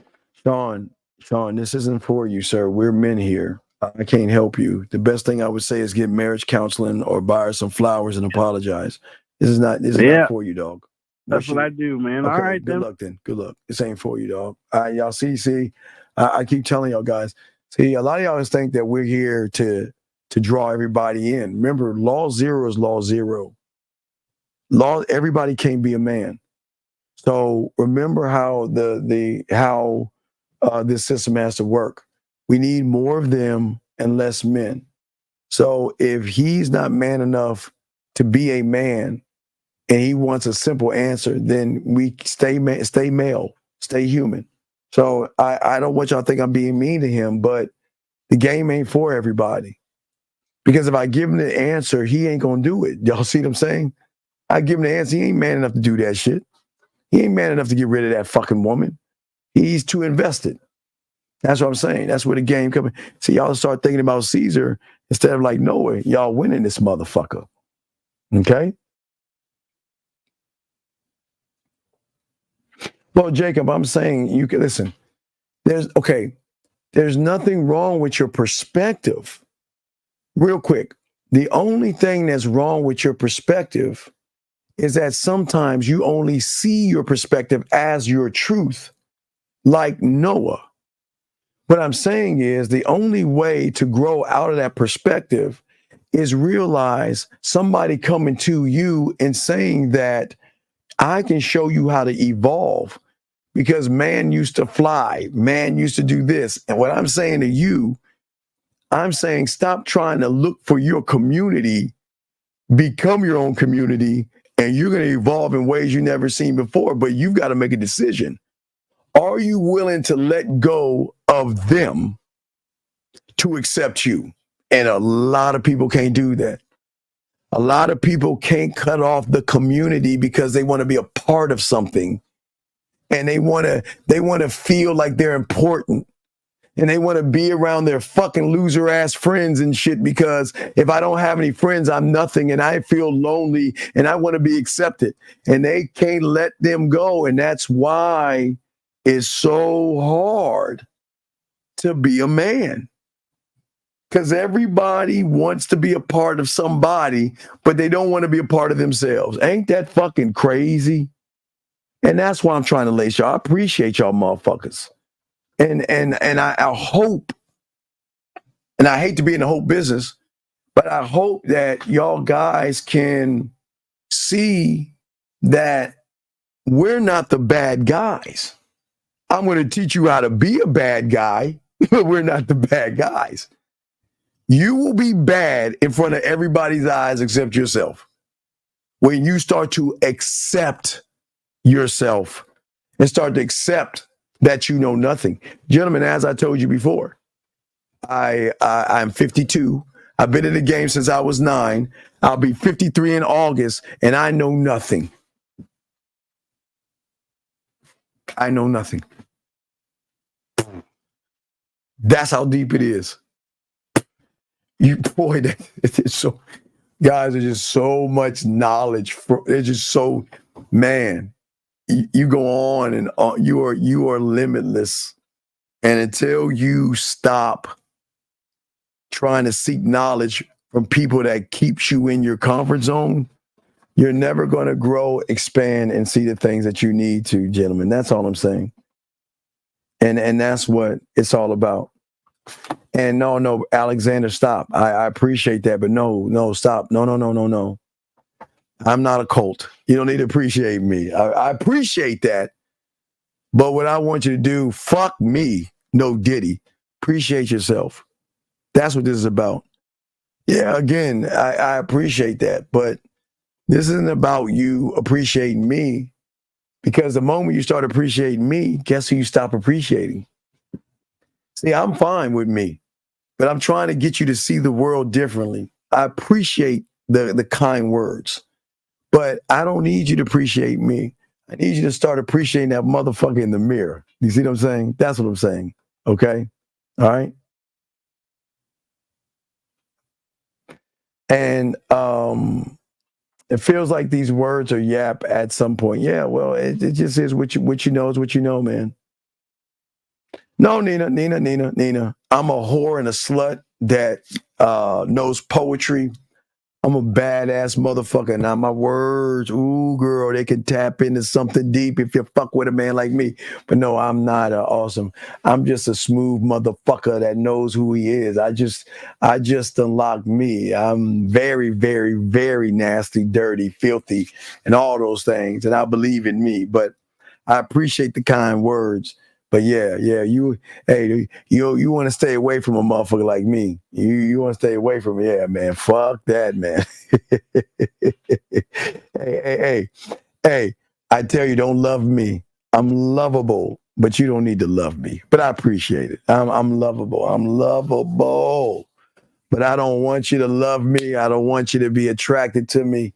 I don't even want you to like me. Motherfucker, I want to come. Hey, I want y'all listen what he say. What's his last statement? I want you to listen to his last statement. Hold on. Listen to his last statement. Nina, listen to the last statement. Let me play it for you, Nina. This is what I'm saying. This is me. Look at this, Nina. Watch this. Hold on, let me pull it up. Listen. And I will conquer. Hey, Nina. That's what I want to do, Nina. I want to fucking conquer. I want it all. Hey, Nina, I don't just want some of it. I want it all. I want to conquer. So I'm just saying, guys, I'm a conquering motherfucker. That's what I'm saying. I'm just saying, yeah, y'all. Hey, Jay Bizzle, watch that shit. I'm just saying, but yay, listen. Nina, I do appreciate you, girl. I appreciate all the ladies. I appreciate all y'all, especially the ladies that are here. Appreciate you, ladies. I just want y'all to see how men operate. Myself, Zach, we'll be here tomorrow night. Remember, we have a show tomorrow night. We have Mac Game Mondays, but I'm going to try to do a show before then, okay?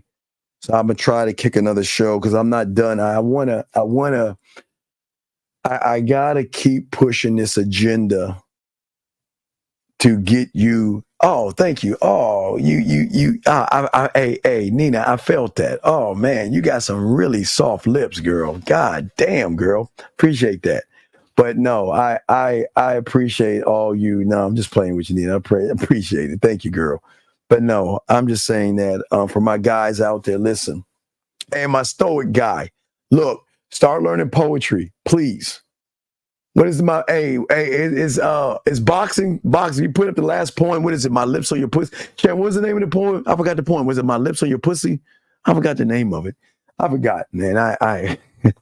I like to write. It's been a while, so I had to put something together because they were fucking like, Steve, where's the poem at, man? So remember, guys, we're trying to get you to go beyond that door. And guys, what I have for you next, the next book that I'm working on. Oh, I am going to. I can't wait. That's why I gotta spend some more time. I gotta get that shit going, man, because we got to get that. August, we're gonna have the birthday package and a discounted month for my birthday. We'll have that in August. August, we'll have our annual new women coming into the Serengeti. We'll in September we'll start working on the Halloween game. So we're gonna and Sexoween and shit. So we're gonna keep pushing the game. We're gonna keep pushing sex, and we're gonna get y'all to be those motherfuckers that can get her. But gentlemen, listen, it starts here. Now listen, you don't have to do anything. If you want to learn the pathway or the process, just send an email, ask for the pathway. We'll send you the PDF file and go from there. But gentlemen, listen, please. We just want you to see it for yourself. Go to the Man Mindset. Go to the testimonials. But also remember, guys, the thing about the man mindset was different is I do bring pussy to you. Y'all can't say I don't bring pussy to you. I'm sorry. Gentlemen, the man mindset dating chat line. I'm telling y'all, 509-876. Write that down, gentlemen. It's the man mindset chat line. And once you learn the game and you're able to make these women come with your mouthpiece, you can get them offline, dog. Guys, y'all remember, and I'm sorry, guys. I need to show y'all, because it's been a while. Not show y'all, but I need to post when I went on the chat line. I used to go on the chat line, guys. And did y'all hear all the women that were trying to fuck me? Yeah, I told you guys. I need to play Steve versus chat line. Let y'all hear some of that shit, so y'all can hear what it's like when you're on the chat line talking to those women. When you have game, man, the women throw the pussy at you, man. They really love a man that is good with his words, that is smooth, and he knows how to talk to women in a way. So I'm just trying to get y'all lit up, guys. Anyway, gentlemen, listen, I appreciate all you guys. Gentlemen, please appreciate yourself. Soak up what I'm talking to you about, please, and realize that all I'm trying to do is get you to unlock your Caesar. Your Caesar. There is something inside of you that is motherfucking powerful. And the more you can access you, man, do you understand when you really start talking to yourself and start giving yourself more knowledge and how you're going to grow and all this, man, it's deep.